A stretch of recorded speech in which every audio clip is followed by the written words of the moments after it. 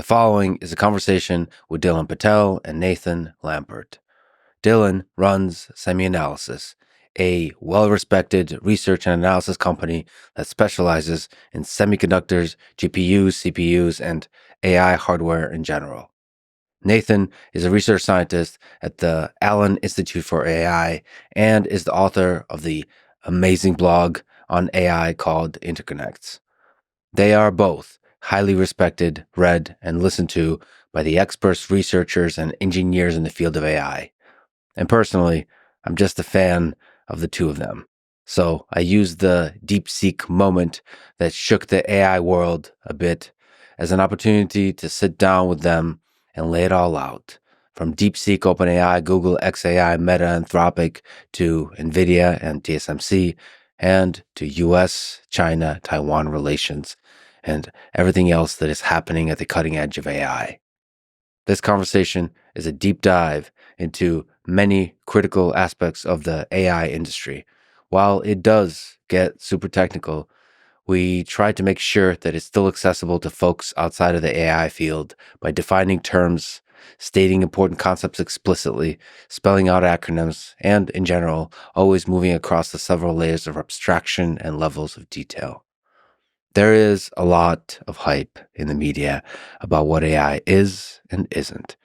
The purpose of this podcast, in part, is to cut through the hype, through the bullshit, and the low-resolution analysis, and to discuss in detail how stuff works and what the implications are.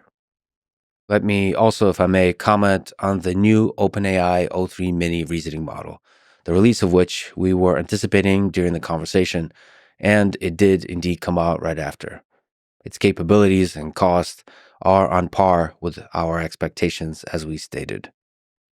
OpenAI O3 Mini is indeed a great model, but it should be stated that DeepSeek-R1 has similar performance on benchmarks, is still cheaper, and it reveals its chain of thought reasoning, which O3 Mini does not. It only shows a summary of the reasoning. Plus, R1 is open weight, and O3 Mini is not. By the way, I got a chance to play with O3 Mini, and anecdotal vibe check-wise, I felt that O3 Mini, specifically O3 Mini High, is better than R1. Still, for me personally, I find that Claude Sonnet 3.5 is the best model for programming, except for tricky cases where I will use O1 Pro to brainstorm. Either way, many more better AI models will come, including reasoning models, both from American and Chinese companies. They will continue to shift the cost curve. But the, quote, DeepSeek moment is indeed real. I think it will still be remembered 5 years from now as a pivotal event in tech history, due in part to the geopolitical implications, but for other reasons too, as we discuss in detail from many perspectives in this conversation. This is the Lex Fridman podcast. To support it, please check out our sponsors in the description. And now, dear friends, here's Dylan Patel and Nathan Lambert. A lot of people are curious to understand China's DeepSeek AI models, so let's lay it out. Nathan, can you describe what DeepSeek-V3 and DeepSeek-R1 are, how they work, how they're trained? Let's look at the big picture, and then we'll zoom in on the details. Yeah, so DeepSeek-V3 is a new mixture of experts transformer language model from DeepSeek, who is based in China. They have some new specifics in the model that we'll get into. Largely, this is a open weight model, and it's a instruction model like what you would use in ChatGPT. They also release what is called the base model, which is before these techniques of post-training. Most people use instruction models today, and those are what's served in all sorts of applications. This was released on, I believe, December 26th or that week. And then weeks later, on January 20th, DeepSeek released DeepSeek-R1, which is a reasoning model, which really accelerated a lot of this discussion. This reasoning model, it has a lot of overlapping training steps to DeepSeek-V3, and it's confusing that you have a base model called V3 that you do something to get a chat model, and then you do some different things to get a reasoning model.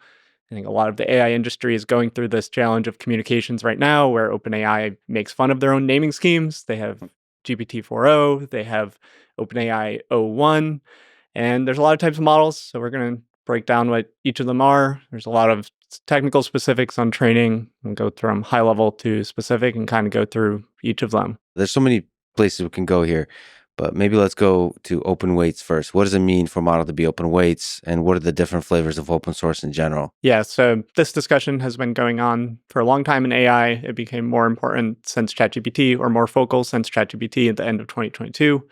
Open weights is the accepted term for when model weights of a language model are available on the internet for people to download. Those weights can have different licenses, which is effectively the terms by which you can use the model.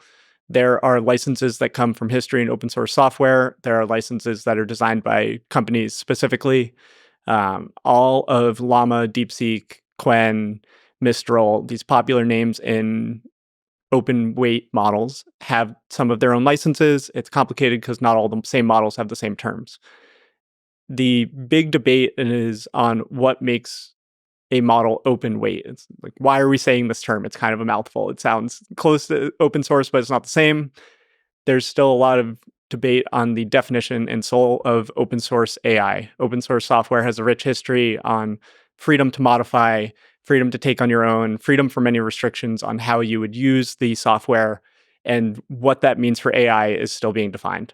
So for what I do, I work at the Allen Institute for AI. We're a nonprofit. We want to make AI open for everybody, and we try to lead on what we think is truly open source. There's not full agreement in the community, but for us, that means releasing the training data, releasing the training code, and then also having open weights like this. And we'll get into the details of the models, and again, as we try to get deeper into how the models were trained, we will say things like the data processing, data filtering, data quality is the number one determinant of the model quality. And then a lot of the training code is the determinant on how long it takes to train and how fast your experimentation is. So without fully open source models where you have access to this data, it is hard to know, or it's harder to replicate. So we'll get into cost numbers for DeepSeek V3 on mostly GPU hours and how much you could pay to rent those yourselves. But without the data, the replication cost is going to be far, far higher. And same goes for the code.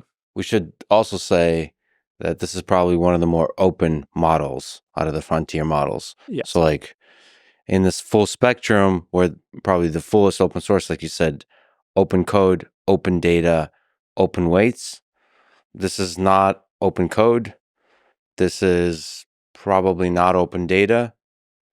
And this is open weights. And the licensing is MIT license, or it's there's some nuance in the different models, but it's towards the free. In terms of the open source movement, these are the kind of the good guys. Yeah, DeepSeek is doing fantastic work for disseminating understanding of AI. Their papers are extremely detailed in what they do, and for other teams around the world, they're very actionable in terms of improving your own training techniques. And we'll talk about licenses more. The DeepSeek-R1 model has a very permissive license. It's called the MIT license. That effectively means there's no downstream restrictions on commercial use. There's no use case restrictions. You can use the outputs from the models to create synthetic data. And this is all fantastic. I think the closest peer is something like Llama, where you have the weights and you have a technical report. And the technical report is very good for Llama. One of the most read PDFs of the year last year is the Llama 3 paper. But in some ways, it's slightly less actionable. It has less details on the training specifics, I think less plots, and so on. And the Llama 3 license is more restrictive than MIT. And then between the DeepSeek custom license and the Llama license, we could get into this whole rabbit hole. I think we'll make sure we want to go down the license rabbit hole before we do specifics. Yeah, and so it should be stated that one of the implications of DeepSeek, it puts pressure on Llama and everybody else, on OpenAI, to push towards open source. And that's the other side of open source that you mentioned, is how much is published in detail about it. So how open are you with the sort of the insights behind the code? So like, how good is the technical reports?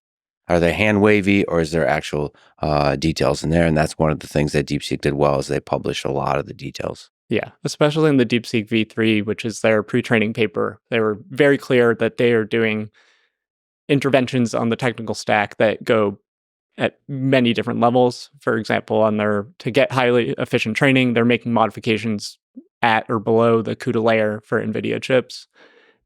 I have never worked there myself, and there are a few people in the world that do that very well, and some of them are at DeepSeek. And these types of people are at DeepSeek and leading American frontier labs, but there are not many places.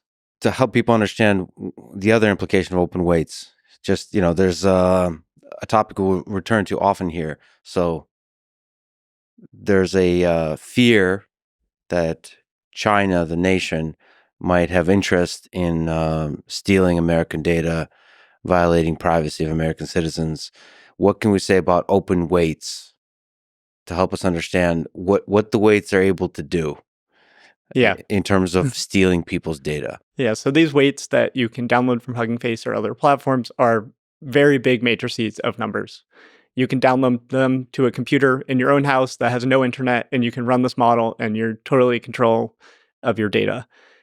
That is something that is different than how a lot of language model usage is actually done today, which is mostly through APIs, where you send your prompt to GPUs run by certain companies. And these companies will have different distributions and policies on how your data is stored, if it is used to train future models, where it is stored, if it is encrypted, and so on. So the open weights you have your fate of data in your own hands, and that is something that is deeply connected to the soul of open source. So it's not the model that steals your data, it's whoever's hosting the model, which could be China, if you're using the DeepSeek app, or it could be Perplexity. You're trusting them with your data. Or OpenAI, you're trusting them with your data. And some of these are American companies, some of these are Chinese companies. But the model itself is not doing the stealing. It's the host. All right. So back to the basics. What's the difference between DeepSeek V3 and DeepSeek-R1? Can we try to lay out the confusion potential? Yes. So for one, I'm very understanding of many people being confused by these two model names. So I would say the best way to think about this is that when training a language model, you have what is called pre-training, which is when you're predicting the large amounts of mostly internet text. You're trying to predict the next token. And what to know about these new DeepSeek models is that they do this internet large-scale pre-training once to get what is called DeepSeek V3 base. This is a base model. It's just going to finish your sentences for you. It's going to be harder to work with than ChatGPT. And then what DeepSeek did is they've done two different post-training regimes to make the models have specific desirable behaviors. So what is the more normal model in terms of the last few years of AI, an instruct model, a chat model, a quote-unquote aligned model, a helpful model, there are many ways to describe this, is more standard post-training. So this is things like instruction tuning, reinforcement learning from human feedback. We'll get into some of these words. And this is what they did to create the DeepSeek V3 model. This was the first model to be released, and it is very highly performant. It's competitive with GPT-4, Llama 405B, so on. And then when this release was happening, we don't know their exact timeline, or soon after, they were finishing the training of a different training process from the same next token prediction base model that I talked about, which is when this new reasoning training that people have heard about comes in order to create the model that is called DeepSeek-R1. The R through this conversation is good for grounding for reasoning, and the name is also similar to OpenAI's O1, which is the other reasoning model that people have heard about. And we'll have to break down the training for R1 in more detail because, for one, we have a paper detailing it, but also it is a far newer set of techniques for the AI community. So it is a much more rapidly evolving area of research. Maybe we should also say the big two categories of training of pre-training and post-training, these umbrella terms that people use. So what is pre-training and what is post-training, and what are the different flavors of things underneath post-training umbrella? Yeah, so pre-training, I'm using some of the same words to really get the message across, is you're doing what is called autoregressive prediction to predict the next token in a series of documents. This is done over standard practice is trillions of tokens. So this is a ton of data that is mostly scraped from the web. And some of DeepSeek's earlier papers, they talk about their training data being distilled for math. I shouldn't use this word yet, but taken from Common Crawl. And that's a public access that anyone listening to this could go download data from the Common Crawl website. This is a crawler that is maintained publicly. Yes, other tech companies eventually shift to their own crawler, and DeepSeek likely has done this as well, as most frontier labs do. But this sort of data is something that people can get started with, and you're just predicting text in a series of documents. This can be scaled to be very efficient, and there's a lot of numbers that are thrown around in AI training, like how many floating point operations or flops are used. And then you can also look at how many hours of these GPUs that are used. And it's largely one loss function taken to a very large amount of, of compute usage. You set up really efficient systems. And then at the end of that, you have this base model. And pre-training is where there is a lot more of complexity in terms of how the process is emerging or evolving and the different types of training losses that you will use. I think this is a lot of techniques grounded in the natural language processing literature. The oldest technique, which is still used today, is something called instruction tuning, or also known as supervised fine-tuning. These acronyms will be IFT or SFT. That people really go back and forth throughout them, and I will probably do the same, which is where you add this formatting to the model where it knows to take a question that is like, explain the history of the Roman Empire to me, or something, a sort of question you'll see on Reddit or Stack Overflow, and then the model will respond in a information dense but presentable manner. The core of that formatting is in this instruction tuning phase. And then there's two other categories of loss functions that are being used today. One I will classify as preference fine-tuning. Preference fine-tuning is a generalized term for what came out of reinforcement learning from human feedback, which is RLHF. This reinforcement learning from human feedback is credited as the technique that helped ChatGPT break through. It is a technique to make the responses that are nicely formatted, like these Reddit answers, more in tune with what a human would like to read. This is done by collecting pairwise preferences from actual humans out in the world to start, and now AIs are also labeling this data, and we'll get into those trade-offs. And you have this kind of contrastive loss function between a good answer and a bad answer. And the model learns to pick up these trends. There's different implementation ways. You have things called reward models. You could have direct alignment algorithms. There's a lot of really specific things you can do, but all of this is about fine-tuning to human preferences. And the final stage is much newer, and we'll link to what is done in R1 and these reasoning models. Is, I think, OpenAI's name for this. They had this new API in the fall, which they called the Reinforcement Fine-Tuning API. This is the idea that you use the techniques of reinforcement learning, which is a whole framework of AI. There's a deep literature here. To summarize, it's often known as trial and error learning, or the subfield of AI where you're trying to make sequential decisions in a certain potentially noisy environment. There's a lot of ways we could go down that. But fine-tuning language models where they can generate an answer and then you check to see if the answer matches the true solution. For math or code, you have an exactly correct answer for math. You can have unit tests for code. And what we were doing is we were checking the language model's work, and we were giving it multiple opportunities on the same question to see if it is right. And if you keep doing this, the models can learn to improve in verifiable domains to a great extent. It works really well. It's a newer technique in the academic literature. It's been used at frontier labs in the US that don't share every detail for multiple years. So this is the idea of using reinforcement learning with language models, and it has been taking off, especially in this DeepSeek moment.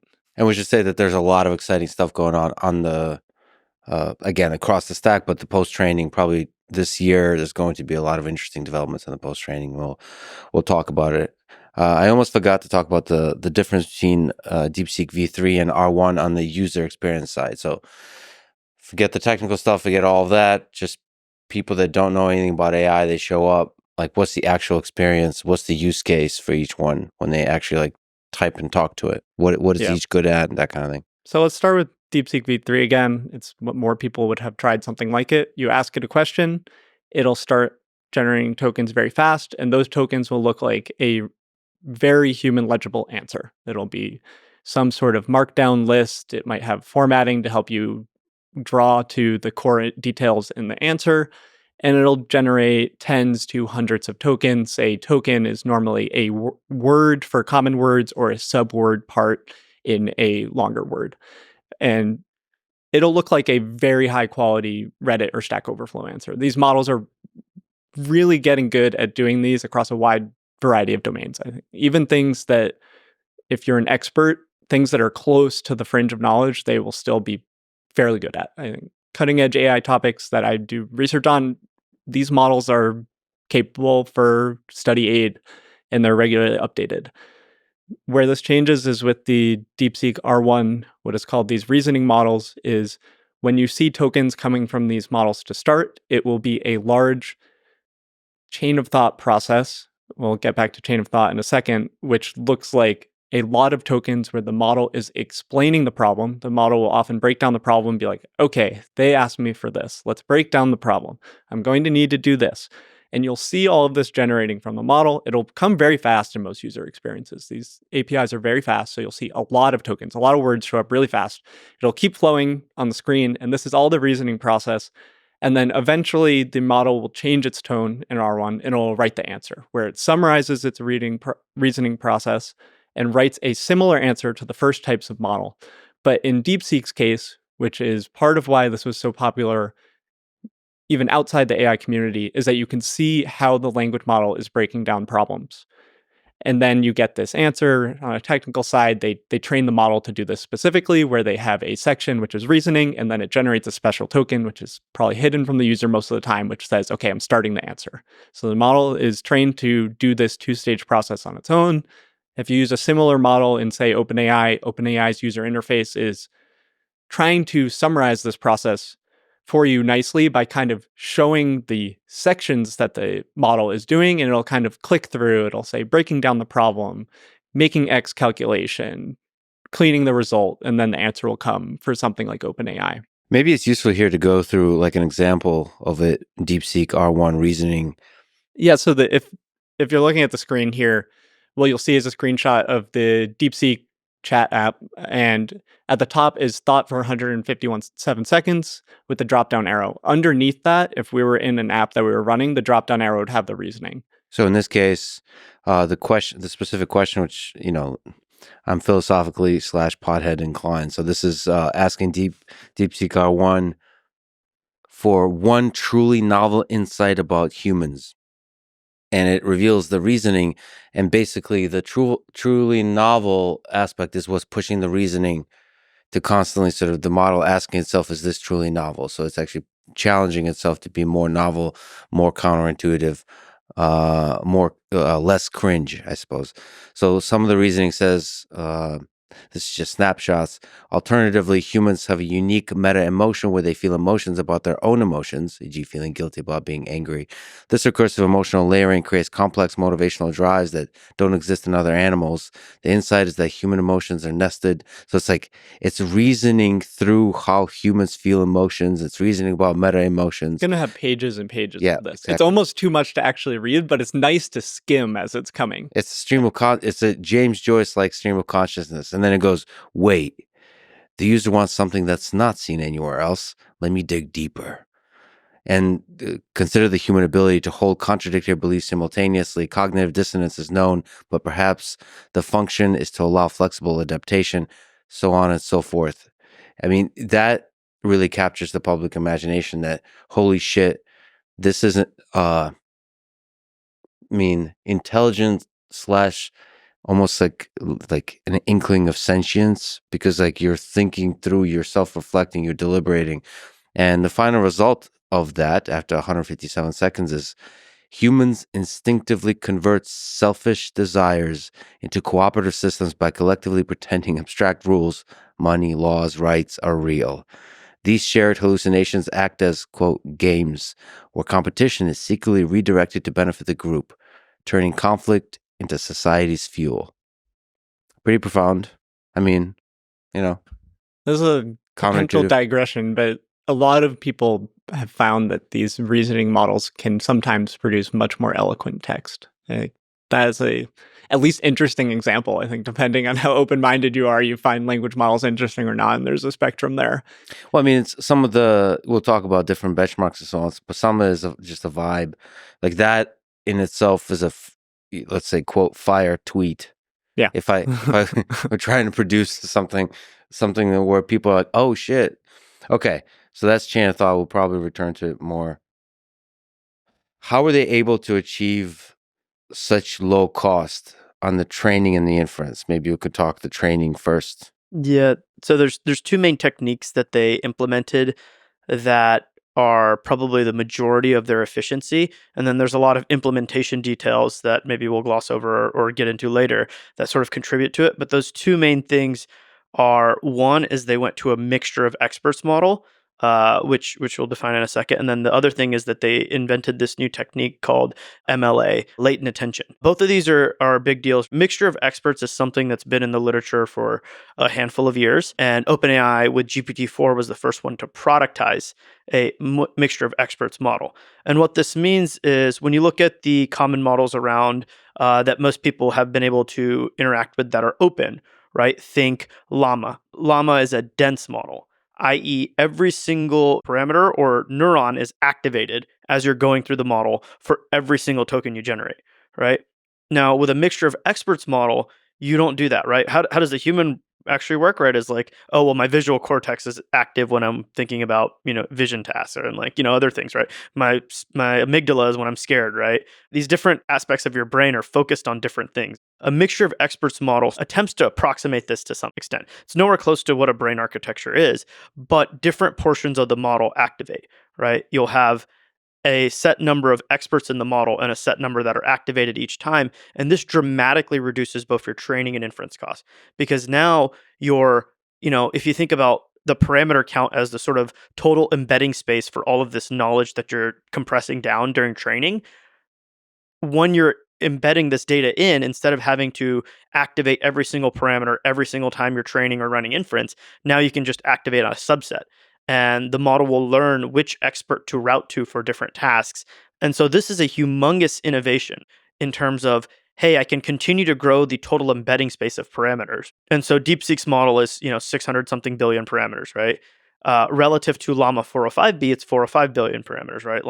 Relative to Llama 70B, it's 70 billion parameters, right? So this model technically has more embedding space for information, right? To compress all of the world's knowledge that's on the internet down. But at the same time, it is only activating around 37 billion of the parameters. So only 37 billion of these parameters actually need to be computed every single time you're training data or inferencing data out of it.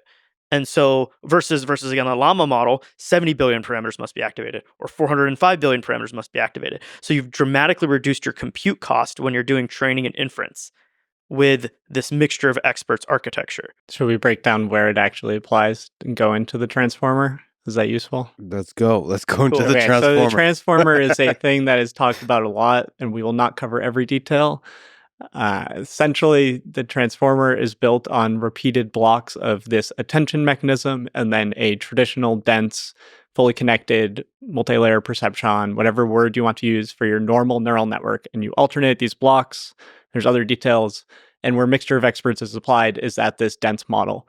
The dense model holds most of the weights if you count them in a transformer model. So you can get really big gains from this mixture of experts on parameter efficiency at training and inference because you get this efficiency by not activating all of these parameters. We should also say that a transformer is a giant neural network. Yeah. And then for 15 years now, there's what's called the deep learning revolution.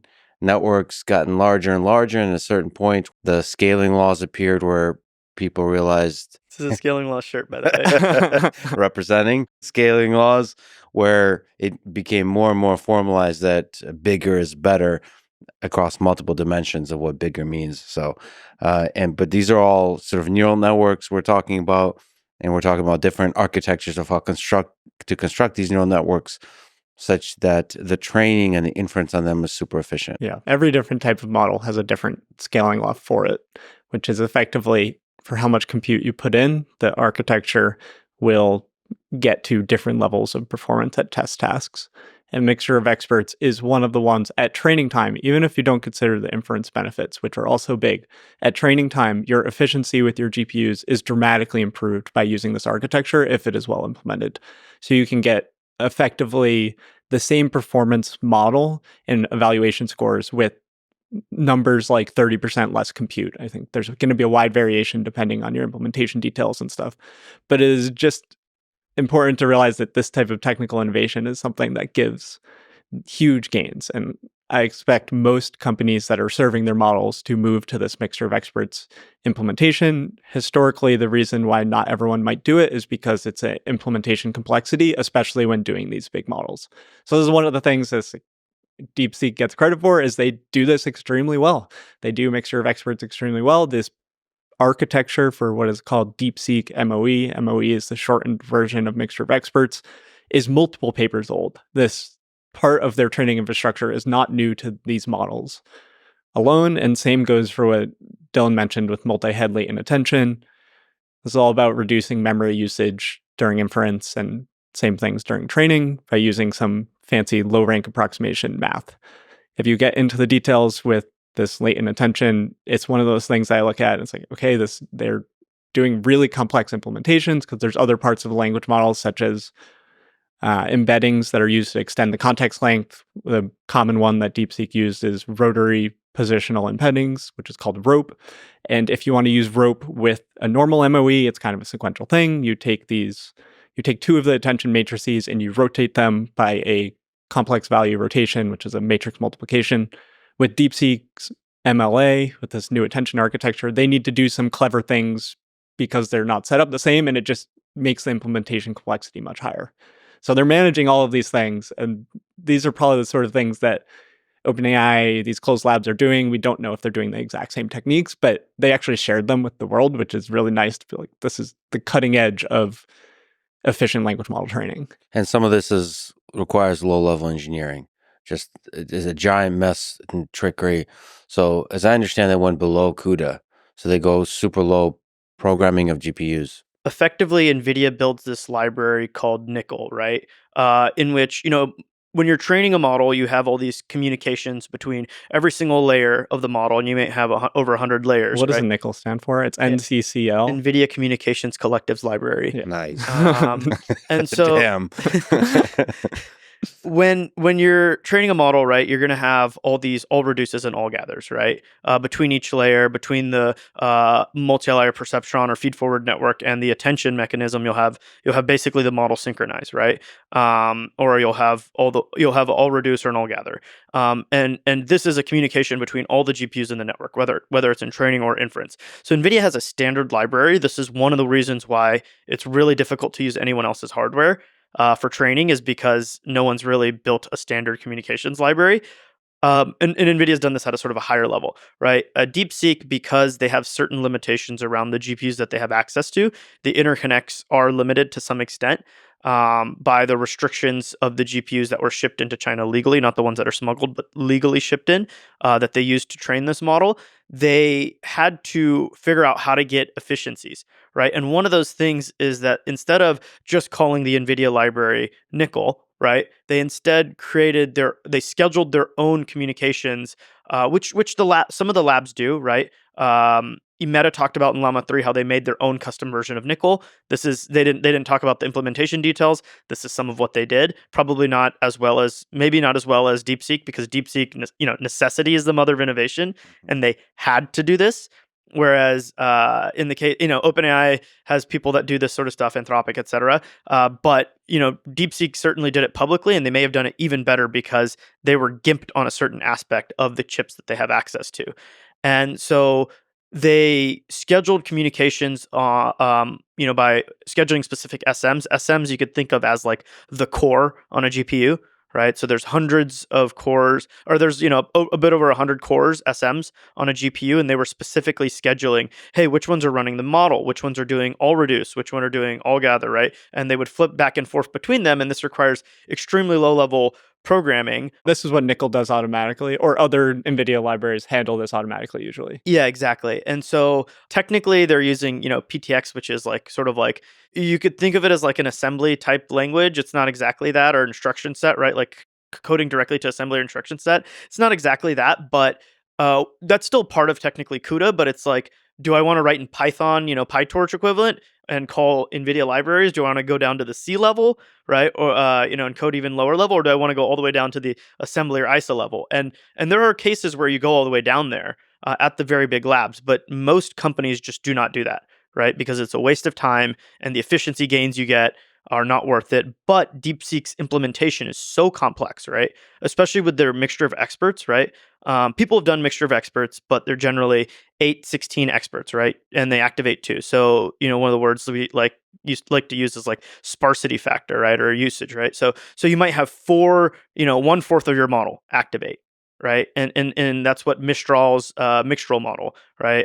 Their model that really catapulted them to like, oh my God, they're really, really good. OpenAI has also had models that are MOE and so have all the other labs that are major closed. But what DeepSeek did that maybe only the leading labs have only just started recently doing is have such a high sparsity factor, right? It's not 1/4 of the model, right? 2 out of 8 experts activating every time you go through the model. It's 8 out of 256.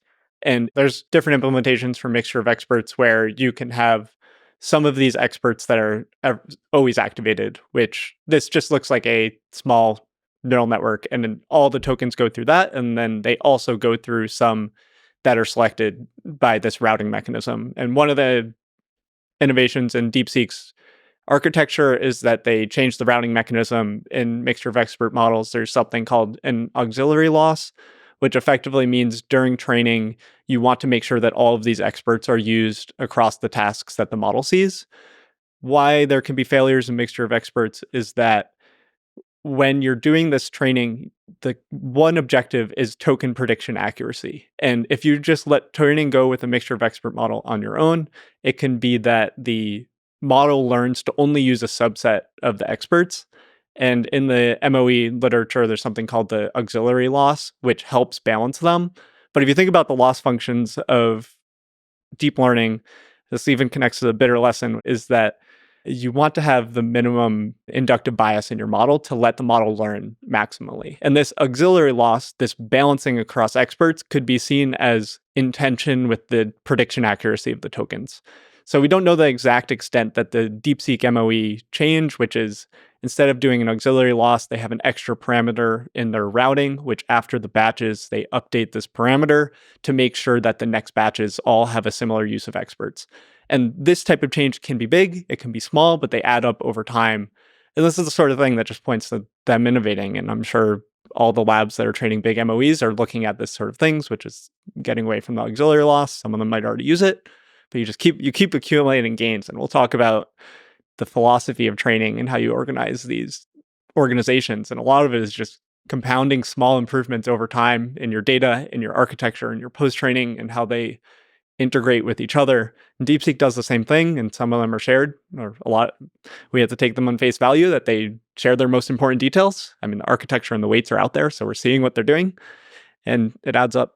Going back to sort of the like efficiency and complexity point, right? It's 32 versus 4, right? For like Mixtral and other MOE models that have been publicly released. So this ratio is extremely high. And sort of what Nathan was getting at there was when you have such a different level of sparsity, you can't just have every GPU have the entire model, right? The model's too big. There's too much complexity there. So you have to split up the model with different types of parallelism, right? And so you might have different experts on different GPU nodes.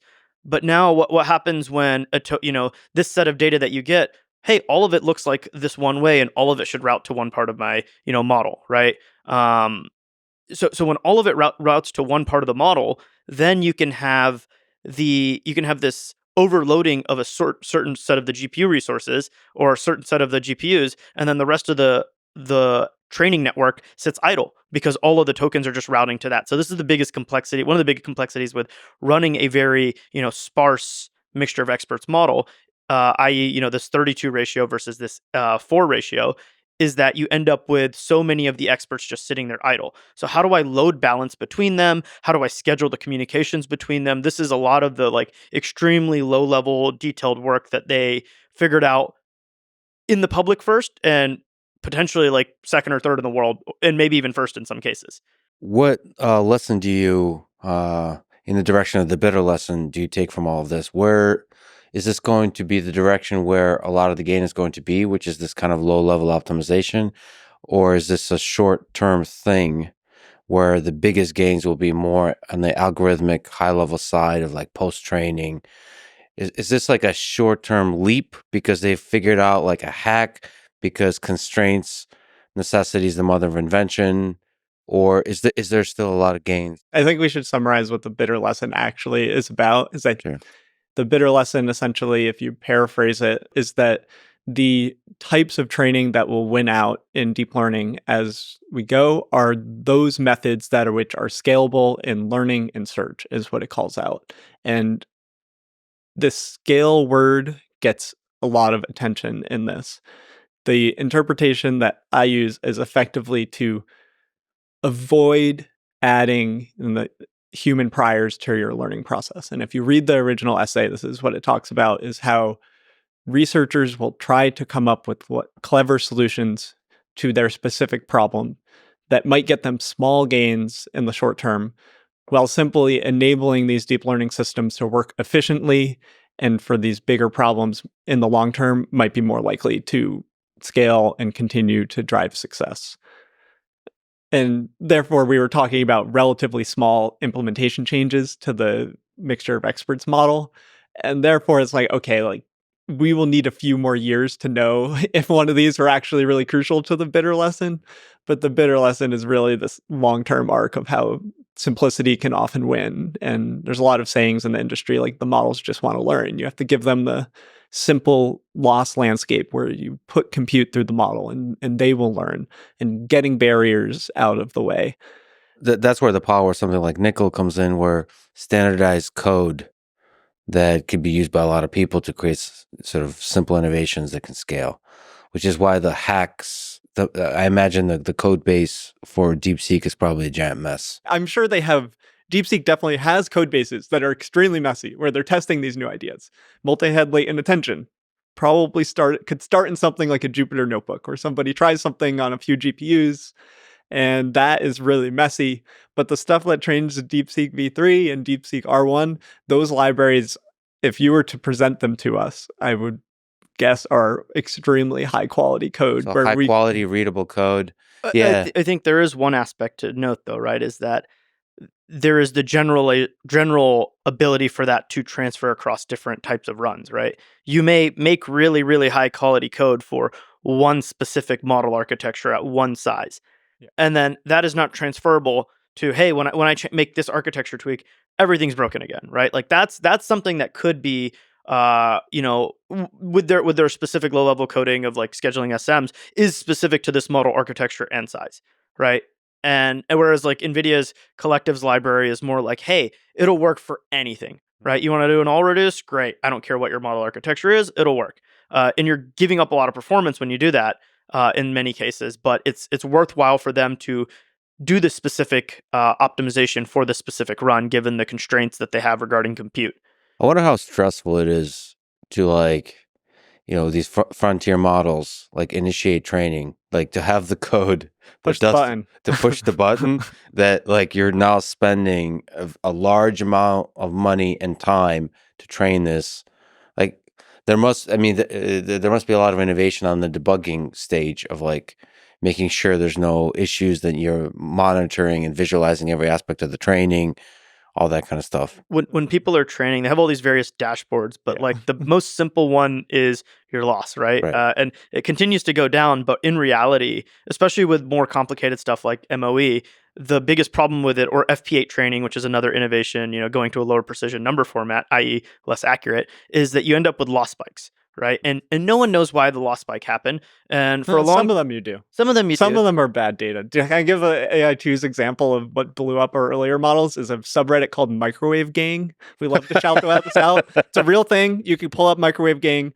Essentially, it's a subreddit where everybody makes posts that are just the letter M. So it's like, So there's extremely long sequences of the letter M. Yeah. And then the comments are like beep, beep, because it's from the microwave ends. Yeah. But if you pass this into a model that's trained to be a normal producing text, it's extremely extremely high loss because normally you see an M, you don't predict M's for a long time. So like this is something that caused the loss spikes for us. But when you have much like this is old, this is not recent. And when you have more mature data systems, that's not the thing that causes the loss spike. And what Dylan is saying is true, but it's like it's levels to this sort of idea. With regards to the stress, right? Like, these people are like, you'll go out to dinner with like a friend that works at one of these labs, and they'll just be like looking at their phone every like 10 minutes, and they're not like, it's one thing if they're texting, but they're just like, is the loss curve okay? It's literally like tokens per second, loss not blown up. They're just watching this. And the heart rate goes up if there's a spike. And some level of spikes is normal, right? It'll recover and be back. Sometimes a lot of the old strategy was like you just stop the run, restart from the old version, and then like change the data mix, and then it keeps going. There are even different types of spikes. So Dirk Grunewald has a theory at AI too that's like fast spikes and slow spikes, where there are sometimes where you're looking at the loss and there are other parameters, you can see it start to creep up and then blow up, and that's really hard to recover from, so you have to go back much further. So you have the stressful period where it's like flat or it might start going up and you're like, what do I do? Whereas there are also loss spikes that it looks good, and then there's one spiky data point, and what you can do is you just skip those. You see that there's a spike, you're like, okay, I can ignore this data, don't update the model, and do the next one, and it'll recover quickly. But these like on trickier implementations, so as you get more complex in your architecture and you scale up to more GPUs, you have more potential for your loss blowing up. So it's like there's a distribution. The whole idea of grokking also comes in, right? It's like just because it slowed down from improving and loss doesn't mean it's not learning, because all of a sudden it could be like this and it could just spike down and loss again because it truly learned something, right? And it took some time for it to learn that. It's not like a gradual process, right? And that's what humans are like. That's what models are like. So it's really a stressful task, as you mentioned. And the whole time the dollar count is going up. Every company has failed runs. You need failed run to push the envelope on your infrastructure. So a lot of news cycles are made of X company had Y failed run. Every company that's trying to push the frontier of AI has these. So yes, it's noteworthy because it's a lot of money and it can be week to month setback, but it is part of the process. But how do you get, if you're DeepSeek, how do you get to a place where, holy shit, there's a successful combination of hyperparameters? A lot of small failed runs. And so rapid iteration through failed runs until and successful ones. And then you build up some intuition like this mixture of expert works, and then this implementation of MLA works. Key hyperparameters like learning rate and regularization and things like this, and you find the regime that works for your code base. I've talking to people at Frontier Labs, there's a story that you can tell where training language models is kind of a path that you need to follow. So you need to like unlock the ability to train a certain type of model or a certain scale, and then your code base and your internal know-how of which hyperparameters work for it is kind of known. And you look at the DeepSeek papers and models, they've scaled up, they've added complexity, and it's just continuing to build the capabilities that they have. There's the concept of a YOLO run. So YOLO, you only live once. Yep. And what it is like, there's all this experimentation you do at the small scale, right? Research ablations, right? Like you have your Jupyter notebook where you're experimenting with MLA on like 3 GPUs or whatever. And you're doing all these different things like, hey, do I do 4 active experts, 128 experts? Do I arrange the experts this way? All these different model architecture things you're testing at a very small scale, right? Couple researchers, few GPUs, tens of GPUs, hundreds of GPUs, whatever it is. And then all of a sudden you're like, okay, guys, no more fucking around, right? No more screwing around. Everyone take all the resources we have. Let's pick what we think will work and just go for it, right? YOLO. Yeah. And this is where that sort of stress comes in, is like, well, I know it works here, but some things that work here don't work here, and some things that work here don't work down here, right? In this terms of scale, right? So it's really truly a YOLO run, and sort of like there's this like discussion of like certain researchers just have like this methodical nature, like they can find the whole search space and like figure out all the ablations of different research and really see what is best. And there's certain researchers who just kind of like, have that innate gut instinct of like, this is the YOLO run. Like, I'm looking at the data, I think this is it. This is why you want to work in post-training, because the GPU cost for training is lower, so you can make a higher percentage of your training runs YOLO runs.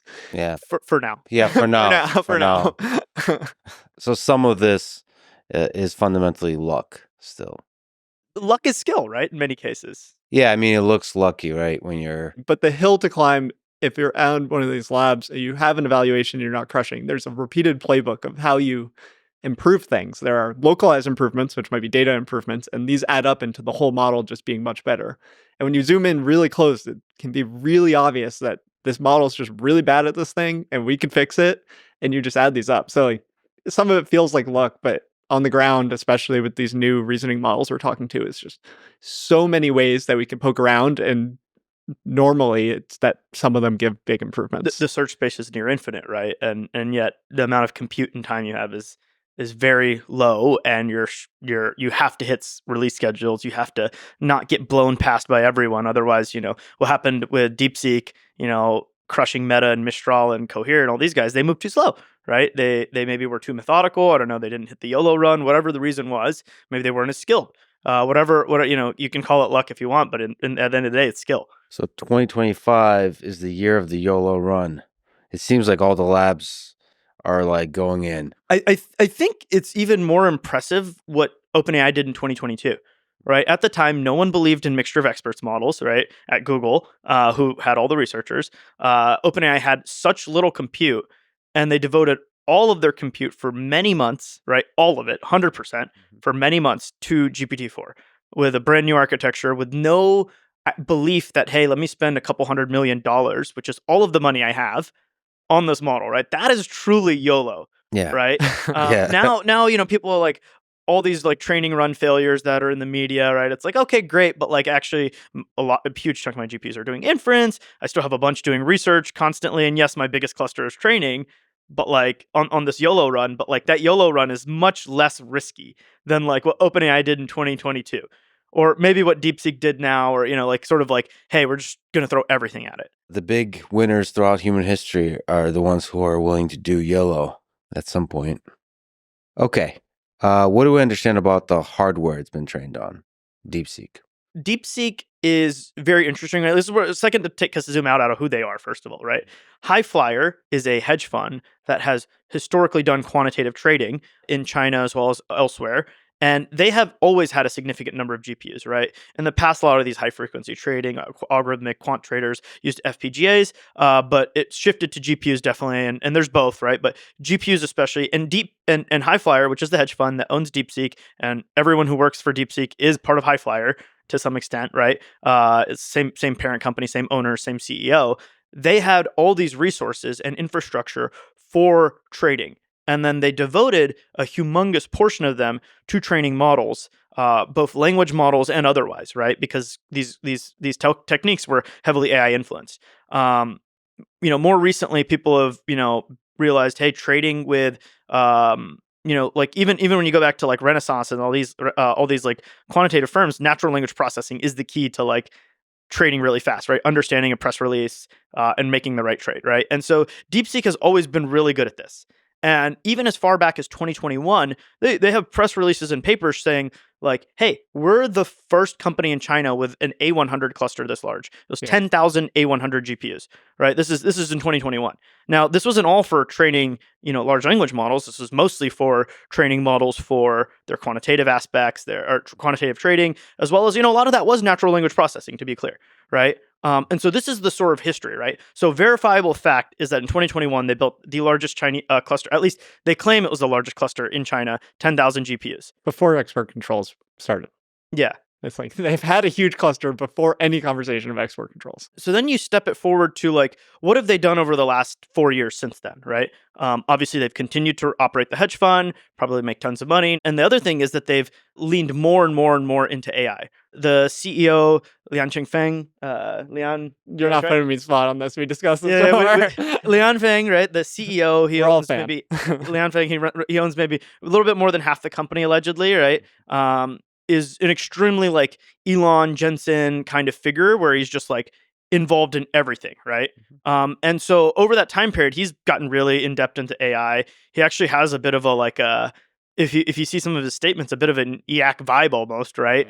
Total AGI vibes. So like, we need to do this. We need to make a new ecosystem of OpenAI, we need China to lead on this sort of ecosystem because historically the Western countries have led on software ecosystems, and he straight up acknowledges like in order to do this, we need to do something different.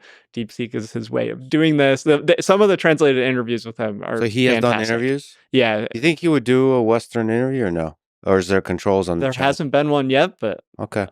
I would Alright. try it. Well, I just got a Chinese translator, so it's great. This is all push. So fascinating figure, engineer, pushing full on into AI, leveraging the success from the high frequency trading. Very direct quotes, like "We will not switch to closed source" when asked about this stuff. Very long term motivated in how the ecosystem of AI should work, and I think from a Chinese perspective, he wants a Chinese company to build this vision. And so this is sort of like the quote unquote visionary behind the company, right? This hedge fund still exists, right? This quantitative firm. And so DeepSeek is the sort of slowly he got turned to this full view of like AI, everything about this, right? But at some point it slowly maneuvered and he made DeepSeek. And DeepSeek has done multiple models since then. They've acquired more and more GPUs. They share infrastructure with the fund, right?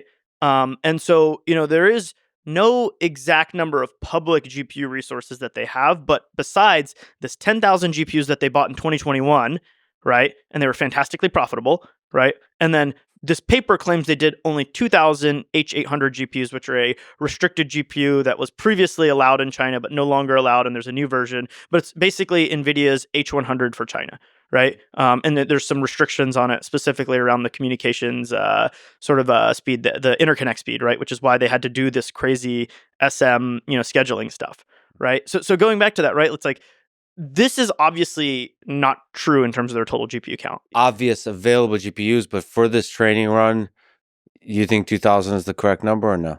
So this is where it takes, significant amount of sort of like zoning in, right? Like, what do you call your training run, right? Do you count all of the research and ablations that you ran, right? Picking all this stuff, because yes, you can do a YOLO run, but at some level you have to do the test at the small scale, and then you have to do some test at medium scale before you go to a large scale. Accepted practice is that for any given model that is a notable advancement, you're going to do 2 to 4x compute of the full training run in experiments alone. So a lot of this compute that's being scaled up is probably used in large part at this time for research.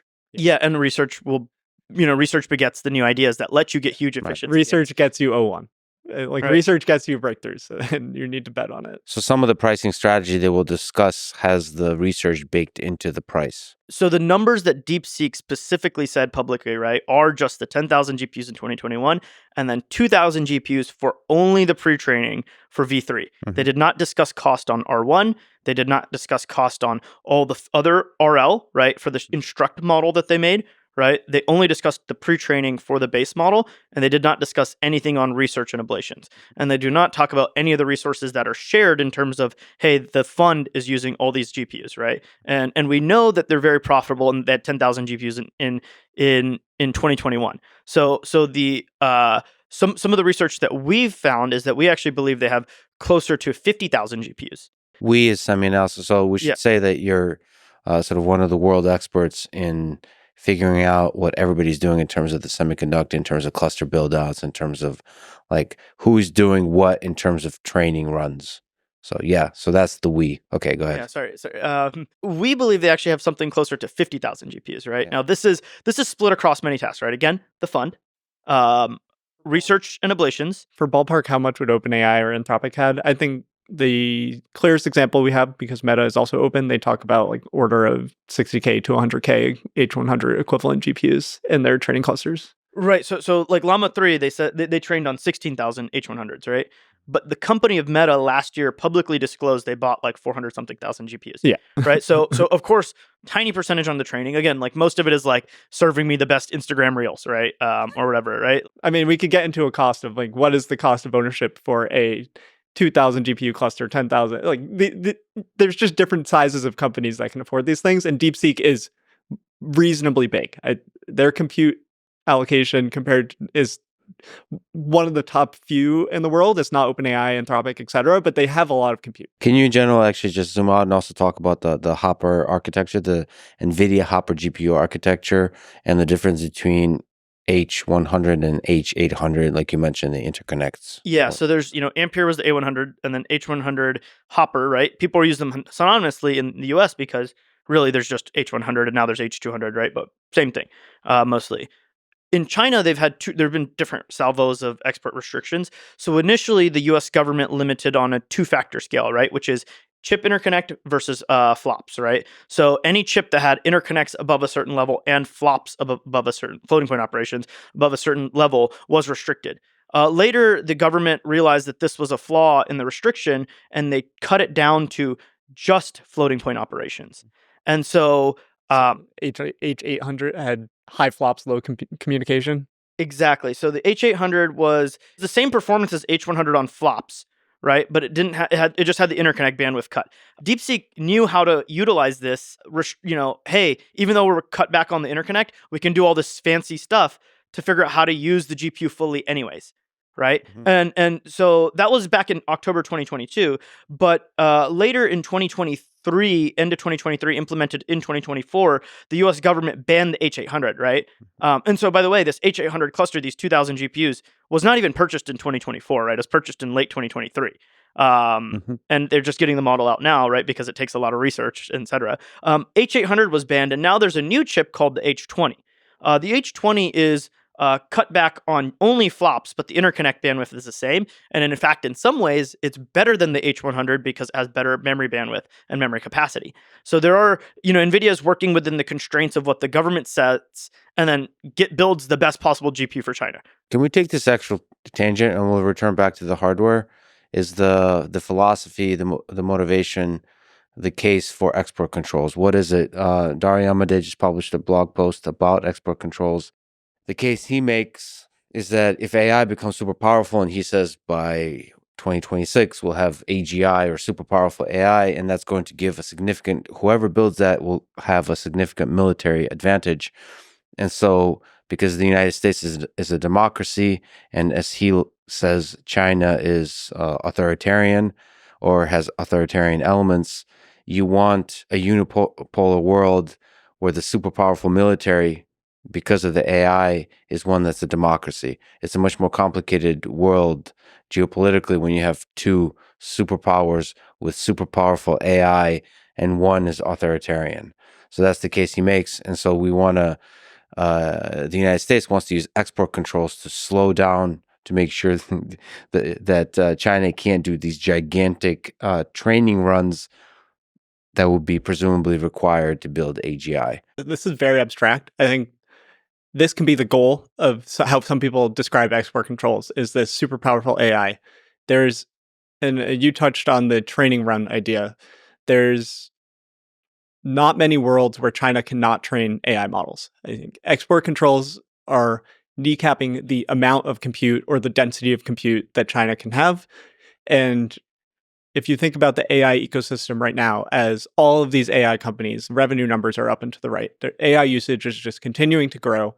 More GPUs are going to inference. A large part of export controls, if they work, is just that the amount of AI that can be run in China is going to be much lower. So on the training side, DeepSeek-V3 is a great example, which you have a very focused team that can still get to the frontier of AI on this 2,000 GPUs. Is not that hard to get, all considering in the world. They're still going to have those GPUs. They're still going to be able to train models. But if there's going to be a huge market for AI, if you have strong export controls and you want to have 100,000 GPUs just serving the equivalent of ChatGPT clusters, with good export controls, it also just makes it so that AI can be used much less. And I think that is a much easier goal to achieve than trying to debate on what AGI is. And if you have these extremely intelligent autonomous AIs and data centers, like those are the things that could be running in these GPU clusters in the United States, but not in China. To some extent, training a model does effectively nothing, right? Like, Yeah. to have a model. The thing that Dario is sort of speaking to is the implementation of that model once trained to then create huge economic growth, huge increases in military capabilities, huge increases in productivity of people, betterment of lives, whatever you want to direct super powerful AI towards, you can. But that requires a significant amounts of compute, right? And so the U.S. government has effectively said, and forever, right? Like training will always be a portion of the total compute. We mentioned Meta's 400,000 GPUs, only 16,000 made Llama, right? So the percentage that Meta's dedicating to inference, now this might be for recommendation systems that are trying to hack our mind into spending more time and watching more ads, or if it's for a super powerful AI that's doing productive things, doesn't matter about the exact use that our economic system decides. It's that can be delivered in whatever way we want. Whereas with China, right, your export restrictions, great. You're never going to be able to cut everything off, right? And that's like, I think that's quite well understood by the U.S. government, is that you can't cut everything off. And they'll make their own chips. They're and they're trying to make their own chips. They'll be worse than ours, but this is the whole point, is to just keep a gap, right? Yeah. And therefore, at some point, as the AI, in a world where 2-3% economic growth, this is really dumb, by the way, right? To cut off, high tech and not make money off of it. But in a world where super powerful AI comes about and then starts creating significant changes in society, which is what all the AI leaders and big tech companies believe. I think super powerful AI is going to change society massively. And therefore, this compounding effect of the difference in compute is really important. There's some sci-fi out there where like AI is like measured in the power of how much power is delivered to compute, right? Or how much is being, that's sort of a way of thinking about what's the economic output, is just how much power you directing towards that AI. Should we talk about reasoning models with this as a way that this might be actionable as something that people can actually see? So the reasoning models that are coming out with R1 and O1, they're designed to use more compute. There's a lot of buzzy words in the AI community about this: test time compute, inference time compute, whatever. But Dylan has good research on this. You can get to the specific numbers on the ratio of when you train a model. You can look at things about the amount of compute used at training and amount of compute used at inference. These reasoning models are making inference way more important to doing complex tasks. In the fall, in December, OpenAI announced this O3 model. There's another thing in AI: when things move fast, we get both announcements and releases. Announcements are essentially blog posts where you pat yourself on the back and you say you did things, and releases are when the model's out there, the paper's out there, etc. So OpenAI has announced O3. I mean, we can check if O3 Mini is out as of recording potentially, but that doesn't really change the point, which is that the breakthrough result was something called ArcAGI task, which is the abstract reasoning corpus, a task for artificial general intelligence. Francois Chollet is the guy who's it's a multi-year old paper. It's a brilliant benchmark. And the number for OpenAI O3 to solve this was that it used some sort of number of samples in the API. The API has like thinking effort and number of samples. They used 1,000 samples to solve this task, and it comes out to be like $5 to $20 per question, which you're putting in effectively a math puzzle, and then it takes orders of dollars to answer one question.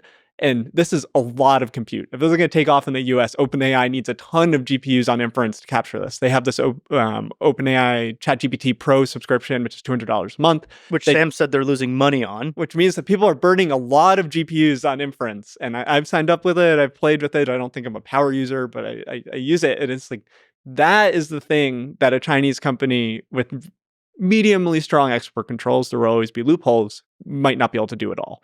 And if the main result for O3 is also a spectacular coding performance, and if that feeds back into AI companies being able to experiment better. So presumably the idea is for an AGI, a much larger fraction of the compute would be used for this test time compute, for the reasoning. For the AGI goes into a room and thinks about how to take over the world, and that come back in 2.7 hours. It's going to take a lot of compute. This is what people like CEO or leaders of OpenAI and Anthropic talk about, is like autonomous AI models, which is you give them a task and they work on it in the background. I think my personal definition of AGI is much simpler. Like I think language models are a form of AGI, and all of this super powerful stuff is a next step that's great if we get these tools. But a language model has so much value in so many domains. It is a general intelligence to me. But this next step of agentic things where they're independent and they can do tasks that aren't in the training data is what the few-year outlook that these AI companies are driving for.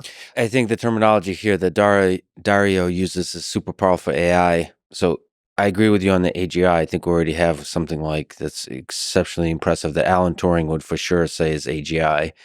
But he's referring more to something once in possession of then you would have a significant military and geopolitical advantage over other nations. So it's not just like you can ask it how to cook an omelet. And he has a much more positive view in his essay, Machines of Love and Grace. Yes. I read into this. I don't have enough background in physical sciences to gauge exactly how confident I am in if AI can revolutionize biology. I'm safe saying that AI is going to accelerate the progress of any computational science. So we're doing a depth-first search here on topics, taking tangent of a tangent. So let's continue on that depth-first search. You said that you're both feeling the AGI. So what's your timeline? Dario's 2026 for the super powerful AI that's basically agentic to a degree where it's a real security threat.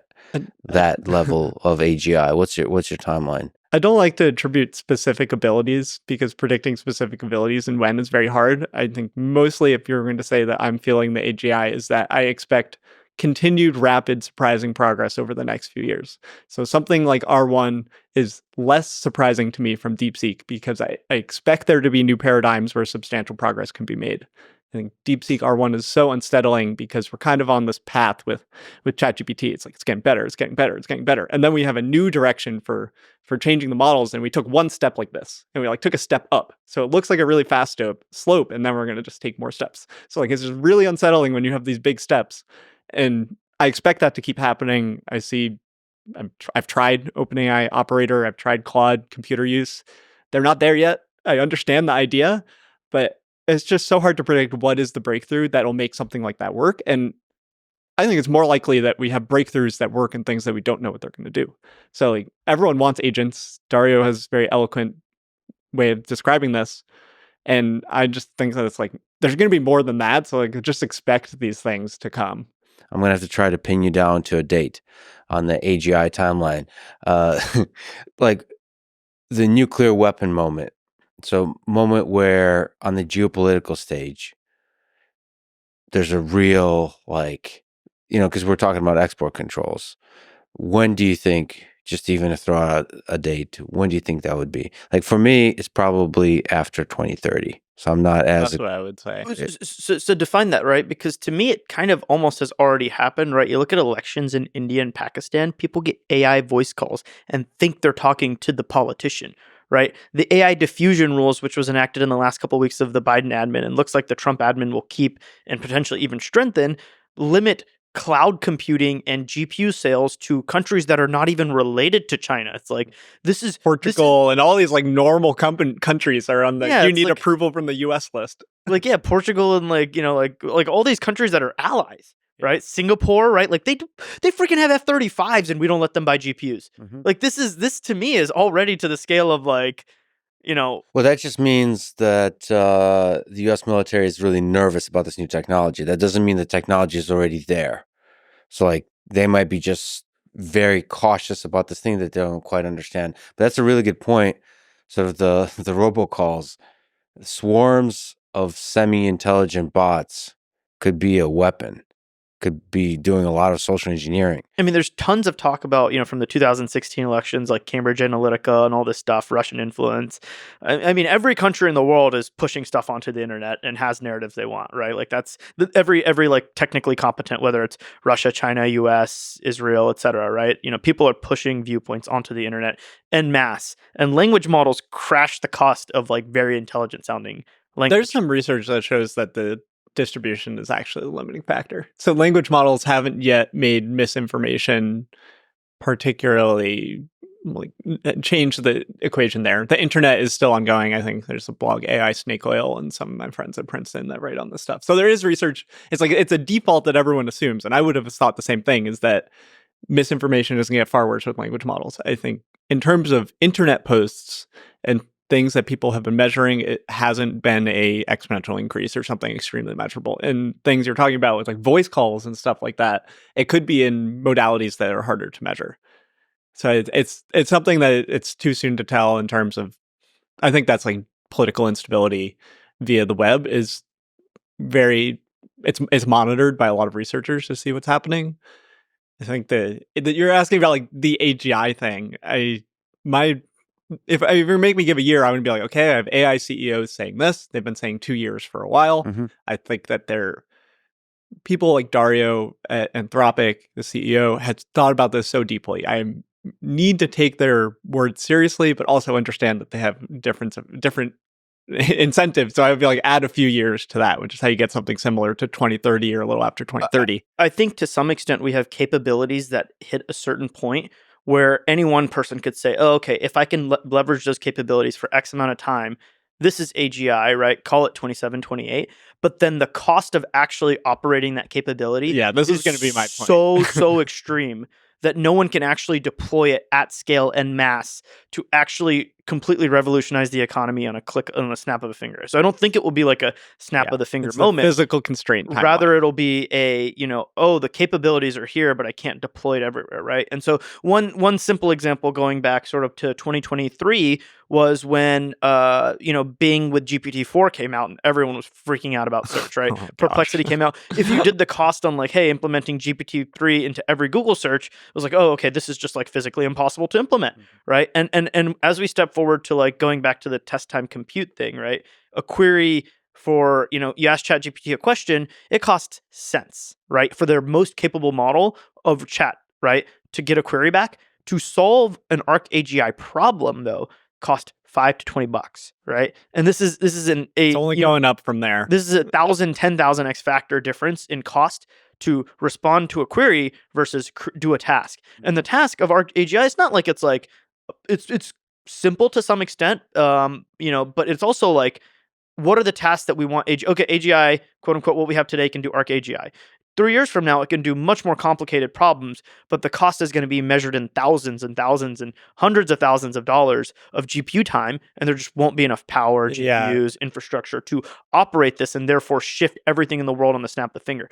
But at that moment, who gets to control and point the AGI at a task? And so this was in Dario's post that he's like, hey, China can effectively and more quickly than us point their AGI at military tasks, right? And they have been in many ways faster at adopting certain new technologies into their military, right? Especially with regards to drones, right? The U.S. maybe has a long-standing, large air sort of, fighter jet type of thing, bombers. But when it comes to asymmetric arms such as drones, they've completely leapfrogged the U.S. and the West. And the fear that Dario is sort of pointing out there, I think, is that, yeah, great, we'll have AGI in the commercial sector. The U.S. military won't be able to implement it super fast. Chinese military could, and they could direct all their resources to implementing it in the military and therefore solving, military logistics or solving some other aspect of like disinformation for targeted certain set of people so that they can flip a country's politics or something like that is actually like catastrophic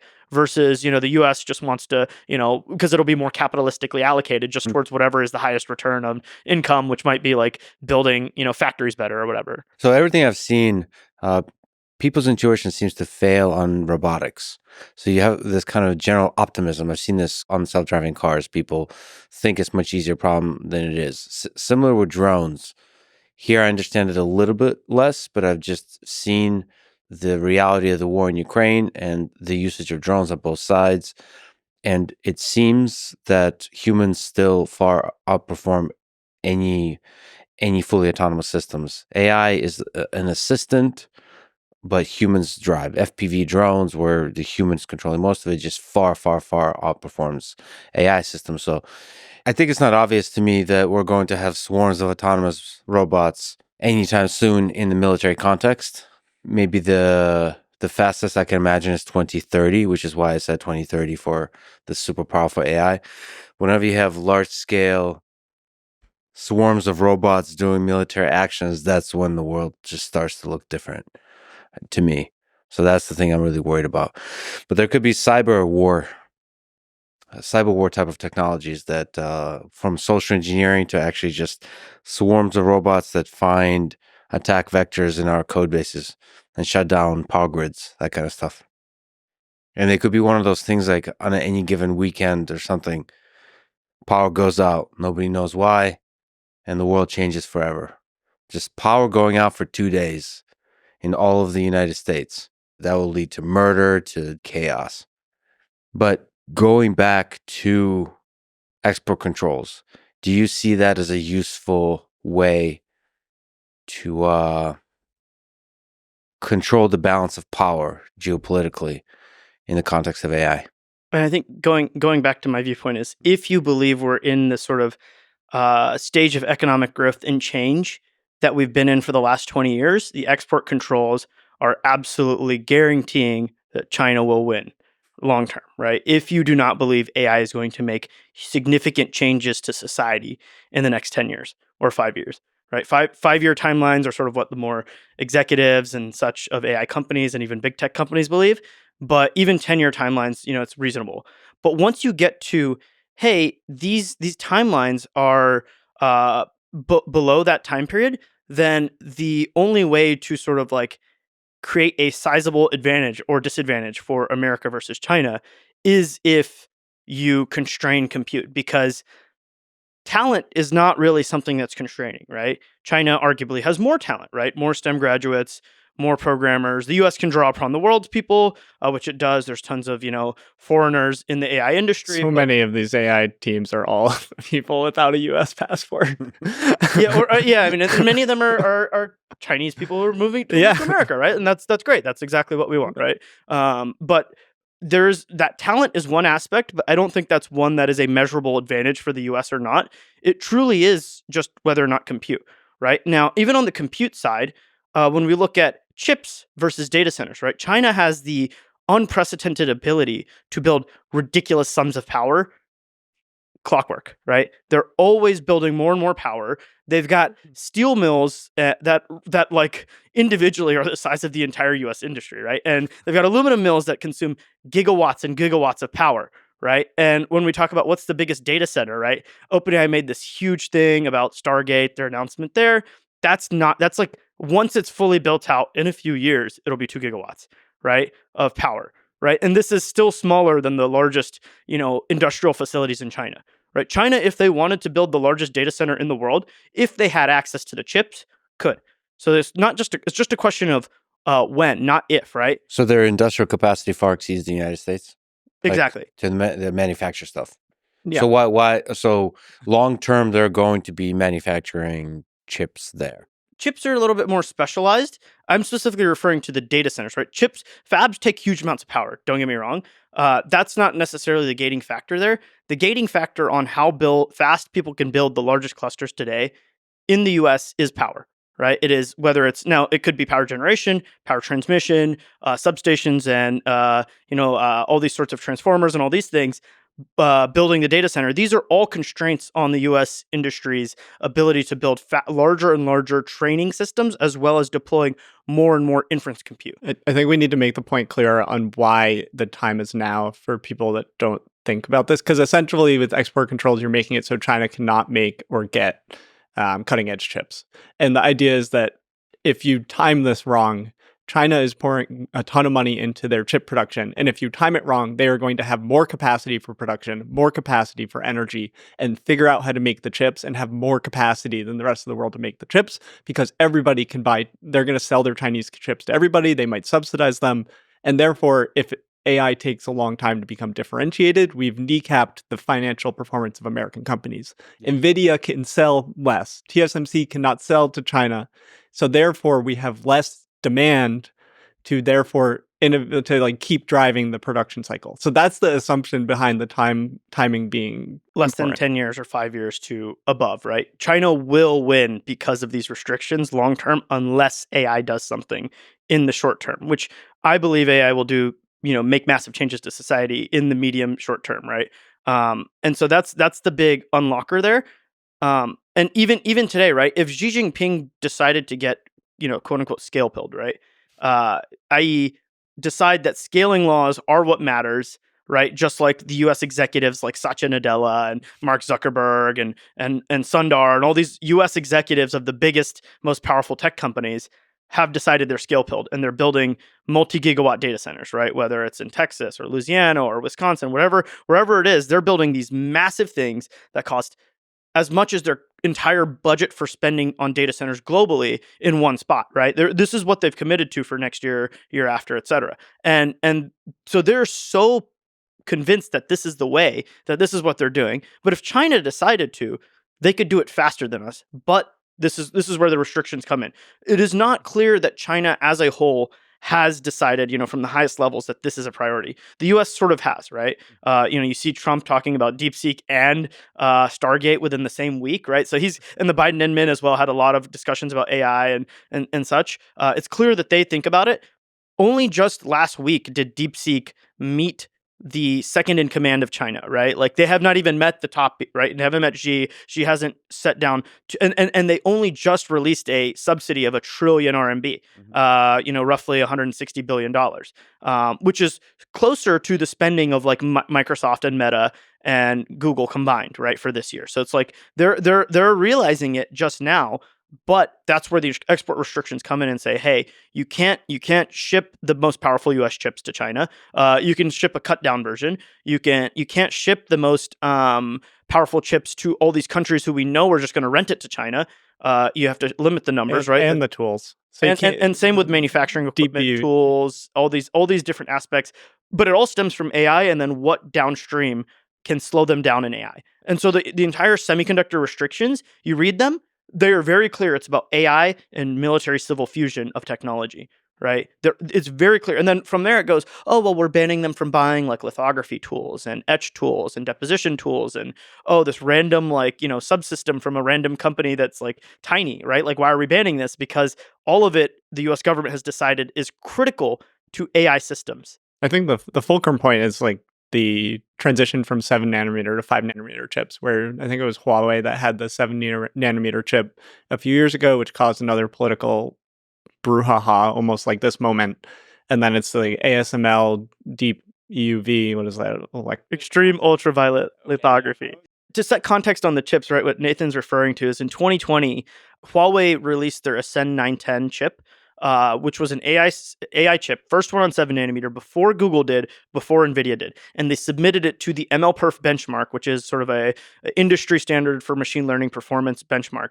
And it did quite well. And it was the best chip at the submission, right? This was a huge deal. The Trump admin, of course, banned, it was 2019, right? Banned the Huawei from getting 7 nanometer chips from TSMC. And so then they had to switch to move using internal domestically produced chips, which was a multi-year setback. Many companies have done 7 nanometer chips. And the question is, like, we don't know how much Huawei was subsidizing production of that chip. Like, Intel has made 7 nanometer chips that are not profitable and things like this. So this is how it all feeds back into the economic engine of export controls.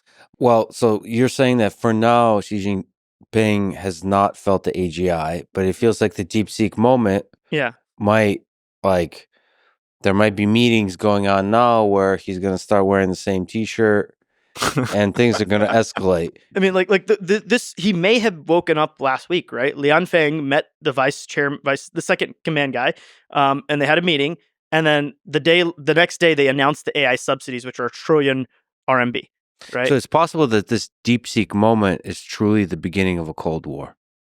That's what a lot of people are worried about. People in AI have been worried that this is going towards a Cold War, or already is. But it's not DeepSeek's fault, but there's something, a bunch of factors came together where it was like this explosion. I mean, it all has to do with NVIDIA stock going down, probably. But it's just some mass hysteria that happened that eventually led to Xi Jinping having meetings and waking up to this idea. And the U.S. government realized in October 7th, 2022, before ChatGPT released, that restriction on October 7th, which dropped and shocked everyone, and it was very clearly aimed at AI. Everyone was like, what the heck are you doing? Stable Diffusion was out then, but not ChatGPT. Yeah, but not ChatGPT. So it was like starting to be rumblings like of what Gen AI can do to society, but it was very clear, I think, to at least like National Security Council and those sort of folks that this was where the world is headed, this Cold War that's happening. So is there any concerns that the export controls push China to take military action on Taiwan? This is the big risk, right? The further you push China away from having access to cutting edge American and global technologies, the more likely they are to say, well, because I can't access it, I might as well, like, no one should access it, right? And there's a few like interesting aspects of that, right? Like, China has a urban rural divide like no other. They have a male female birth ratio like no other, to the point where, if you look in most of China, it's like the ratio is not that bad, but when you look at single dudes in rural China, it's like a 30-to-1 ratio. And those are disenfranchised dudes, right? Like, quote unquote, like the US has an incel problem, like China does too. It's just they're placated in some way or crushed down. What do you do with these people? And at the same time, you're not allowed to access the most important technology. At least the US thinks so. China's maybe starting to think this is the most important technology by starting to dump subsidies in it, right? They thought EVs and renewables were the most important technology. They dominate that now, right? Now they started thinking about that about semiconductors in, the late 2010s and early 2020s. And now they've been dumping money and they're catching up rapidly. And they're going to do the same with AI, right? Because they're very talented, right? So the question is like, when does this hit a breaking point, right? And if China sees this as, hey, they can continue, if not having access and starting a true hot war, right, taking over Taiwan or trying to subvert its democracy in some way or blockading it, hurts the rest of the world far more than it hurts them, this is something they could potentially do, right? And so is this pushing them towards that? Potentially, right? I'm not quite a geopolitical person, but it's obvious that the world regime of peace and like trade is like super awesome for economics. But at some point it could break, right? I think we should comment that why Chinese economy would be hurt by that is that they're export heavy. I think the United States buys so much, like if that goes away, like that's how their economy. Well, also they just like would not be able to import raw materials from like all over the world, right? The US would just shut down the Strait of Malacca, and like, at the same time, the US you could argue almost all the GDP growth in America since, the 70s has been either population growth or tech, right? Because, your life today is not that much better than someone from the 80s outside of tech, right? You still, cars, they all have semiconductors in them everywhere. Fridges, semiconductors everywhere. There's these funny stories about how Russians were taking apart laundry machines because they had certain like Texas Instrument chips that they could then repurpose and put into like their anti-missile things, right? Like their S-400 or whatever. You would know more about this, but there's all sorts of like everything about semiconductors is so integral to every part of our lives.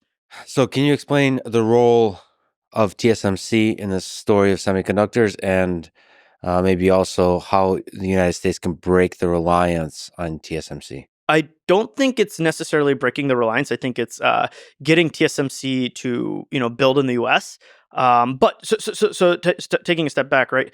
TSMC produces most of the world's chips, right? Especially on the foundry side. There's a lot of companies that build their own chips. Samsung, Intel, ST Micro, Texas Instruments, Analog Devices, all these kinds of companies build their own chips, NXP, but more and more of these companies are outsourcing to TSMC and have been for multiple decades. Can you explain the supply chain there and where most of TSMC is in terms of manufacturing? Sure. So historically, supply chain was companies would build their own chips. They would, it'd be a company started, they'd build their own chips, and then they'd design the chip and build the chip and sell it. Over time, this became really difficult because the cost of building a fab continues to compound every single generation. Of course, figuring out the technology for it is incredibly difficult regardless, but just the dollars and cents that are required, ignoring, saying, hey, yes, I have all the technical capability, which it's really hard to get that, by the way, right? Intel's failing, Samsung's failing, et cetera. But if you look at just the dollars to spend to build that next generation fab, it keeps growing, right? Sort of like, Moore's law is having the cost of chips every 2 years.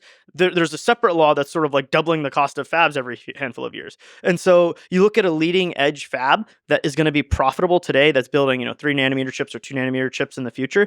That's going to cost north of $30-40 billion, right? And that's just for like a token amount. That's for that's like the base building block. And you probably need to build multiple, right? And so when you look at the industry, over the last, if I go back 20-30 years ago, there were 20-30 companies that could build the most advanced chips, and then they would design them themselves and sell them, right? So companies like AMD would build their own chips. Intel, of course, still builds their own chips. They're very famous for it, but IBM would build their own chips. And, you could just keep going down the list. All these companies built their own chips. Slowly, they kept falling like flies. And that's because of what TSMC did, right?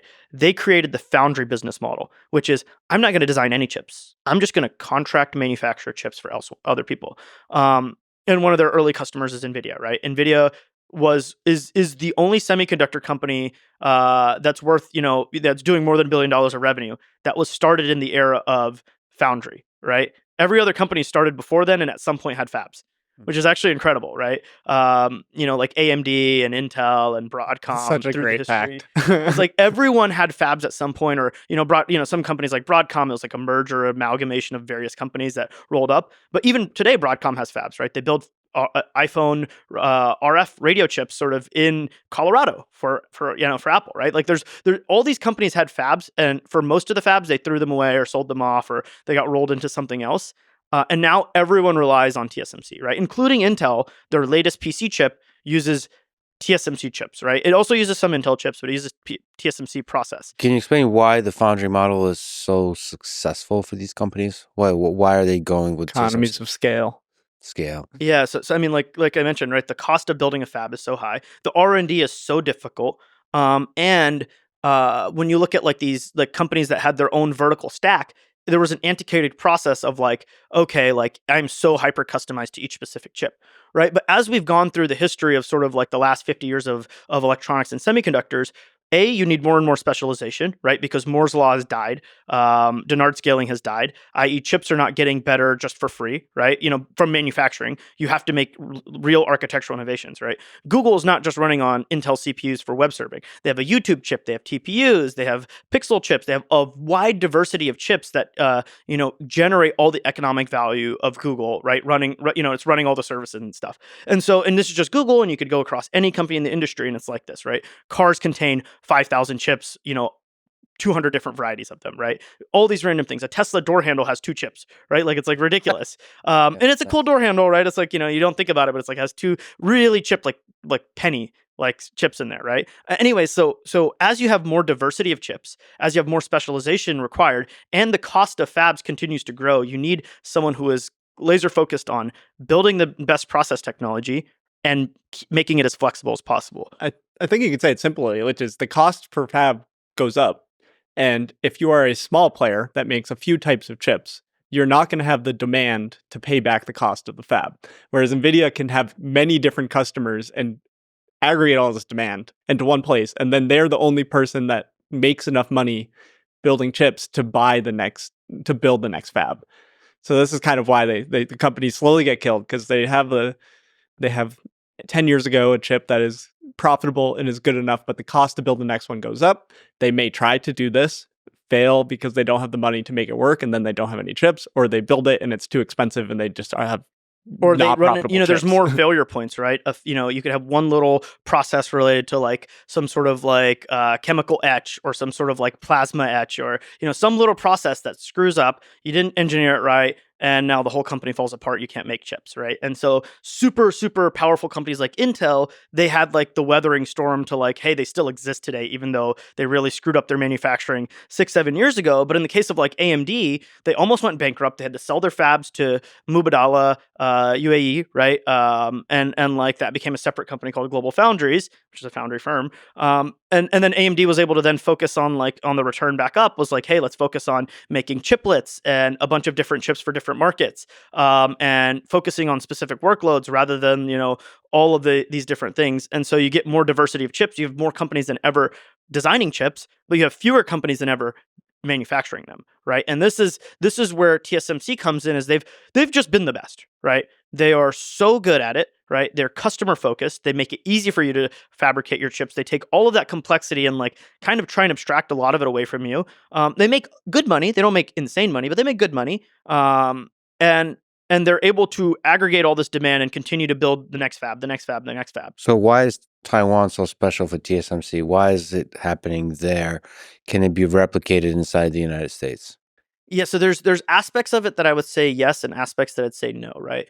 TSMC is way ahead because former executive Morris Chang of Texas Instruments wasn't promoted to CEO, and he's like, screw this, I'm going to go make my own chip company, right? And he went to Taiwan and made TSMC, right? And there's a whole lot more story there. So it could have been Texas Instruments, could have been could have been TSMC, but Texas semiconductor manufacturing company, right? Instead of, Texas Instruments, right? But so there is that whole story there. But the Sitting here in Texas. I mean, and that sounds like a human story. Like, he didn't get promoted. Just the brilliance of Morris Chang, which I wouldn't underplay, but there's also like a different level of like how this works, right? So in Taiwan, the top percent of graduates, of students that go to the best school, which is NTU, the top percent of those all go work to TSMC, right? And guess what their pay is? Their starting pay is like $80,000, $70,000, right? Which is like, that's like starting pay for like a good graduate in the US, right? Not the top. The top graduates are making hundreds of thousands of dollars at the Googles and the Amazons, and now I guess the OpenAIs of the world, right? So there is a large dichotomy of like, what is the top 1% of the society doing, and where are they headed because of economic reasons, right? Intel never paid that crazy good, right? And it didn't make sense to them, right? That's one aspect, right? Where is the best going? Second is the work ethic, right? Like, we like to work, you work a lot, we work a lot, but at the end of the day, when there's what is the time and amount of work that you're doing, and what does a fab require, right? Fabs are not work from home jobs. You go into the fab and grueling work, right? There's hey, if there is any amount of vibration, right? An earthquake happens, vibrates the machines. They're all, they're either broken, you've scrapped some of your production, and then in many cases they're like not calibrated properly. So when there's an earthquake, right? Recently there's been an earthquake. TSMC doesn't call their employees. They just go to the fab, and like they just show up, the parking lot gets slammed, and people just go into the fab and fix it, right? Like it's like it's like ants, right? Like it's like, a hive of ants doesn't get told by the queen what to do. The ants just know. It's like one person just specializes on these one task. And it's like, you're going to take this one tool and you're the best person in the world. And this is what you're going to do for your whole life, is this one task in the fab. Which is like some special chemistry plus nano manufacturing on one line of tools that continues to get iterated. And yeah, it's like specific plasma etch for removing silicon dioxide, right? That's all you focus on your whole career. And it's like such a specialized thing. And so it's not like the tasks are transferable. AI today is awesome because like people can pick it up like that. Semiconductor manufacturing is very antiquated and difficult. None of the materials are online for people to read easily and learn, right? The papers are very dense, and like it takes a lot of experience to learn. And so it makes the barrier to entry much higher too. So when you talk about, hey, you have all these people that are super specialized, they will work, 80 hours a week in a factory, right? In a fab. And if anything goes wrong, they'll go show up in the middle of the night because some earthquake. Their wife's like, there was an earthquake. He's like, great, I'm gonna go to the fab. It's time to grind. Would you like, as an American, do that, right? It's like these sorts of things are like what, I guess are the exemplifying like why TSMC is so amazing. Now, can you replicate it in the US?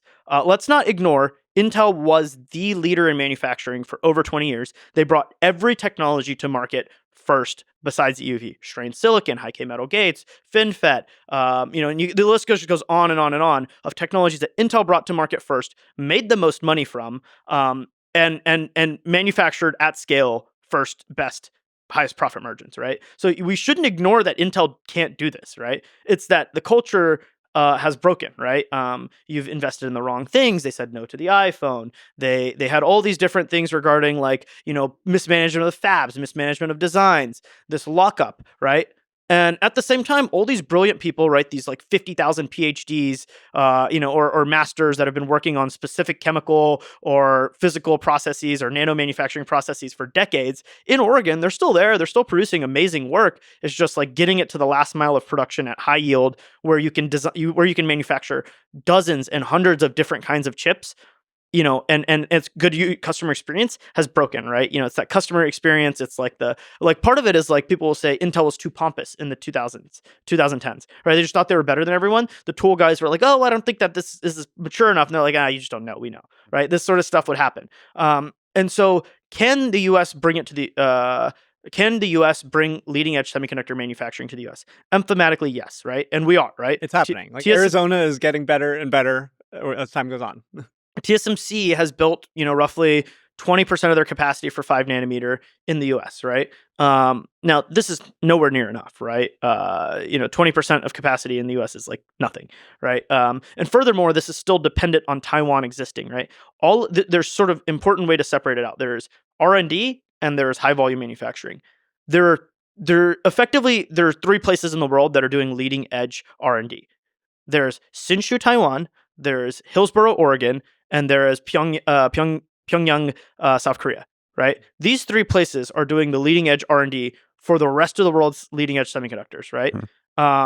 Now, manufacturing can be distributed more globally, right?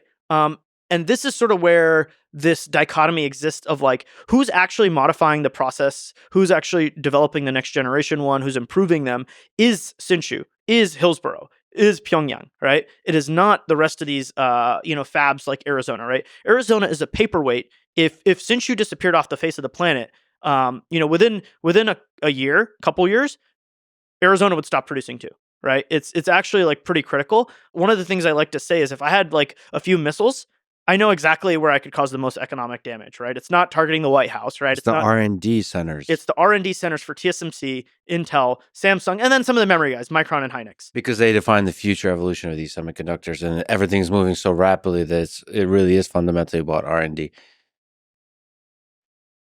And it is all about TSMC. Huh. And so TSMC, you cannot purchase a vehicle without TSMC chips, right? You cannot purchase a fridge without TSMC chips. You cannot, I think one of the few things you can purchase, ironically, is a Texas Instruments like graphing calculator, right? Because they actually manufacture in Texas. But like outside of that, like a laptop, a phone, depressing. anything servers, right? GPUs, none of this stuff can exist. And this is without TSMC. And in many cases, it's not even like the leading edge, sexy 5 nanometer chip, 3 nanometer chip, 2 nanometer chip. Oftentimes it's just like some stupid power IC that's like converting from like, some voltage to another, right? And it's made at TSMC, right? This it's is like what China is investing in as well. It's like they can build out this long tail fab where the techniques are much more known. You don't have to figure out these problems with EUV. They're investing in this, and then they have large supply for things like the car door handles and the random stuff. And that trickles down into this whole economic discussion as well, which is they have far more than we do. And having supply for things like this is crucial to normal life. So they're starting to invest in high volume manufacture, but they're not doing R&D. So they do R&D on their own. They're just way behind, right? Yeah. So I would say like in 2015, China had a 5-year plan where they defined by 2025 and 2020 certain goals, including like 80% domestic production of semiconductors. They're not going to hit that, right? To be clear, but they are in certain areas really, really close, right? Like BYD is probably going to be the first company in the world to not have to use TSMC for making, because they have their own fabs, right? For making chips. Now they still have to buy some chips from foreign, for example, like around like self-driving ADAS capabilities, because those are really high end. But at least like like an internal combustion engine has 40 chips in an EV, just for like controlling like flow rates and all these things. And EVs are even more complicated. So all these different power ICs and battery management controllers and all these things, they're insourcing, right? And this is something that like China has been doing since 2015. Now, as far as like the trailing edge, they're getting so much capacity there.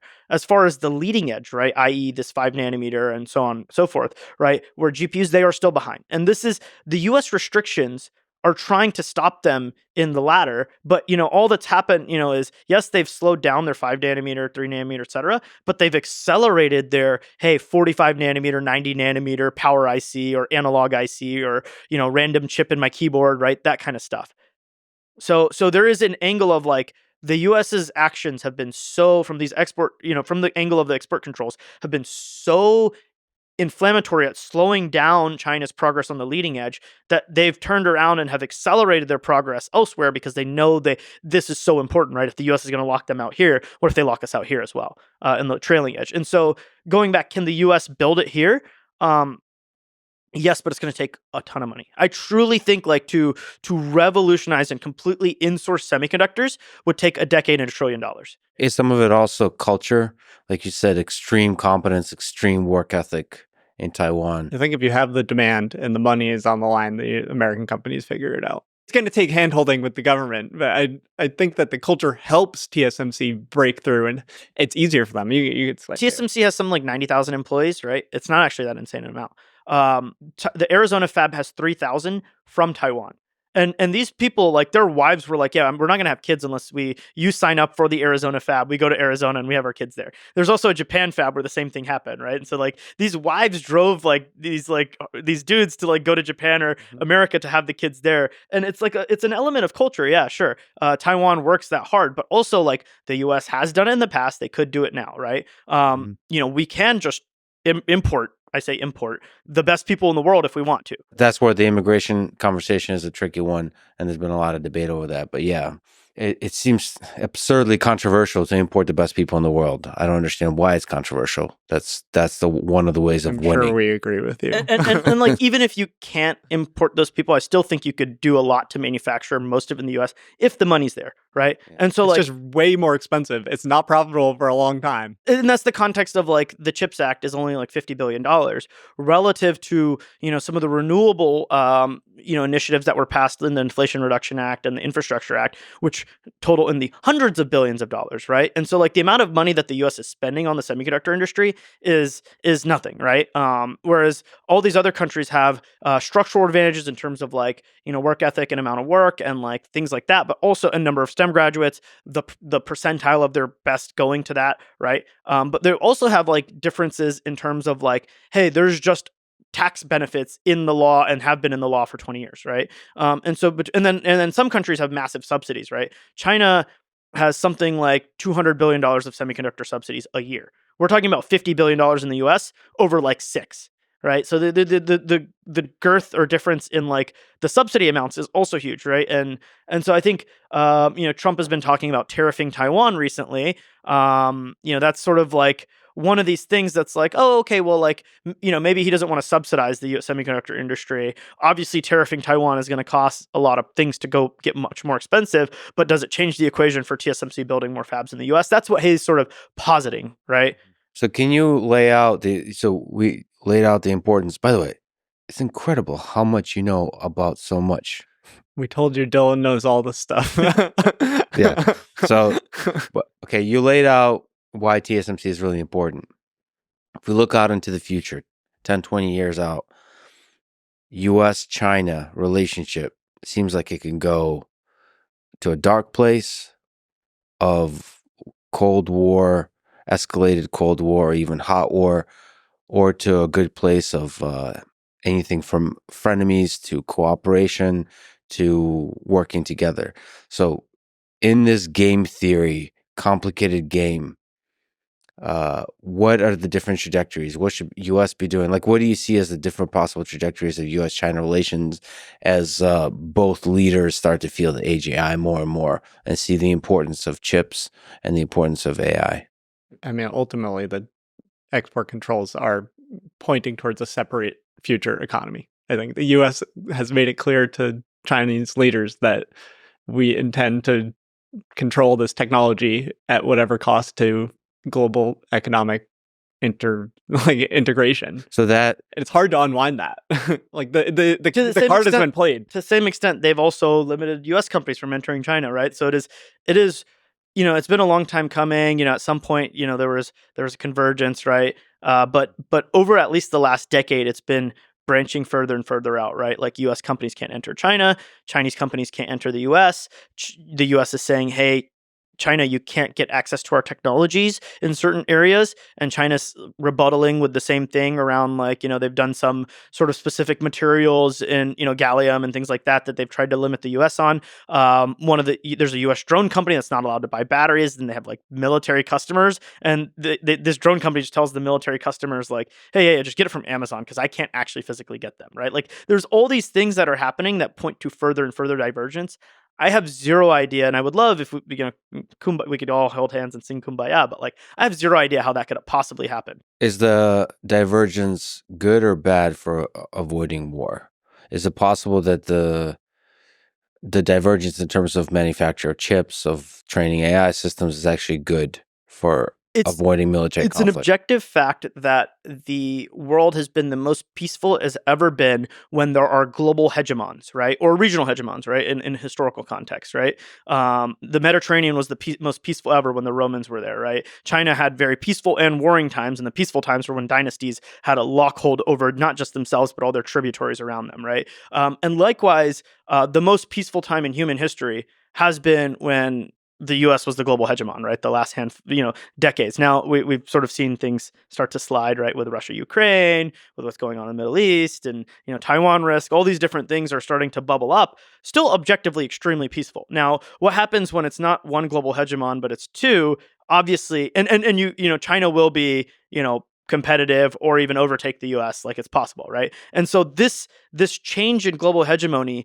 It's I don't think it ever happens like super peacefully, right? When empires fall, right, which is a possible trajectory for America, they don't fall gracefully, right? Like they don't just slide out of irrelevance. Usually there's a lot of shaking.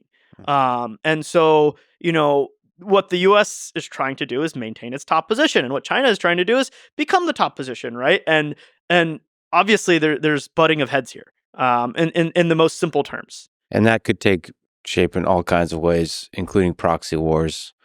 Yeah, And it that seems like it's already happening. Like, as much as I want there to be centuries of prolonged peace, it does not. It looks like further instability internationally is ahead. And the US's like sort of like current task is like, hey, if we control AI, if we're the leader in AI, then and AI significantly accelerates progress, then we can maintain the global hegemony position, and therefore I hope that works. And as an American, like kind of like, okay, I guess that's going to lead to peace for us.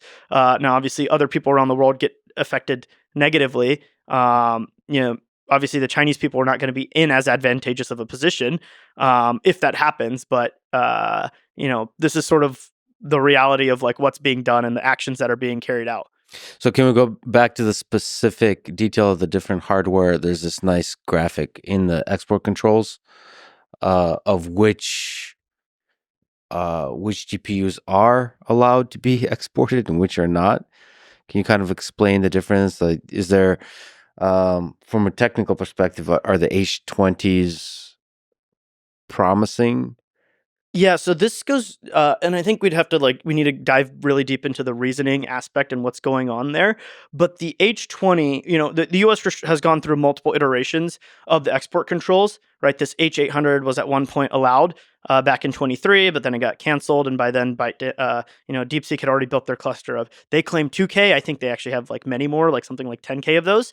And now this H20 is the legally allowed chip, right? NVIDIA shipped 1 million of these last year to China. Right. For context, it was like 4 or 5 million GPUs. Right. So the percentage of GPUs that were this China specific H20 is quite high. Right. Roughly 20%, 25%, right. 20% or so. And so this H20 has been neutered in one way, but it's actually upgraded in other ways. Right. And you could think of chips along 3 axes for AI. Right. Ignoring software stack and like exact architecture, just raw specifications. There's floating point operations. Right, flops. There is memory bandwidth, i.e., in memory capacity, right? I/O, right, memory, and then there is interconnect, right, chip-to-chip interconnections. All 3 of these are incredibly important for making AI systems, right? Because AI systems involve a lot of compute. They involve a lot of moving memory around, whether it be to memory or to other chips, right? And so these 3 vectors, the US initially had had 2 of these vectors controlled and one of them not controlled, which was flops and interconnect bandwidth were initially controlled. And then they said, no, we're going to remove the interconnect bandwidth and just make it a very simple, only flops. But now NVIDIA can now make a chip that has it's cut down on flops. It's like 1/3 that of the H100, right? In on spec sheet paper performance for flops. In real world, it's closer to like half, or maybe even like 60% of it, right? But then on the other 2 vectors, it's just as good for interconnect bandwidth, and then for memory bandwidth and memory capacity, the H20 has more memory bandwidth and more memory capacity than the H100, right? Now, recently, we at our research, we cut NVIDIA's production for H20 for this year down drastically. They were going to make another 2 million of those this year, but they just canceled all the orders a couple weeks ago. In our view, that's because they think they're going to get restricted, right? Because why would they cancel all these orders for H20? Because they shipped 1 million of them last year. They had orders in for a couple million this year and just gone, right? For H20, B20, right? A successor to H20. And now they're all gone. Now, why would they do this, right? I think it's very clear, right? The H20 is actually better for certain tasks. And that certain task is reasoning, right? Reasoning is incredibly different than, when you look at the different regimes of models, right? Pre-training is all about flops, right? It's all about flops. There's things you do like mixture of experts that we talked about to trade off interconnect or to trade off, other aspects and lower the flops and rely more on interconnect and memory. But at the end of the day, it's flops is everything, right? We talk about models in terms of how many flops they are, right? So we talk about, GPT-4 is 2E25, right? 2 to the 25th, 25 zeros, right? Flop, right? Floating point operations. For training. Right? And we're talking about the restrictions for the 2E24, right? 25, whatever. The US has an executive order that Trump recently unsigned, but which was, hey, 1E26, once you hit that number of floating point operations, you must notify the government. And you must share your results with us, right? There's a level of model where the US government must be told, right? And that's 1E26. And so as we move forward, this is an incredibly important flop is the vector that the government has cared about historically, but the other two vectors are arguably just as important, right? And especially when we come to this new paradigm, which the world is only just learning about over the last 6 months, right? Reasoning. And do we understand firmly which of the 3 dimensions is best for reasoning? So interconnect, the flops don't matter as much. Is it memory? Memory, right? Yeah. Context length. We're going to get into technical stuff real fast. I would say there's 2 articles in this one that I could show, maybe graphics that might be interesting for you to pull up. For the listeners, we're looking at the section of O1 inference architecture tokenomics.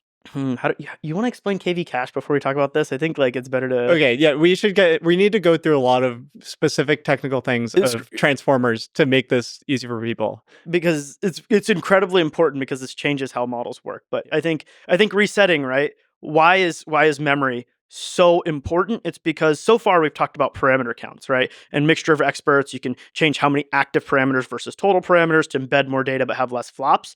But more important, another aspect of, what's part of this humongous revolution in the last handful of years is the transformer, right? And the attention mechanism. Attention mechanism is that the model understands the relationships between all the words in its context, right? And that is separate from the parameters themselves, right? And that is something that you must calculate, right? How each token, right, each word in the context length is relatively connected to each other, right? And I think Nathan, you should explain KV cache better. KV cache is one of the optimizations. Yeah, so the attention operator has 3 core things. It's queries, keys, and values. QKV is the thing that goes into this. You'll look at the equation. You see that these matrices are multiplied together.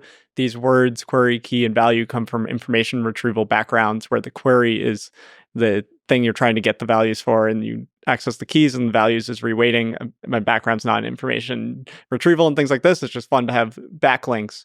And what effectively happens is that when you're doing these matrix multiplications, you're having matrices that are of the size of the context length, so the number of tokens that you put into the model. And the KV cache is effectively some form of compressed representation of all the previous tokens in the model. So when you're doing this, we talk about autoregressive models, you predict 1 token at a time. You start with whatever your prompt was, you ask a question, like who was the president in 1825?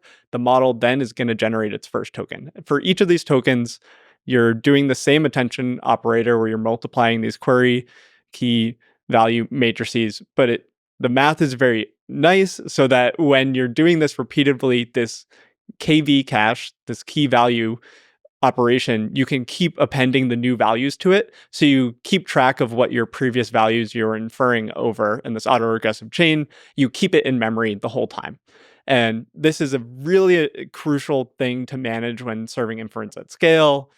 There are far bigger experts in this, and there are so many levels of detail that you can go into.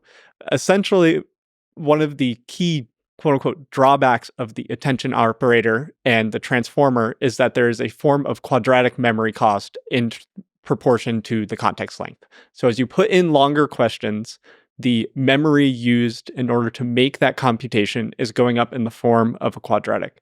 You'll hear about a lot of other language model architectures that are like subquadratic or linear attention forms, which is like state space models. We don't need to go down all these now. And then there's innovations on attention to make this memory usage and the ability to attend over long contexts much more accurate and high performance. And those innovations are going to help you with, you're highly memory constrained. They help with memory constraint and performance. So if you put in a book into, I think Gemini is the model that has the longest context length that people are using. Gemini is known for 1 million and now 2 million context length. You put a whole book into Gemini and sometimes it'll draw facts out of it. It's not perfect. They're getting better, but so there's two things. It's like one, to be able to serve this on the memory level. Google has magic with their TPU stack where they can serve really long contexts. And then there's also many decisions along the way to actually make long context performance work. This applies to data. There's subtle changes to these computations in attention, and it changes the architecture. But serving long context is extremely memory constrained, especially when you're making a lot of predictions. I actually don't know why input and output tokens are more expensive, but I think essentially output tokens, you have to do more computation because you have to sample from the model. I can explain that. So today, if you use a model, like you look at an API, OpenAI charges a certain price per million tokens, right? And that price for input and output tokens is different, right? And the reason is that there is when you're inputting a query into the model, right? Let's say you have a book, right? That book you must now calculate the entire KV cache for, right? This key value cache. And so when you do that, that is a parallel operation. All of the tokens can be processed at one time, and therefore you can dramatically reduce how much you're spending, right? The flop requirements for generating a token and an input token are identical, right? If I input one token or if I generate one token, it's completely identical. I have to go through the model, right? But the difference is that I can do that input, i.e. the prefill, i.e. the prompt, simultaneously in a batch nature, right? And therefore it is all flop. I think the pricing model mostly they use is for input tokens is about 1/4 the price of the output tokens. Correct. But then output tokens, the reason why it's so expensive is because I can't do it in parallel, right? It's autoregressive.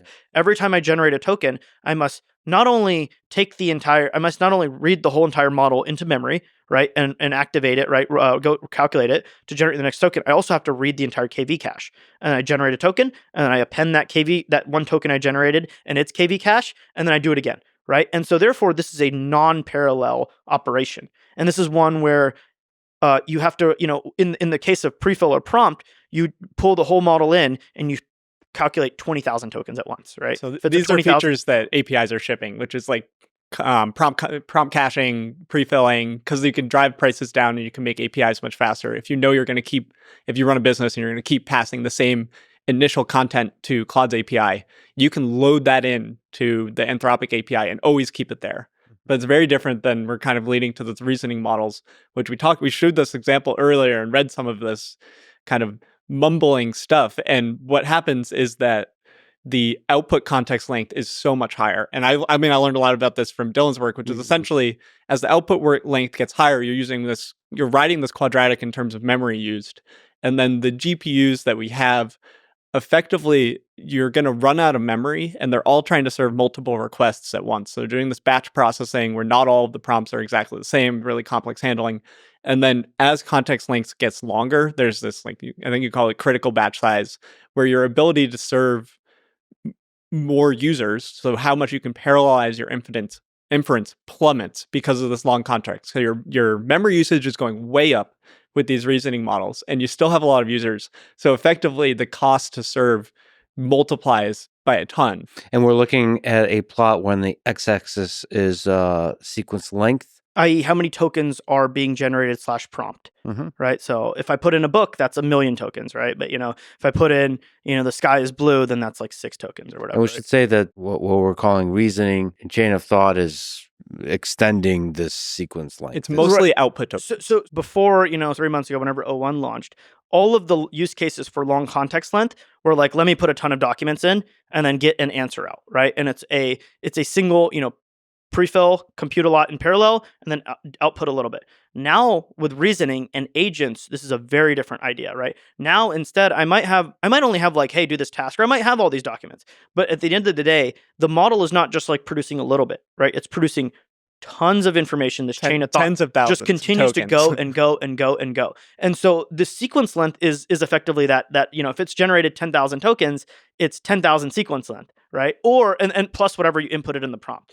And so what this chart is showing, and it's a logarithmic chart, right, is as you grow from 1K to 4K or 4K to 16K, the memory requirements grow so fast for your KV cache that you end up not being able to run a certain number of, your sequence length is capped, or the number of users you. Let's say the model. So this is showing for a 405B model and batch size 64. Llama 31405B. Yeah, and batch size is crucial to essentially you want to have higher batch size to parallel your throughput. 64 different users at once, right? Yeah. And therefore your serving costs are lower, right? Because the server costs the same, right? This is 8 H100s, roughly $2 an hour per GPU. That's $16 an hour, right? That is like somewhat of a fixed cost. You can do things to make it lower, of course, but it's like $16 an hour.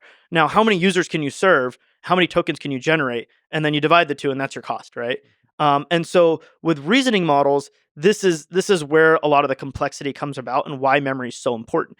Because if you have limited amounts of memory, then you can't serve so many users. If you have limited amounts of memory, your serving speeds get lower, right? And so your costs get a lot worse.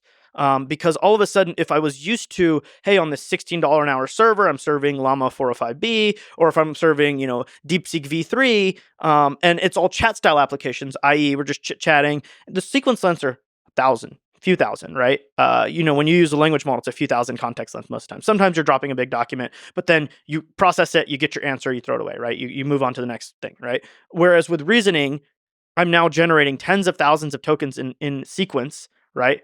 And so this memory, this KV cache has to stay resident, and you have to keep loading it. You have to keep it in memory constantly. And now this butts out other users, right? If there's now a reasoning task, right, and the model is capable of reasoning, then all of a sudden, that memory pressure means that I can't serve as many users simultaneously. Let's go into DeepSeek again. So we're in the post DeepSeek-R1 time, I think, and there's two sides to this market watching how hard it is to serve it. On one side, we're going to talk about DeepSeek themselves. They now have a chat app that got to number 1 on the App Store. Disclaimer, number 1 on the App Store is measured by velocity, so it's not necessarily saying that more people have the DeepSeek app than the ChatGPT app. Yep. But it is still remarkable. Claude has never hit the number 1 on the App Store, even though everyone in San Francisco is like, oh my God, you got to use Claude, don't use ChatGPT. So DeepSeek hit this. They also launched an API product recently where you can ping their API and get these super long responses for R1 out. At the same time as these are out, we'll get to what's happened to them. Because the model weights for DeepSeek-R1 are openly available and the license is very friendly, the MIT license commercially available, all of these mid-sized companies and big companies are trying to be first to serve R1 to their users.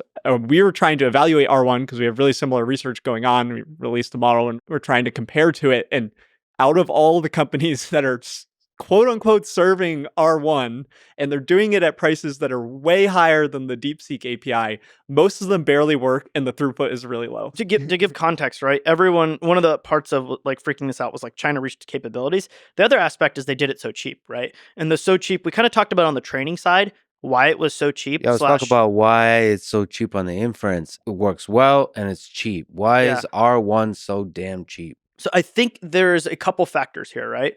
One is that they do have model architecture innovations, right? This MLA, this new attention that they've done is different than the attention from attention is all you need, the transformer attention, right? Now, others have already innovated. There's a lot of work like MQA, GQA, local, global, all these different innovations that try to bend the curve, right? It's still quadratic, but the constant is now smaller, right? Related to our previous discussion, this multi-head latent attention can save about 80 to 90% in memory from the attention mechanism, which helps especially at long contexts. It's 80 to 90% versus the original, but then versus what people are actually doing. It's still an innovation. This 80 to 90% doesn't say that the whole model is 80 to 90% cheaper, just as one part of it. Well, and not just that, right? Other people have implemented techniques like local, global, and sliding window and GQ, MQA. But anyways, DeepSeek has their attention mechanism is a true architectural innovation. They did tons of experimentation, and this dramatically reduces the memory pressure.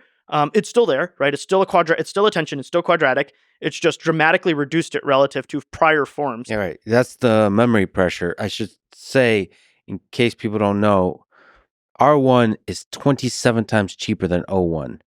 We Yes. think that OpenAI had a large margin built in. Okay, so that's one. There's multiple factors. We should break down the factors. I think It's $2 per million token output for R1 and $60 per million token output for O1. Yeah, let's look at this.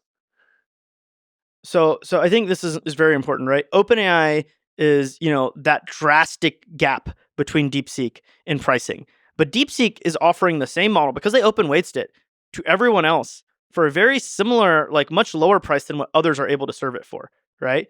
So there's two factors here, right? Their model is cheaper, right?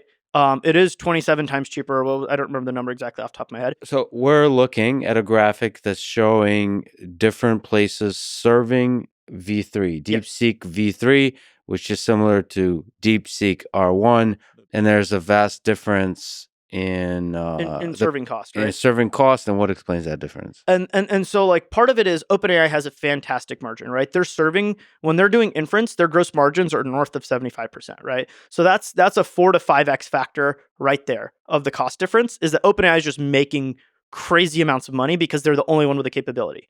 Do they need that money? Are they using it for R&D? They're losing money, obviously, as a company because they spend so much on training, right? So the Okay. inference itself is a very high margin, but it doesn't recoup the cost of everything else they're doing. Okay. So yes, they need that money because the revenue and margins pay for continuing to build the next thing, right? So- Alongside raising more money. So the suggestion is that DeepSeek is like really bleeding out money. Well, so here's one thing, right? We'll get to this in a second, but like DeepSeek doesn't have any capacity to actually serve the model. They stopped signups. The ability to use it is like non-existent now, right? For most people, because so many people are trying to use it, they just don't have the GPUs to serve it, right? OpenAI has hundreds of thousands of GPUs between them and Microsoft to serve their models. DeepSeek has a factor of much lower, right? Even if you believe our research, which is 50,000 GPUs, and a portion of those are for research, portion of those are for the hedge fund, right? They still have nowhere close to the GPU volumes and capacity to serve the model, right, at scale. So it is cheaper. A part of that is OpenAI making a ton of money. Is DeepSeek making money on their API? Unknown. I don't actually think so. And part of that is this chart, right? Look at all the other providers, right? Together AI, Fireworks AI are very high-end companies, right? Meta, Together AI is TreeDAO and the inventor of like flash attention, right? Which is a huge efficiency technique, right? They're very efficient, good companies. And they're and I do know those companies make money, right? Not tons of money on inference, but they make money. And so they're serving at like a 5 to 7x difference in cost, right? And so, now when you equate, okay, OpenAI is making tons of money, that's like a 5x difference. And the companies that are trying to make money for this model is like a 5x difference. There is still a gap, right? There's still a gap, and that is just DeepSeek being really freaking good, right? The model architecture, MLA, the way they did the MOE, all these things. There is like legitimate just efficiency It's like differences. all their low level libraries that we talked about in training. Some of them probably translate to inference, and those weren't Yeah. released. So we may go a bit into conspiracy land, but is it possible the Chinese government is subsidizing DeepSeek? I actually don't think they are. I think when you look at the Chinese labs, there's Huawei has a lab, Moonshot AI. There's a couple other labs out there that are really close with the government, and then there's labs like Alibaba and DeepSeek, which are not close with the government. Mhm. And we talked about the CEO, this like reverent figure who's like quite different, who has like Sounds this, like, awesome. very different like viewpoints based on the Chinese interviews that are translated than what the CCP might necessarily want. Now, to be clear, right? Does he have a loss leader because he can fund it through his hedge fund? Yeah, sure. So the hedge fund might be subsidizing it. Yes, I mean they absolutely did, right? Because DeepSeek has not raised much money. They're now trying to raise a round in China, but they have not raised money historically. It's all just been funded by the hedge fund. And he owns like over half the company, like 50-60% of the company is owned by him. Some of the interviews, there's discussion on how like doing this is a recruiting tool. You see this at the American companies too. It's like having GPUs, recruiting tool. Being at the cutting edge of AI, recruiting tool. Open sourcing, recruiting gotten tool. so much talent. They were so far behind, and they got so much talent because they just open source stuff. More conspiracy thoughts. Is it possible, since they're a hedge fund, that they timed everything with this release and the pricing, and they shorted NVIDIA stock and stock of US AI companies, and released it with Stargate, like just perfect timing to they be able did, to make props. money. Like they released it on Inauguration Day. They know what is on the international calendar, but I mean, I don't expect them to. If you listen to their motivations for AI, it's like No, if you they released V3 on like December 26th. Like who releases the day Yeah. after Christmas? No one looks, right? They had released the papers before this, right? The V3 paper and the R1 paper. So people had been looking at it and been like, wow. And then they just released the R1 model. I think they're just shipping as fast as they can. And like, who cares about Christmas? Who cares about, get it out before Chinese New Year, right? Obviously, which just happened. I don't think they actually were like timing the market or trying to make the biggest splash possible. I think they're just like shipping. I think that's one of their big advantages. We know that a lot of the American companies are very invested in safety, and that is the central culture of a place like Anthropic. And I think Anthropic sounds like a wonderful place to work. But if safety is your number one goal, it takes way longer to get artifacts out. That's why Anthropic is not open sourcing things. That's their claims. But there's reviews internally. Anthropic it mentions things to international governments. There's been news of how Anthropic has done pre-release testing with the UK AI Safety Institute. All of these things add inertia to the process of getting things out. And we're on this trend line where the progress is very high. So if you reduce the time from when your model is done training, you run evals that's good, you want to get it out as soon as possible to maximize the perceived quality of your outputs. DeepSeek does this so well. Dario explicitly said Claude 3.5 Sonnet was trained like 9 months or 9 to 10 months ago. 9 to 10 months ago, and I think it took them another like handful of months to release it, right? So it's like there is a significant gap here, right? And especially with reasoning models, the word in the San Francisco street is that like Anthropic has a better model than O3, right? And they won't release it. Why? Because chains of thought are scary, right? And they are legitimately scary, right? If you look at R1, it flips back and forth between Chinese and English. Sometimes it's gibberish, and then the right answer comes out. Right. And like for you and I, it's like, great. Great. I mean, like, why people are infatuated with you. Like, you're telling me this is a high value thing and it works and it's doing this. It's amazing. Yeah, I mean, you talked about that sort of like chain of thought for that philosophical thing, which is not something they trained it to be philosophically good. It's just sort of an artifact of the chain of thought training it did. But like that's super important in that, like, can I inspect your mind and what you're thinking right now? No. And so I don't know if you're lying to my face. And chain of thought models are that way, right? Like this is a true quote unquote risk between, a chat application where, hey, I asked the model to say, bad words or whatever, or how to make anthrax, and it tells me that's unsafe, sure, but that's something I can get out relatively easily. What if I tell the AI to do a task and then it does the task all of a sudden randomly in a way that I don't want it, right? And now that has like much more task versus like response is very different, right? So the bar for safety is much higher. At least this is Anthropic's case, right? Like for DeepSeek, they're like, ship, right? Yeah. So, I mean, the bar for safety is probably lowered a bit because of DeepSeek. I mean, there's parallels here to the space race. The reason the Soviets probably put a man in space first is because their approach to safety was, the bar for safety was lower. And they killed that dog, right? And all these things, right? So it's like... less risk averse than the U.S. space program. And there's parallels here. But, there's probably going to be downward pressure on that safety bar for the U.S. companies, right? And this is something that Dario talks about. Is like that's the situation that Dario wants to avoid. Dario talks about the difference between a race to the bottom and a race to the top. And the race to the top is where there's a very high standard on safety. There's a very high standard on your model performance and certain crucial evaluations. And when certain companies are really good to it, they will converge. This is the idea. And ultimately, AI is not confined to one nationality or to one like set of morals for what it should mean. And there's a lot of arguments on like, should we stop open sourcing models? And if the US stops, it's pretty clear. I mean, it's way easier to see now at DeepSeek that a different international body will be the one that builds it. We talk about the cost of training. DeepSeek has this shocking $5 million number. Think about how many entities in the world can afford 100 times that to have the best open source model that people use in the world. And it's like, it's a scary reality, which is that these open models are probably going to keep coming for the time being, whether or not we want to stop them. And it is like stopping them might make it even worse and harder to prepare. But it just means that the preparation and understanding what AI can do is just so much more important.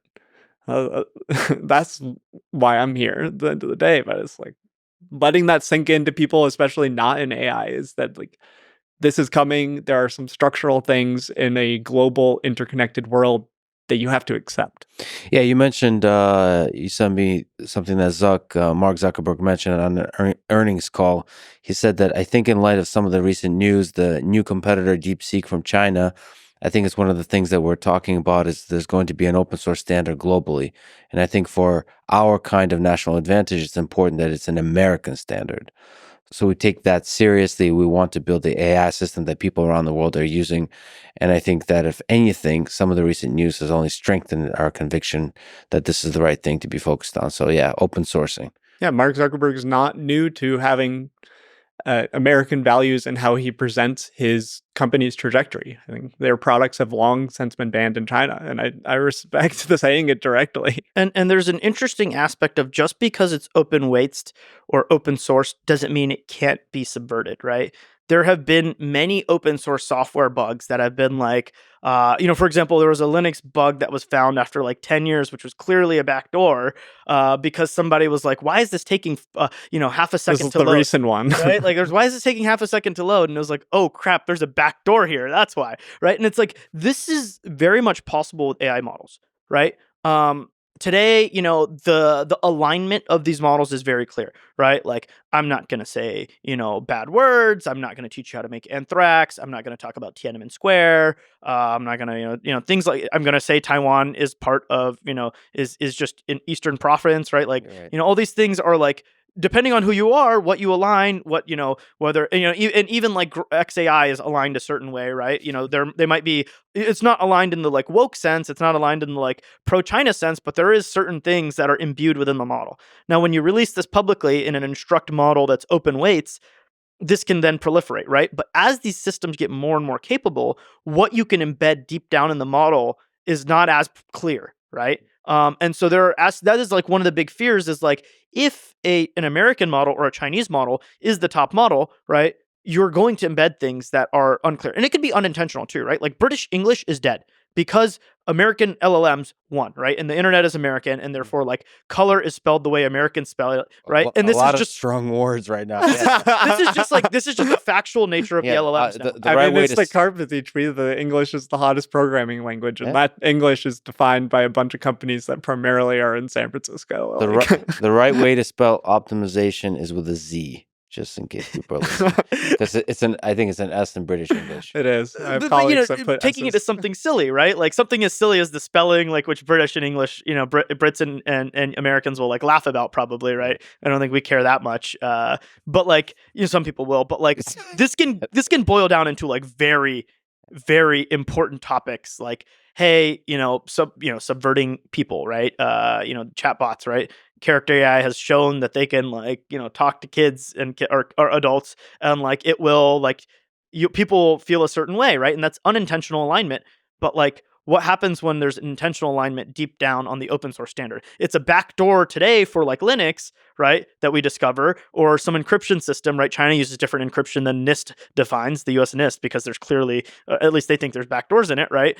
What happens when the models are backdoors, not just to computer systems, but to our minds? Yeah, they're cultural backdoors. The thing that amplifies the relevance of culture with language models is that we are used to this mode of interacting with people in back and forth conversation, and we have a very powerful computer system that slots into a social context that we're used to, which makes people we don't know the extent at which people can be impacted by that. So there could be, this is an actual concern with a Chinese company that is providing open weights models, is that there could be some secret Chinese government sort of requirement for these models to have a certain kind of backdoor, to have some kind of thing where... I don't necessarily think it'll be a backdoor, right? Because once it's open weights, it doesn't like phone home. It's more about like, if it recognizes a certain system, it could like if now it could be a backdoor in the sense of like, hey, if you're building a software, something in software, all of a sudden it's a software agent. Oh, program this backdoor that only we know about. Or it could be like subvert the mind to think that like XYZ opinion is the correct one. Anthropic has research on this where they show that if you put certain phrases in at pre-training, you can then elicit different behavior when you're actually using the model because they've like poisoned the pre-training data. Mhm. I don't think like as of now, I don't think anybody in a production system is trying to do anything like this. I think it's mostly Anthropic is doing very direct work and mostly just subtle things of we don't know what these models are going to how they are going to generate tokens, what information they're going to represent, and what the complex representations they have are. Well, one of the we're talking about Anthropic, which is generally just is permeated with like good humans trying to do good in the world.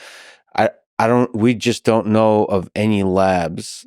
This would be done in a military context that are explicitly trained to, okay, how can we, the front door looks like a happy LLM, but underneath it's a thing that will over time do the maximum amount of damage to our quote unquote enemies. There's this very good quote from Sam Altman, who, he can be a hype beast sometime, but one of the things he said, and I think I agree, is that superhuman persuasion will happen before superhuman intelligence. Yeah. Right? And if that's the case, then these things before we get this AGI ASI stuff, we can embed superhuman persuasion towards our ideal or whatever the ideal of the model maker is. Right. And again, like today, I truly don't believe DeepSeek has done this. Right. Like, but it is a sign of like what could happen.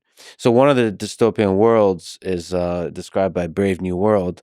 So we could just be stuck scrolling Instagram, looking at cute puppies or worse, and then talking to bots that are giving us a narrative, and we completely get lost in that world that's controlled by somebody else, but versus thinking independently. And that's a major concern as we rely more and more on these kinds of systems.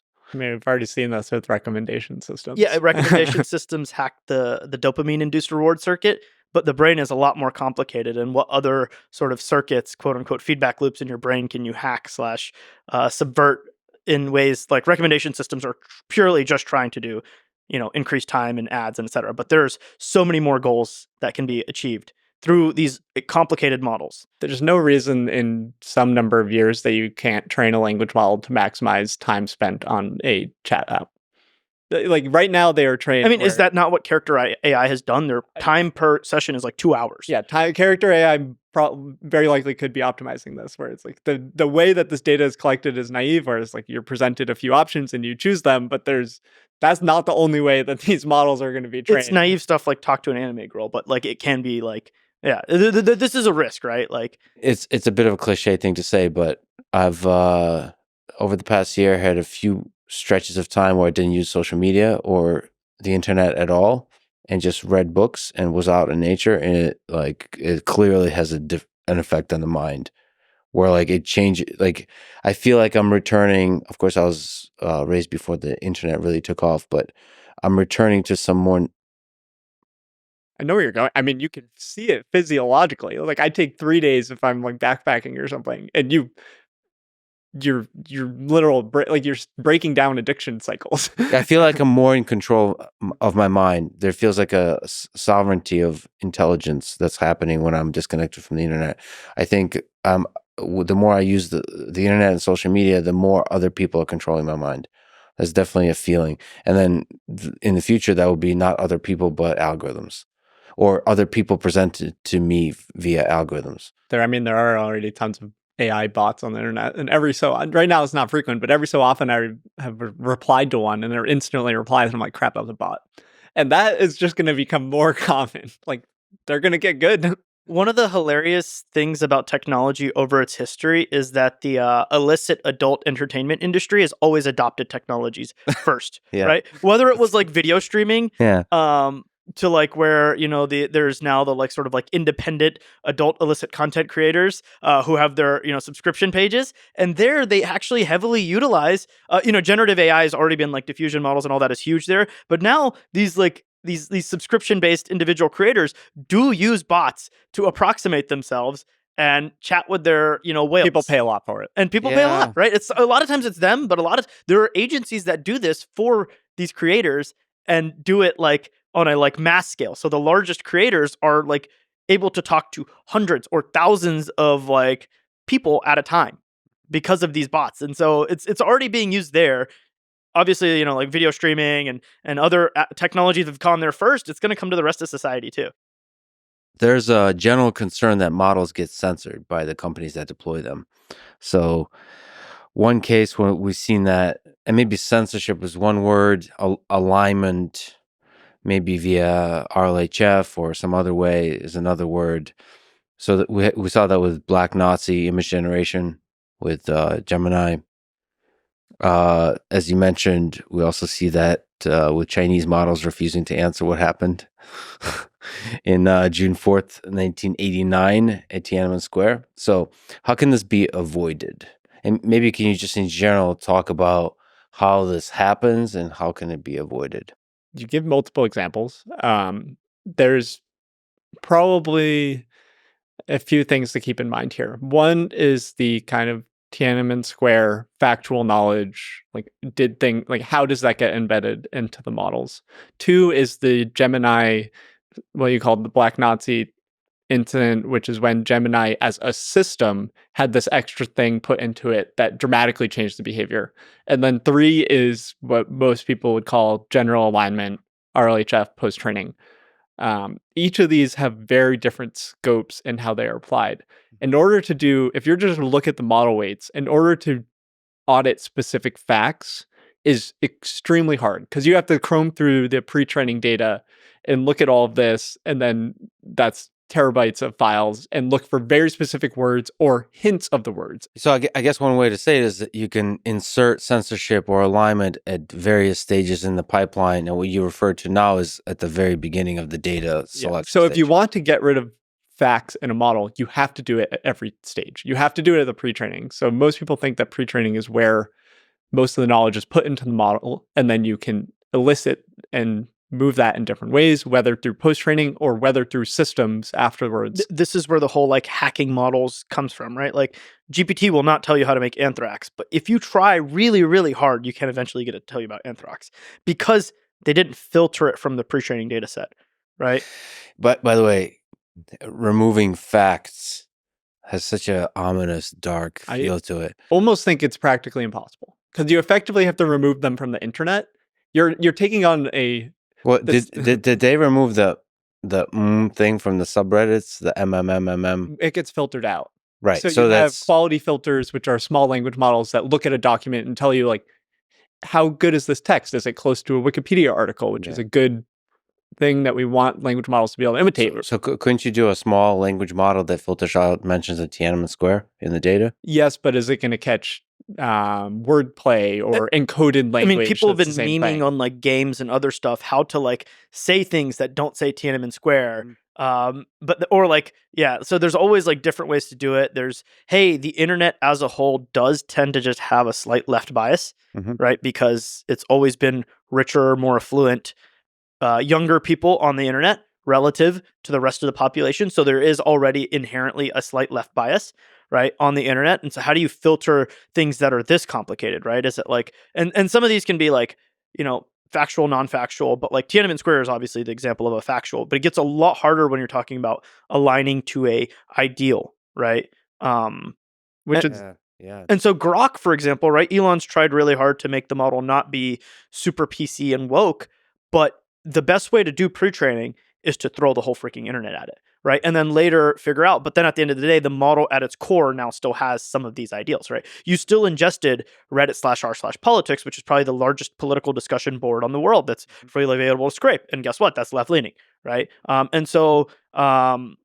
are some aspects like that you just can't censor unless you try really, really, really, really, really hard. So the base model will always have some TDS, Trump derangement syndrome, because it's trained so much. It'll have the ability to express it. But what if you... there's a wide representation in the data. So this is what happens. It's like a lot of what is called post-training. It's a series of techniques to get the model on rails of a really specific behavior. I mean, it's like you also have the ingested data of like Twitter or like Reddit/r/the Donald, which is like also super pro-Trump, right? And then you have like fascist subreddits or like you have communist subreddits. So the model in pre-training ingests everything.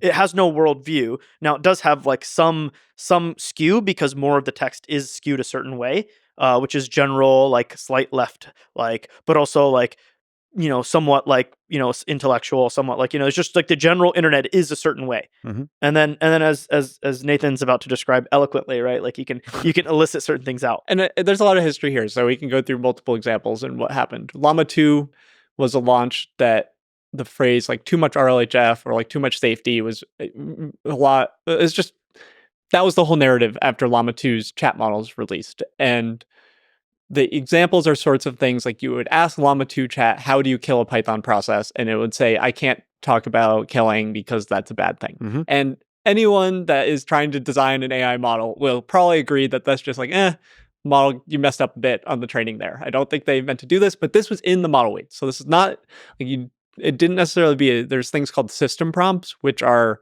when you're querying a model, it's a piece of text that is shown to the model, but not to the user. So a fun example is your system prompt could be talk like a pirate. So no matter what the user says to the model, it'll respond like a pirate. Mm-hmm. In practice, what they are is you are a helpful assistant. You should break down problems. If you don't know about something, don't tell them. Your date cutoff is this. Today's date is this. It's a lot of really useful context for how can you answer a question well. And Anthropic publishes their system prompt. Which I think is great. And there's a lot of research that goes into this. And one of your previous guests, Amanda Askell, is like probably the most knowledgeable person, that at least in the combination of execution and sharing. She's the person that should talk about system prompts and character of models. Yeah, and then people should read these system prompts because you're like trying to nudge, sometimes through extreme politeness, the model to be a certain way. And you could use this for bad things. I mean, we've done tests, which is, what if I tell the model to be a dumb model? Like, which evaluation scores go down? And it's like, we'll have this behavior where it could sometimes like say, oh, I'm supposed to be dumb. And sometimes it's like, it doesn't affect like math abilities as much, but something like if you're trying, it's just the quality of a human judgment would draw to the floor. Let's go back to post-training, specifically RLHF around Llama 2 it was too much safety prioritization was baked into the model weights. This makes you refuse things in a really annoying way for users. It's not great. It caused a lot of like awareness to be attached to RLHF that it makes the models dumb. And it stigmatized the word. It did in AI culture. And as the techniques have evolved, that's no longer the case, where all of these labs have very fine-grained control over what they get out of the models through techniques like RLHF. Although different labs are definitely different levels. Like on one end of the spectrum is Google, and then like maybe OpenAI does less and Anthropic does less. And then like on the other end of the spectrum is like xAI, but they all have different forms of RLHF trying to make them a certain way. And the important thing to say is that no matter how you want the model to behave, these RLHF and preference tuning techniques also improve performance. So on things like math evals and code evals, there is something innate to these, what is called contrastive loss functions. We could start to get into RL here. We don't really need to, but RLHF also boosts performance on anything from a chat task to a math problem to a code problem. So it is becoming a much more useful tool to these labs. So this kind of takes us through the arc of, we've talked about pre-training, hard to get rid of things.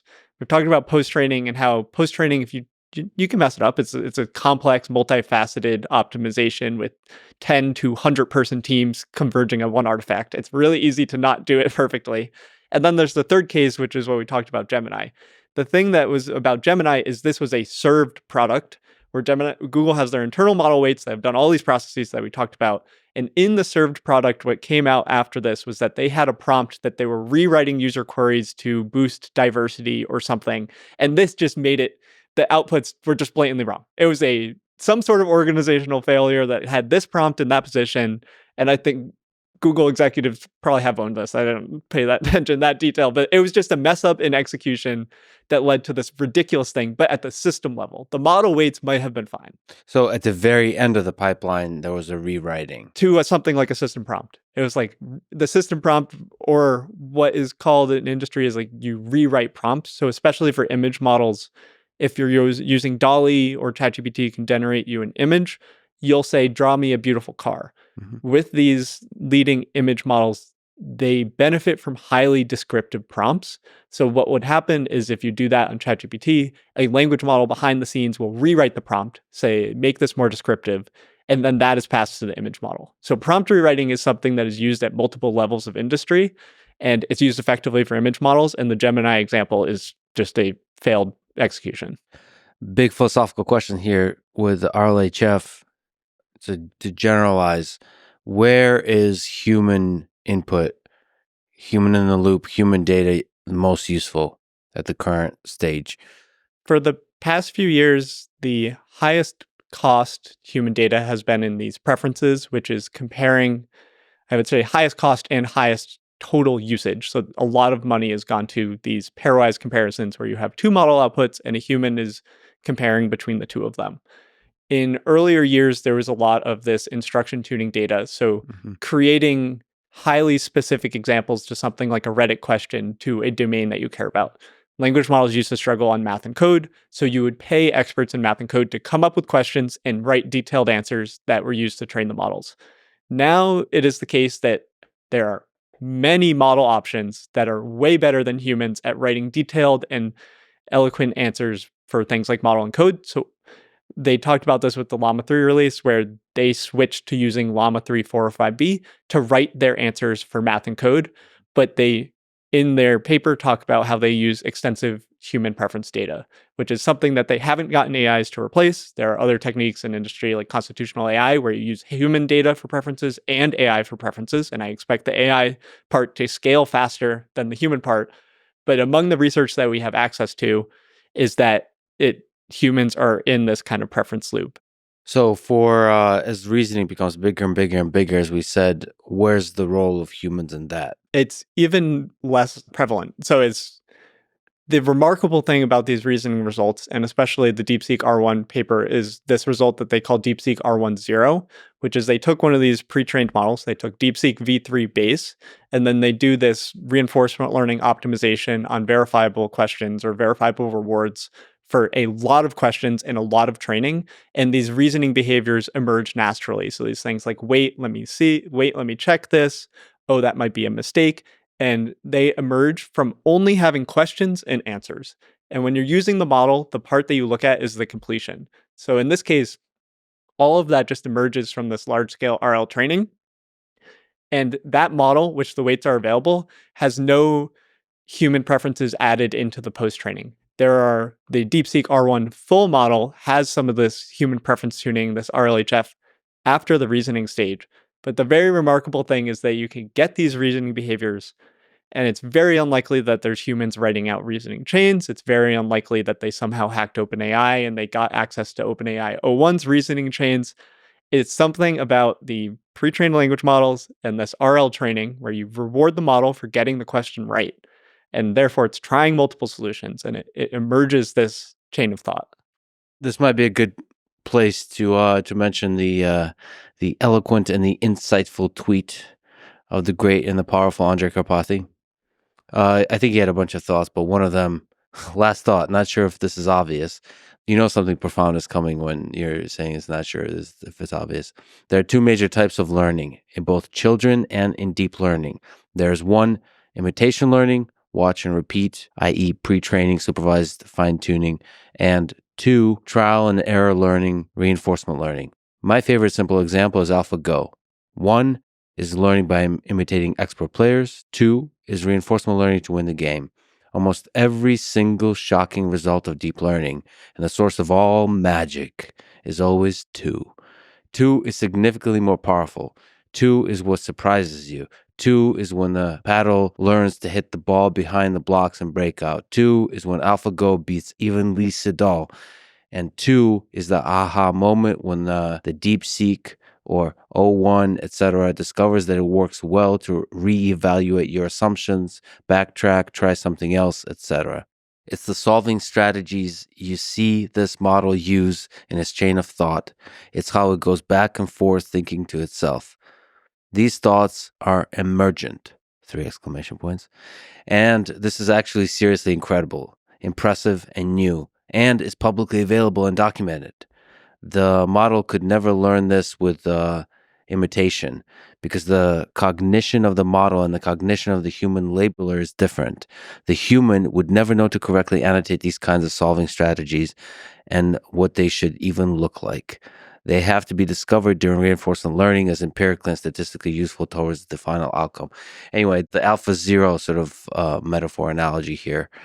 Can you speak to that? the Yeah. magic of the chain of thought that he's referring to? I think it's good to recap AlphaGo and AlphaZero because it plays nicely with these analogies between imitation learning and learning from scratch. So AlphaGo, the beginning of the process was learning from humans, where they started this is the first expert level Go player or chess player in DeepMind series of models where they had some human data. And then why it is called AlphaZero is that there was zero human data in the loop. And that change to AlphaZero made a model that was dramatically more powerful for DeepMind. So this remove of the human prior, the human inductive bias, makes the final system far more powerful. This we mentioned Bitter Lesson hours ago, and this is all aligned with this. And then there's been a lot of discussion in language models. This is not new. This goes back to the whole Q-star rumors, which, if you piece together the pieces, is probably the start of OpenAI figuring out its O1 stuff when last year in November, the Q-star rumors came out. There's a lot of intellectual drive to know when is something like this going to happen with language models, because we know these models are so powerful and we know it has been so successful in the past. And it is a reasonable analogy that this new type of reinforcement learning training for reasoning models is when the door is open to this. We don't yet have the equivalent of turn 37, which is the famous turn where the DeepMind's AI playing Go stumped Lee Sedol completely. We don't have something that's that level of focal point, but that doesn't mean that the approach to technology is different and the impact of the general training is still incredibly new. Well, what do you think that point would be? What will be move 37 for chain of thought, for reasoning? Scientific discovery, like when you use this sort of reasoning problem and it just something we fully don't expect. I think it's actually probably simpler than that. It's probably something related to computer user robotics rather than science discovery. Because the important aspect here is models take so much data to learn, they're not sample efficient, right? Trillions, they take the entire web, right? Over 10 trillion tokens to train on, right? This would take a human thousands of years to read, right? A human does not, and humans know most of the stuff. A lot of the stuff models know better than it, right? Humans are way, way, way more sample efficient. That is because of this self-play, right? How does a baby learn what its body is? As it sticks its foot in its mouth and it says, "Oh, this is my body," right? It sticks its hand in its mouth and it calibrates its touch on its fingers with the most sensitive touch thing on its tongue, right? Like, it's how babies learn. And it's just self-play over and over and over and over again.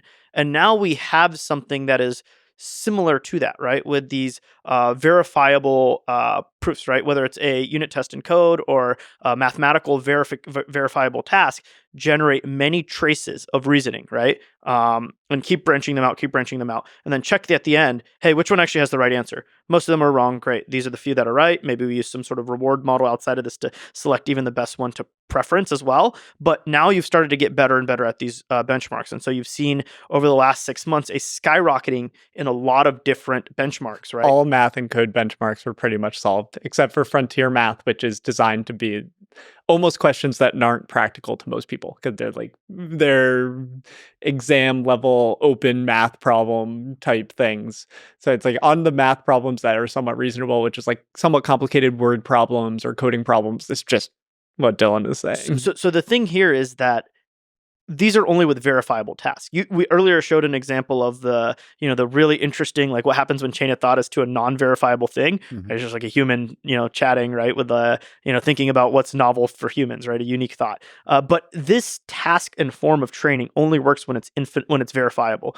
And from here, the thought is, okay, we can continue to scale this current training method by increasing the number of verifiable tasks.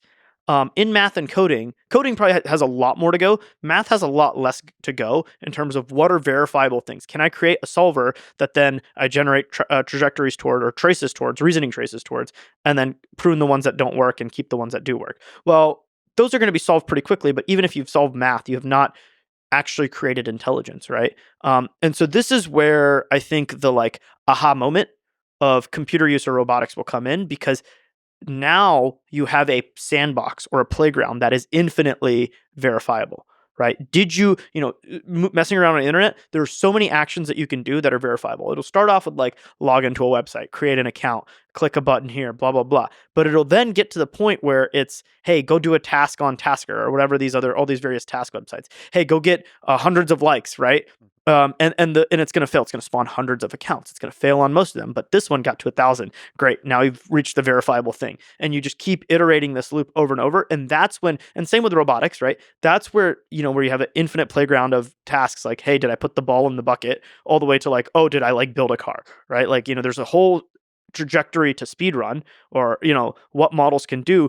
But at some point, I truly think that like, we'll spawn models, and initially all the training will be in sandboxes, but then at some point, the language model pre-training is going to be dwarfed by what is this reinforcement learning.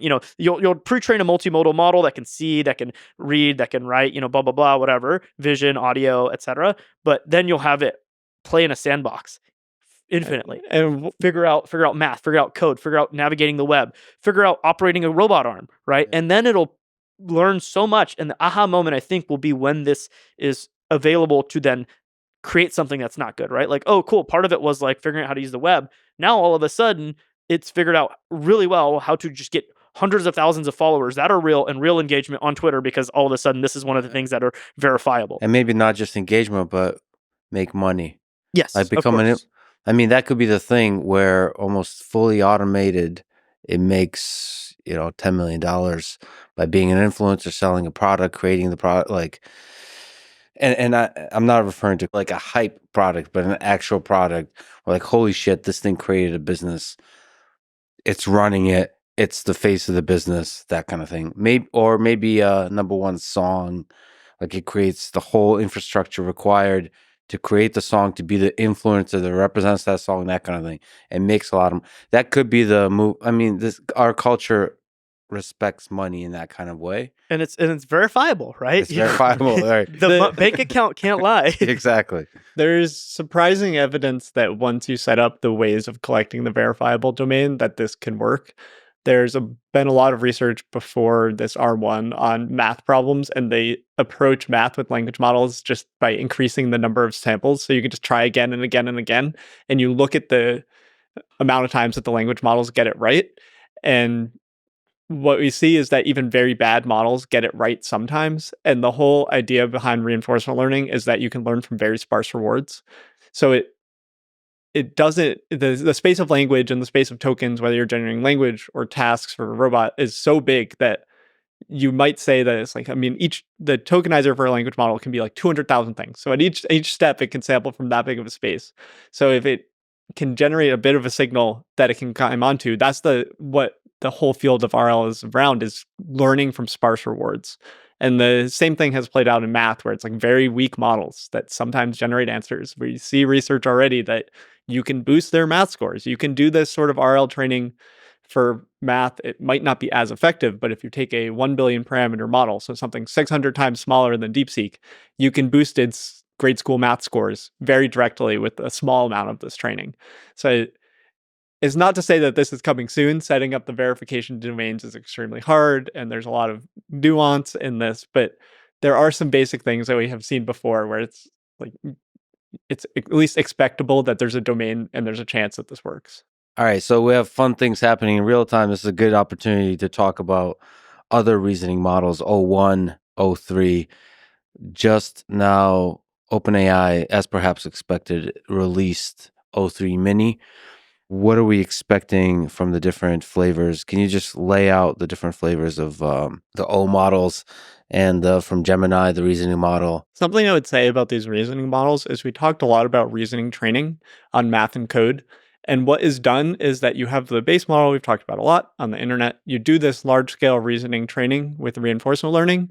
And then what the DeepSeek paper detailed in this R1 paper, which for me is one of the big open questions on how do you do this, is that they did reasoning heavy, but very standard post-training techniques after the large-scale reasoning RL. So they did the same things with a form of instruction tuning through rejection sampling, which is essentially heavily filtered instruction tuning with some reward models. And then they did this RLHF, but they made it math heavy. So some of this transfer, we looked at this philosophical example early on.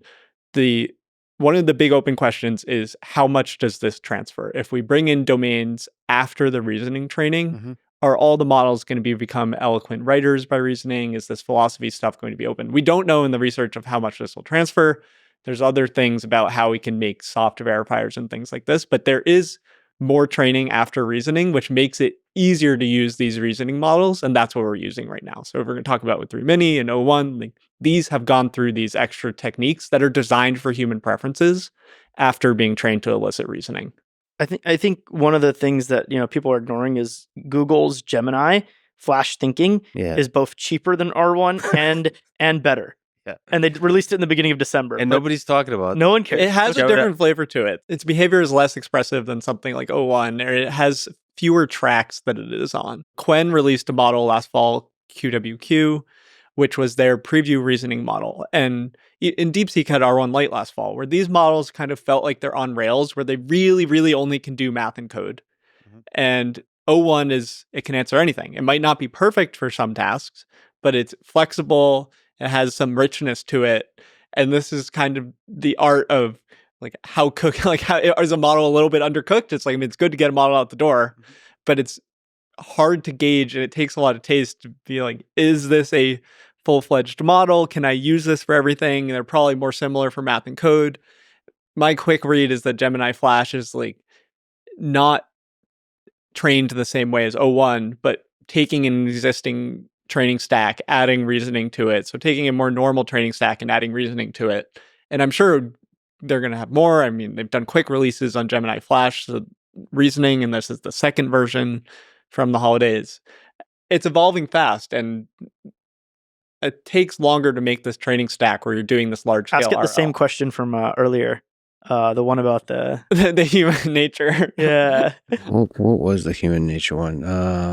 The way why I can ramble about this so much is that we've been working on this at AI2 before O1 was fully available to everyone, and before R1, which is essentially using this RL training for fine-tuning. We use this in our Tulu series of models, and you can elicit the same behaviors where you say wait and so much on, but it's so late in the training process that this kind of reasoning expression is much later.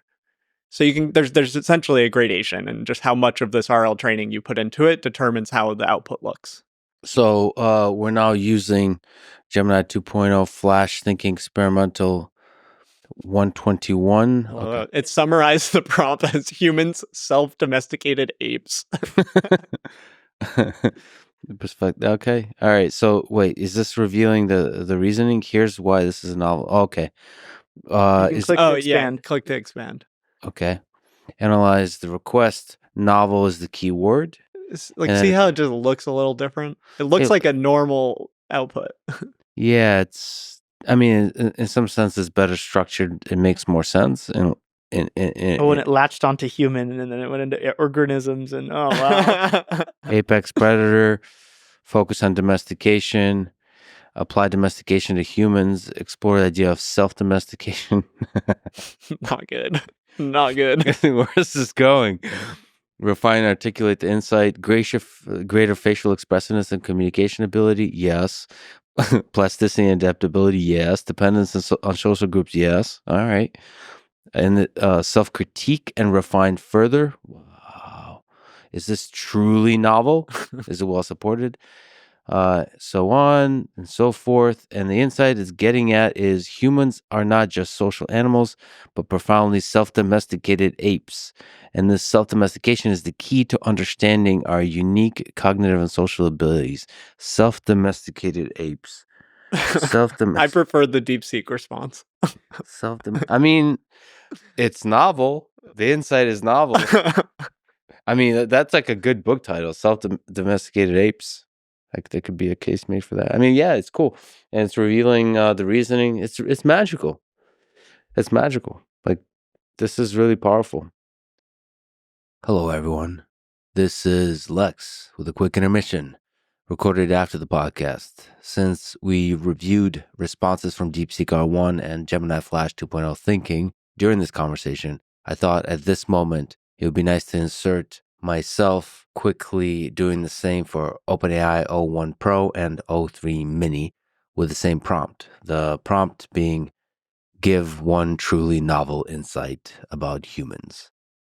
And I thought I would, in general, give my vibe check and vibe-based anecdotal report on my own experiences with the new O3 mini model now that I got a chance to spend many hours with it in different kinds of contexts and applications.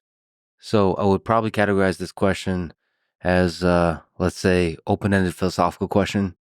And in particular, the emphasis on novelty, I think, is a nice way to test one of the capabilities of the model, which is come up with something that makes you pause and almost surprise you with its brilliance. So that said, my general review after running each of the models on this question a bunch of times is that O1 Pro consistently gave brilliant answers. Ones that gave me pause and made me think, both cutting in its insight and just really nicely phrased, with wit, with clarity, with nuance, over and over, consistently generating the best answers. After that is R1, which is less consistent, but again, delivered brilliance. Gemini Flash 2.0 Thinking was third. And last was O3 Mini, actually. It often gave quite a generic answer, at least to my particular sensibilities.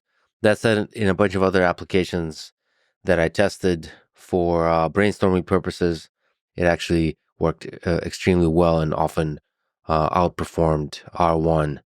But on this open-ended philosophical question, it did consistently worse. Now, another important element for each of these models is how the reasoning is presented. DeepSeek-R1 shows the full chain of thought tokens, which I personally just love. For these open-ended philosophical questions, it's really, really interesting to see the model think through it. But really also just stepping back, me as a person who appreciates intelligence and reasoning and reflection, reading these kind of chain of thought raw tokens of R1, there's something genuinely beautiful about observing the path of deliberation in an intelligent system. I think we don't always have that explicitly laid out for us humans. So to see it in another intelligent system, the nonlinearity of it, akin to Ulysses or Finnegan's Wake by James Joyce, it's just beautiful to watch. Anyway, as we discussed in the episode, DeepSeek-R1 talked about humans being able to convert selfish desires into cooperative systems by collectively pretending abstract rules like money laws and rights are real. And these shared hallucinations act as games where competition is secretly redirected to benefit the group, turning conflict into society's fuel. Gemini 2.0 Flash Thinking said, humans are not just social animals, but self-domesticated apes. And this self-domestication is the key to understanding our unique cognitive and social abilities. Now, it's important to say that the chain of thought there was really interesting. It was looking through the entire evolution of life on Earth, considering apex predators, and considering how from that we ended up to where we are.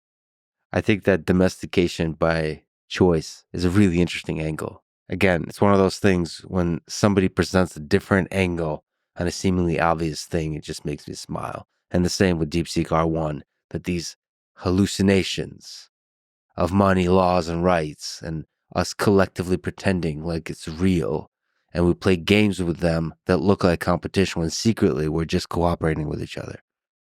And that is the fuel of progress. Beautifully put. Now, OpenAI O1 Pro consistently over and over delivered bangers. I can go through many of them, but the first one was humans are the only species that turns raw materials into symbolic resources, then uses those symbols to reorganize the very materials they came from, creating a closed feedback loop between meaning and matter. Here, I just ran it again. Banger after banger, I'm telling you. Humans are unique among known species in that they simultaneously rewrite two layers of reality, the external world and their own private mental landscapes, and then merge these two rewritten layers into a continuous personal narrative that feels objectively true. Feels true. This is poetry. Okay, and then O3 Mini High for me was smart, fast, actually, and kind of generic. Never quite got there for me. So here's the first one I got from O3 Mini. Humans are not fixed beings, but rather ongoing narratives, dynamic stories that we continuously write, edit, and reinterpret. This narrative plasticity is more than just memory or self-reflection. It's an intrinsic cognitive process that acts like an internal error correction system. It allows us to adapt our identities and values over time in response to new experiences, challenges, and social contexts. Now, it almost sneaks up to something approximating cutting insight with narrative plasticity in quotes. But then it goes back to the sort of the generic. I don't know. All of these models are incredible for different reasons. There's a lot of concerns, as we discussed in this episode, but there's a lot of reasons to be excited as well. And I've probably spoken for too long. I am severely sleep deprived, borderline delirious. So hopefully some of this made sense. And now, dear friends, back to the episode.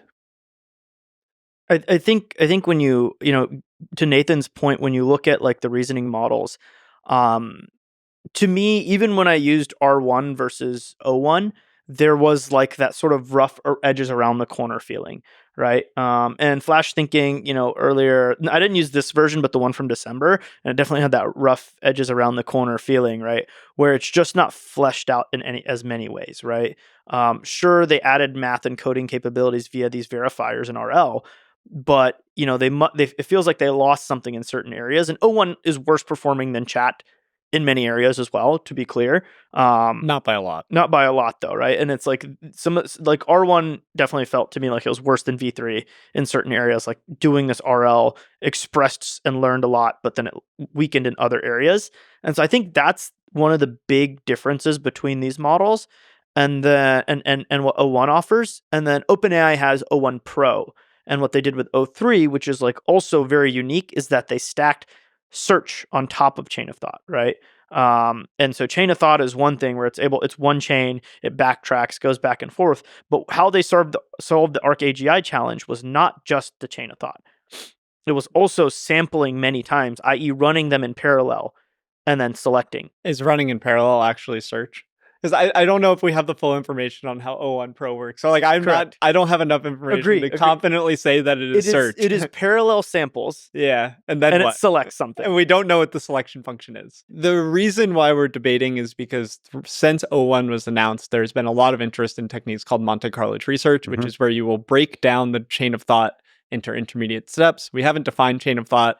Chain of thought is from a paper from years ago where you introduce the idea to ask a language model that at the time was much less easy to use. You would say, let's verify step by step, and it would induce the model to do this bulleted list of steps. Chain of thought is now almost a default in models where if you ask it a math question, you don't need to tell it to think step by step.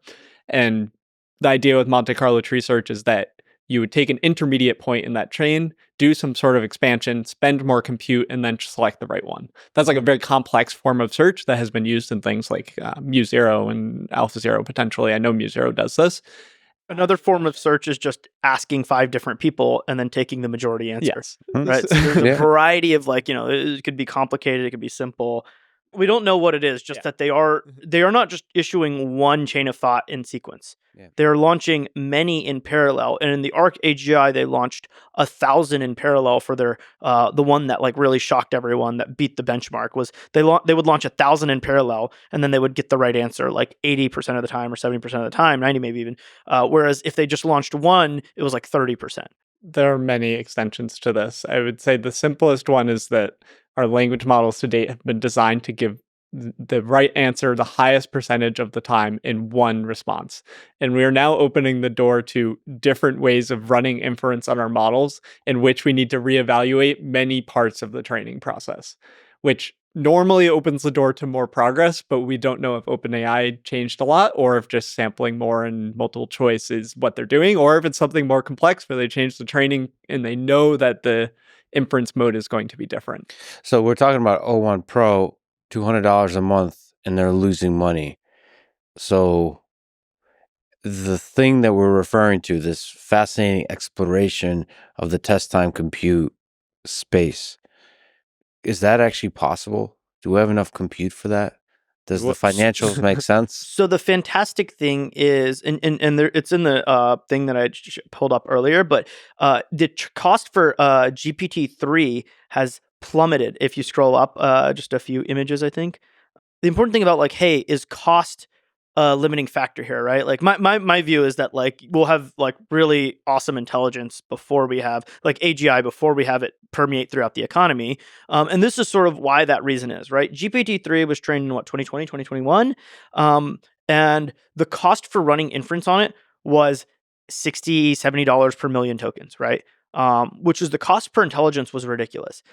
Now, as we scaled forward 2 years, we've had a 1200x reduction in cost to achieve the same level of intelligence as GPT-3. So here on the x-axis is time over just a couple of years, and on the y-axis is log scale dollars to run inference on a million tokens. Yeah, million. And so you have just a linear decline on log scale from GPT-3 through 3.5 to Llama. It's like 5 cents or something like that now, right? Which is versus $60, 1200x. That's not the exact numbers, but it's 1200x. I remember that number is the humongous cost per intelligence, right? Now the freak out over DeepSeek is, oh my god, they made it so cheap.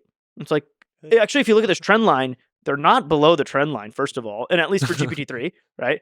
They are the first to hit it, right? Which is a big deal. But they're not below the trend line as far as GPT-3. Now we have GPT-4. What's going to happen with these reasoning capabilities, right? It's a mix of architectural innovations. It's a mix of better data, and it's going to be better training techniques, and all of these different better inference systems, better hardware, right? Going from each generation of GPU to new generations or ASICs, everything is going to take this cost curve down and down and down and down. And then can I just spawn 1,000 different LLMs to create a task and then pick from one of them, or whatever search technique I want, a tree, Monte Carlo tree search? Maybe it gets that complicated. Maybe it doesn't because it's too complicated to actually scale. Who knows? Bitter lesson, right? The question is I think when, not if, because the rate of progress is so fast, right?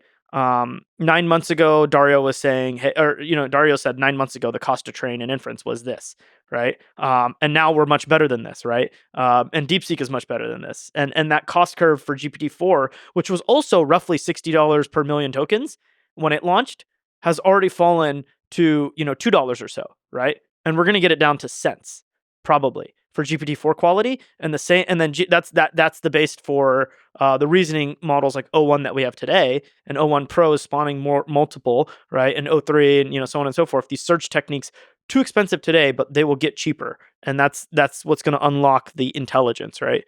So it'll get cheaper and cheaper and cheaper. The big DeepSeek-R1 release freaked everybody out because of the cheaper. One of the manifestations of that is NVIDIA stock plummeted. Can you explain what happened? I mean, and also just explain this moment and whether, if NVIDIA is going to keep winning. We're both NVIDIA bulls here, I would say. And in some ways, the market response is reasonable. Most of the market, NVIDIA's biggest customers in the US are major tech companies, and they're spending a ton on AI. And if a simple interpretation of DeepSeek is you can get really good models without spending as much on AI. So in that capacity, it's maybe these big tech companies won't need to spend as much on AI and go down. The actual thing that happened is much more complex, where there's social factors, where there's the rising in the App Store, the social contagion that is happening. And then I think some of it is just I don't trade. I don't know anything about financial markets, but it builds up over the weekend, where the social pressure, where it's if it was during the week and there was multiple days of trading when this was really becoming, but it comes on the weekend and then everybody wants to sell. And that is a social contagion. I think, and there were a lot of false narratives, which is hey, these guys are spending billions on models, right? And they're not spending billions on models. No one spent more than $1 billion on a model that's released publicly, right? GPT-4 was a couple $100 million, and then they've reduced the cost with 4.0, 4 Turbo 4.0, right? but billion-dollar model runs are coming, right? Mhm. This concludes pre-training and post-training, right? And then the other number is like, hey, DeepSeek didn't include everything, right? They didn't include, a lot of the cost goes to research and all this sort of stuff. A lot of the cost goes to inference. A lot of the cost goes to post-training. None of these things were factored. Yeah. It's research salaries, right? Like all these things are like counted in the billions of dollars that OpenAI is spending, but they weren't counted in the, hey, $6 million, $5 million that DeepSeek spent, right? So there's a bit of misunderstanding of what these numbers are. And then there's also an element of NVIDIA has just been a straight line up, right? And there's been so many different narratives that have been trying to push down NVIDIA. I don't say push down NVIDIA stock. Everyone is looking for a reason to sell or to be worried, right? It was Blackwell delays, right? Their GPU was, there's a lot of report. Every 2 weeks, there's a new report about their GPUs being delayed. There's the whole thing about scaling laws ending, right? It's so ironic, right? It lasted a month. It was just like literally just, hey, models aren't getting better, right? They're just not getting better. There's no reason to spend more. Pre-training scaling is dead. And then it's like, 01, 03, right? R1. R1, right? And now it's like, wait, models are they're progressing too fast. Slow down the progress. Stop spending on GPUs, right? Yeah. But the funniest thing I think that like comes out of this is Javon's paradox is true, right?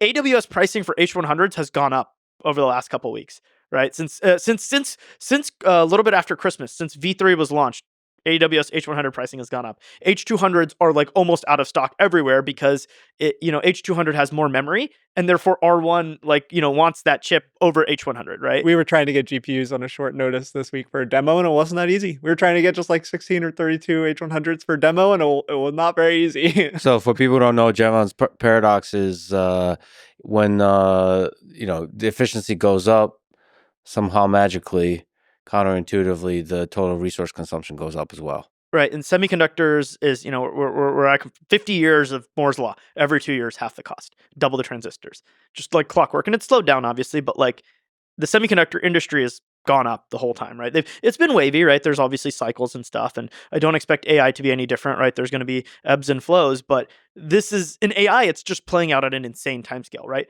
It was 2x every 2 years. This is 1200x in like 3 years. Right. So it's like the scale of improvement that is like hard to wrap your head around. Yeah, I was confused because to me, NVIDIA stock on that should have gone up, but maybe it went down because there's kind of suspicion of foul play on the side of China or something like this. But if you just look purely at the actual principles at play here, like it's obvious. Yeah, the Javon's more paradox. Progress that AI makes, or the higher the derivative of AI progress is, especially, you should, because NVIDIA's in the best place. The higher the derivative is, the sooner the market's going to be bigger and expanding, and NVIDIA's the only one that does everything reliably right now. Because it's not like an NVIDIA competitor arose. It's another company that's using NVIDIA. Who historically has been a large NVIDIA customer. Yeah. And has press releases about them cheering about being China's biggest NVIDIA customer, right? Like, yeah, it made obviously they've quieted down, but like I think that's like another element of it is that they don't want to say how many GPUs they have. Yeah. Because hey, they have H800s, yes, they have H20s, they also have some H100s, right? Which were smuggled in. Can you speak to that, to the smuggling? What's the scale of smuggling that's feasible for a nation state to do, for companies? Is it possible to? I think there's a few angles of smuggling here, right? One is ByteDance arguably is the largest smuggler of GPUs for China, right? China's not supposed to have GPUs. ByteDance has like over 500,000 GPUs. Why? Because they're all rented from companies around the world. They rent from Oracle, they rent from Google, they rent from all these and a bunch of smaller cloud companies too, right? All the neo clouds, right, of the world. They rent so many GPUs. They also buy a bunch, right? And they do this for mostly like what Meta does, right? Serving TikTok, right? Serving next best, right? Same discussion. Same as Meta, right? To be clear, that's today the use, right? And it's a valid use, right? Hack the dopamine circuit, right? Now that's theoretically now very much restricted with the AI diffusion rules, which happened in the last week of the Biden admin, and Trump admin looks like they're going to keep them, which limits like allies, even like Singapore, which Singapore is like 20% of NVIDIA's 30% of NVIDIA's revenue. But Singapore's had a moratorium on not building data centers for like 15 years because they don't have enough power. So where are they going? Oh my God. I mean, I'm not claiming they're all going to China, right? But a portion are, many are going to Malaysia, including Microsoft and Oracle have big data centers in Malaysia. Like, they're going all over Southeast Asia, probably India as well, right? Like there's stuff routing, but like the diffusion rules are very de facto. Like you can only buy this many GPUs from this country, and you can only rent a cluster this large to companies that are Chinese, right? Like they're very explicit on trying to stop smuggling, right? And a big chunk of it was, hey, let's random company buys 16 servers, ships them to China, right? There's actually I saw a photo from someone in the semiconductor industry who leads like a team for like networking chips that competes with NVIDIA. And he sent a photo of a guy checking into a first class United flight from San Francisco to Shanghai or Shenzhen with a super micro box that was this big, which can only contain GPUs, right? And he was booking first class because think about it, $3,000 to $5,000 for your first class ticket. Server cost, $240,000 in the US, $250,000. You sell it for $300,000 in China. Wait, you just got a free first class ticket and a lot more money. So it's like, and that's like small scale smuggling. Most of the large scale smuggling is like companies in Singapore and Malaysia, like routing them around or renting GPUs completely legally. I want to jump in. How much is the scale? I think there's been some number, like some people that are higher level economics understanding say that it's like as you go from 1 billion of smuggling to 10 billion, it's like you're hiding certain levels of economic activity. And that's the most reasonable thing to me, is that there's going to be some level where it's so obvious that it's easier to find this economic activity. And so my belief is that last year roughly so NVIDIA made 1 million H20s, which are legally allowed to be shipped to China, which we talked about is better for reasoning, right? Inference, at least. Not training, but reasoning inference, and inference generally. Then they also had, a couple 100,000, we think like 200 to 300,000 GPUs were routed to China from, Singapore, Malaysia, US, wherever. Companies spawn up, buy 16 GPUs, 64 GPUs, whatever it is, route it. And Huawei's known for having spun up a massive network of like companies to get the materials they need after they were banned in like 2018. So it's not like otherworldly. But I agree, right? Nathan's point is like, hey, you can't smuggle up $10 billion of GPUs. And then the third sort of source, which is just now banned, and which wasn't considered smuggling, but is China is renting I believe from our research, right? Oracle's biggest GPU customer is ByteDance, right? And for Google, I think it's their second biggest customer, right? And so and you go down the list of clouds, and especially these smaller cloud companies that aren't like the hyperscalers, right?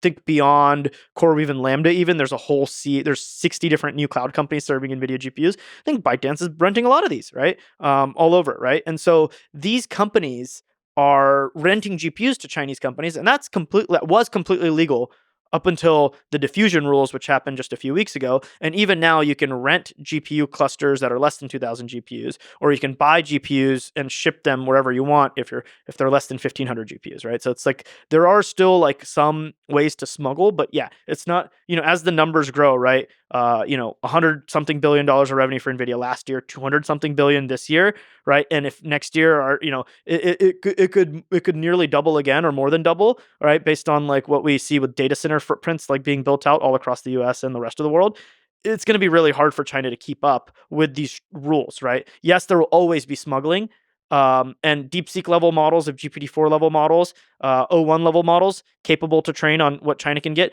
even the next tier above that.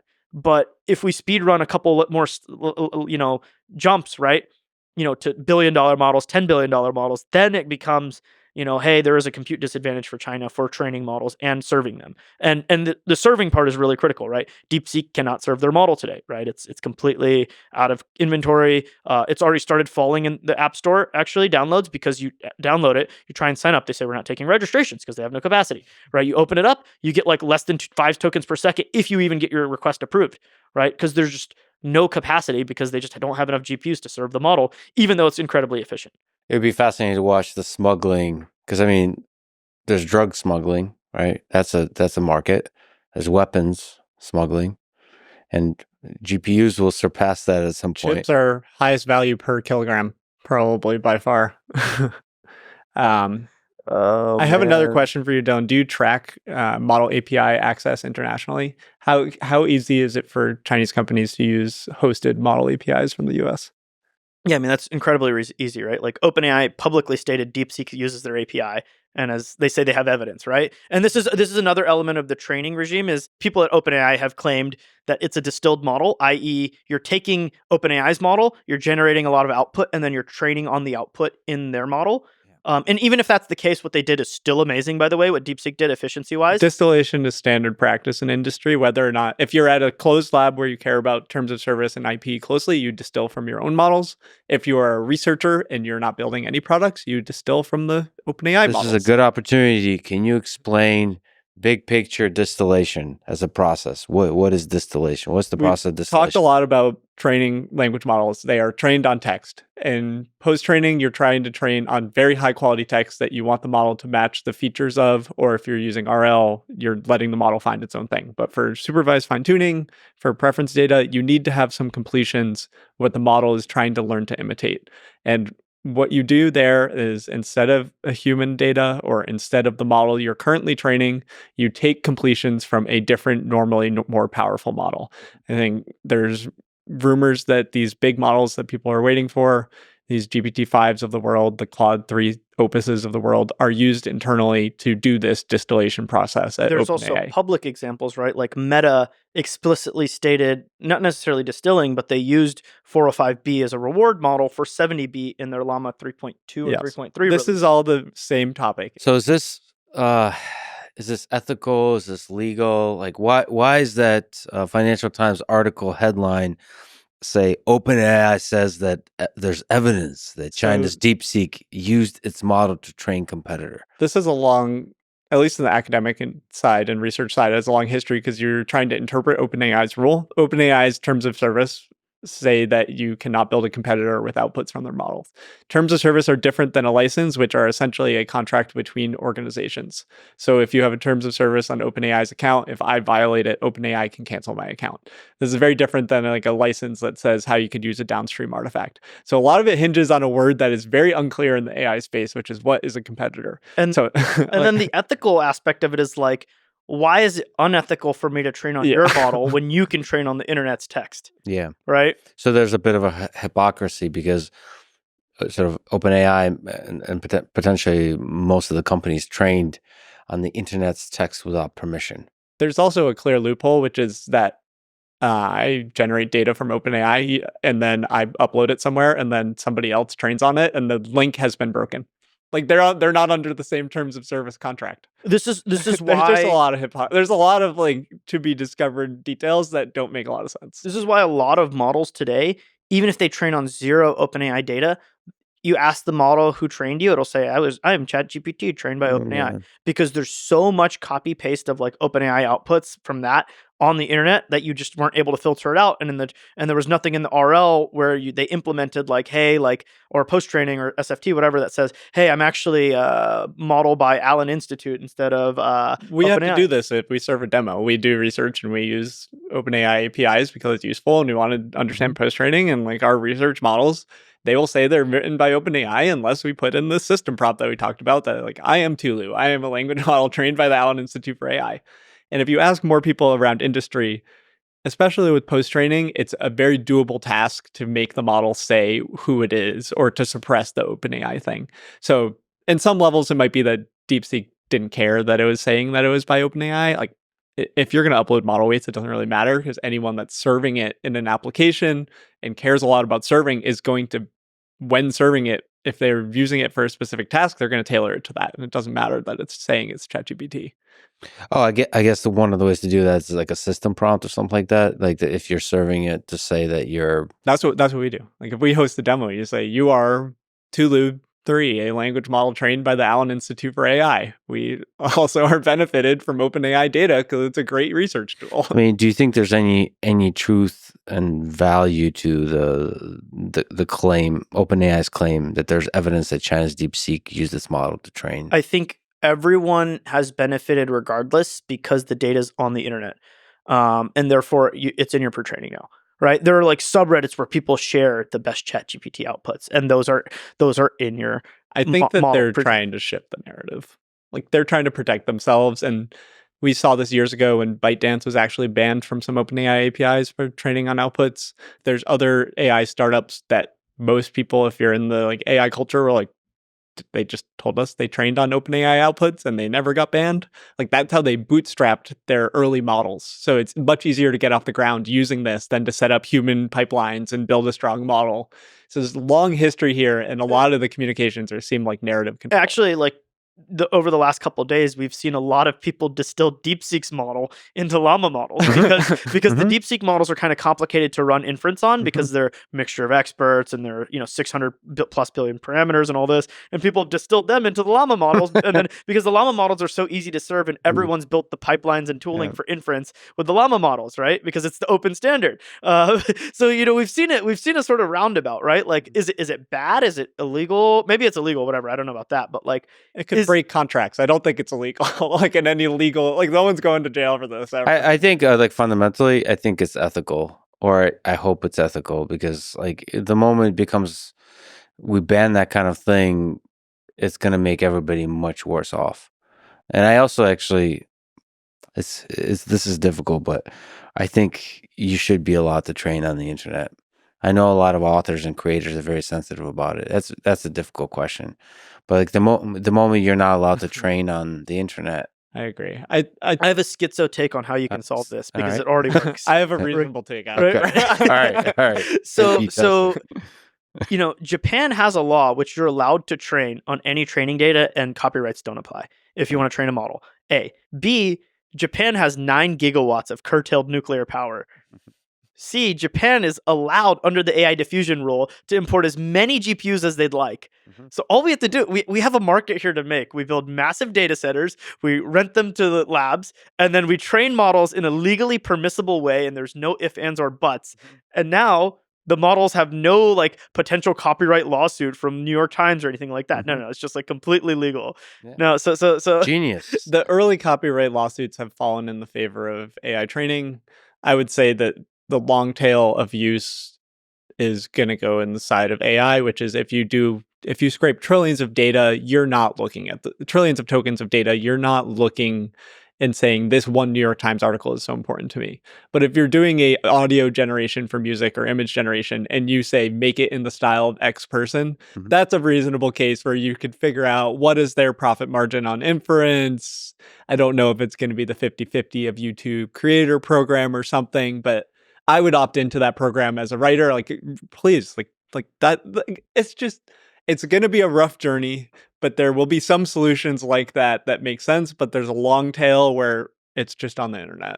I think one of the other aspects of that Financial Times article implied, and so that leads to a more general question. Do you think how difficult is spying, espionage, and stealing of actual secret code and data from inside companies? How much of that is being attempted? Code and data is hard, but ideas is easy. Silicon Valley operates on the way that top employees get bought out by other companies for a pay raise, and a large reason why these companies do this is to bring ideas with them.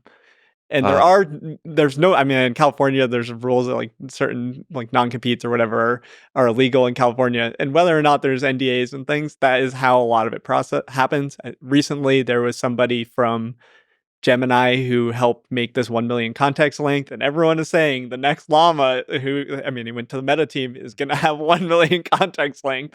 And that's kind of how the world works. As far as like industrial espionage and things, that has been greatly successful in the past, right? The Americans did it to the Brits, the Chinese have done it to the Americans, right? And so on and so forth. It is a fact of life. And so like to argue industrial espionage can be stopped is probably unlikely. You can make it difficult, but even then, like there's all these stories about like, hey, F-35 and F-22 have already been like sort of like given to China in terms of design plans and stuff. Code and stuff like between, I say companies, not nation states, is probably very difficult. But ideas are discussed a lot, right? Whether it be a house party in San Francisco or a company changing employees or the always the like mythical honeypot that always gets talked about, right? Like someone gets honeypotted, right? Because everyone working on AI is a single dude who's in their 20s and 30s. Not everyone, but like an insane amount of insane percentages.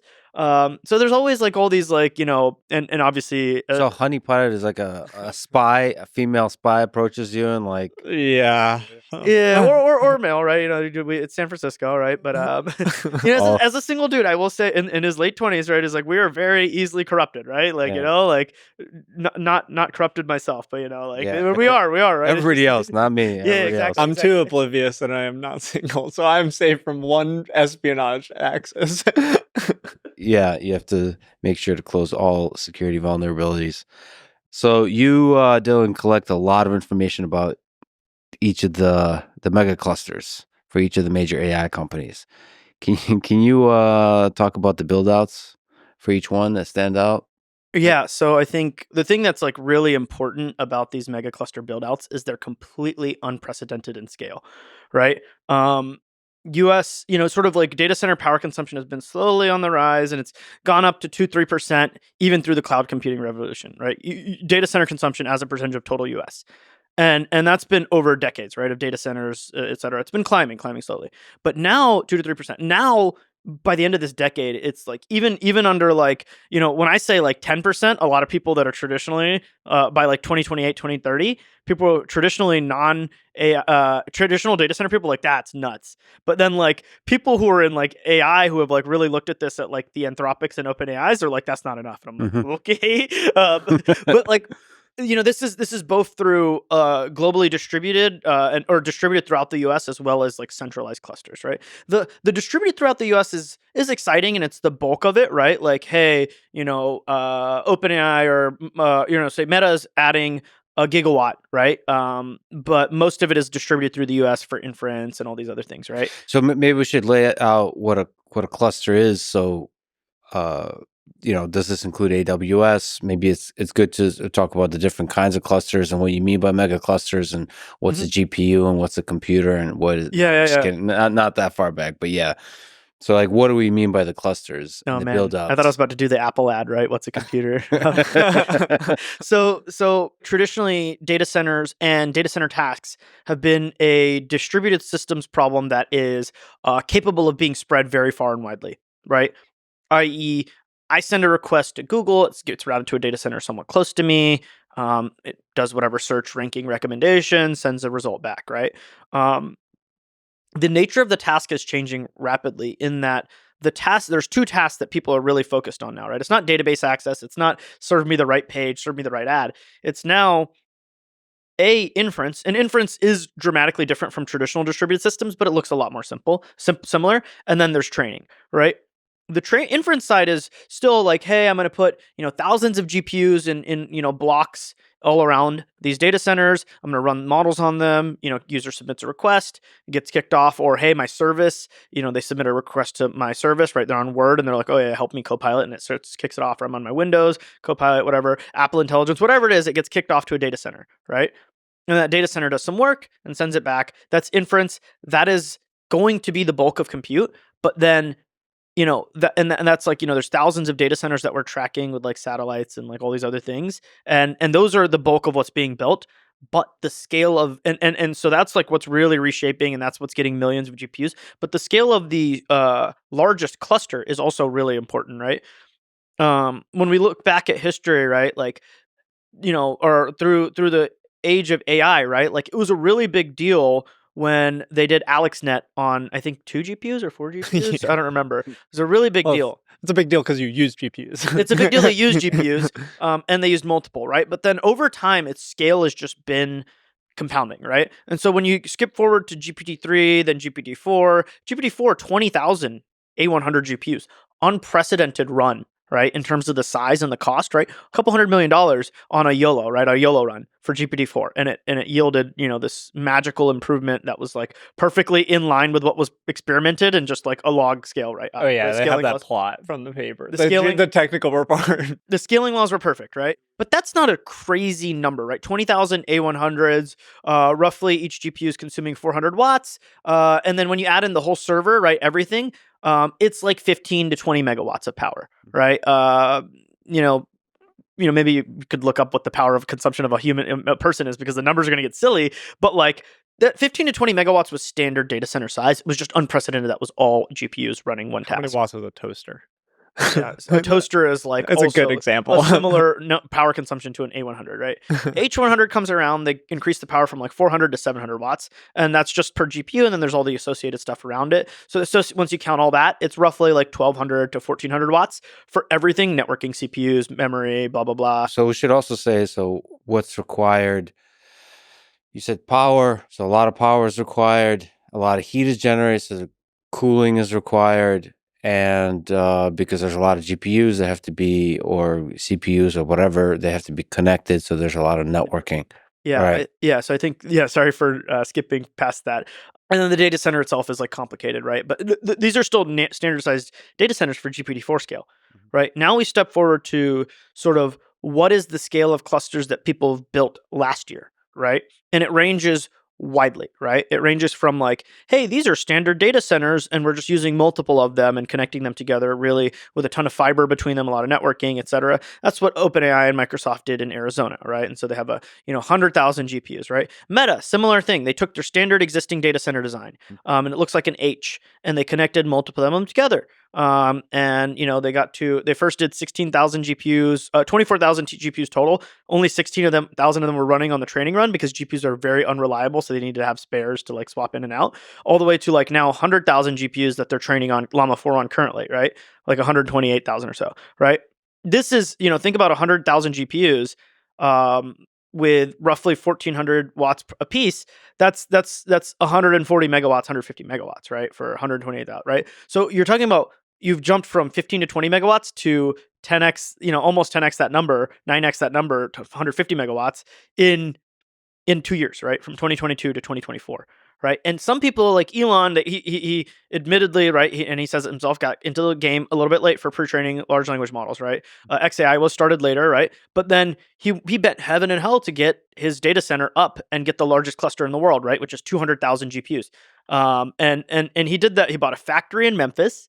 He's upgrading the substation, but at the same time, he's got a bunch of mobile power generation, a bunch of single cycle combine. He tapped the natural gas line that's right next to the factory and is just pulling a ton of gas, burning gas. He's generating all this power. He's in a factory, in an old appliance factory that's shut down and moved to China long ago, right? Like, and he's got 200,000 GPUs in it.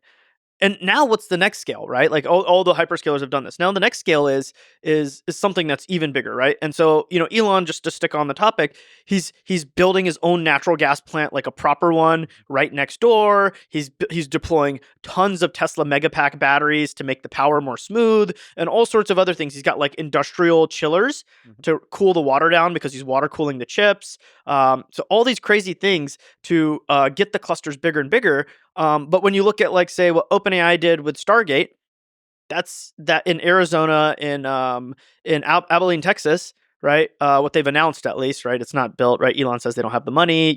There's some debates about this. But at full scale, at least the first section is like definitely money's accounted for, but there's multiple sections. But full scale, that data center is going to be 2.2 gigawatts, right? 2,200 megawatts of power in, and roughly like 1.8 gigawatts or 1,800 1,800 megawatts of power delivered to chips, right? Now, this is an absurd scale. 2.2 gigawatts is like more than most cities, right? To be clear, and it delivered to a single cluster that's connected to do training, right? To train these models, to do both the pre-training, the post-training, all of this stuff, right? This is insane. It is. What is a nuclear power plant And again? everyone is doing this, right? Everyone is doing this, right? Meta in Louisiana, right? They're building 2 natural gas plants, massive ones, and then they're building this massive data center.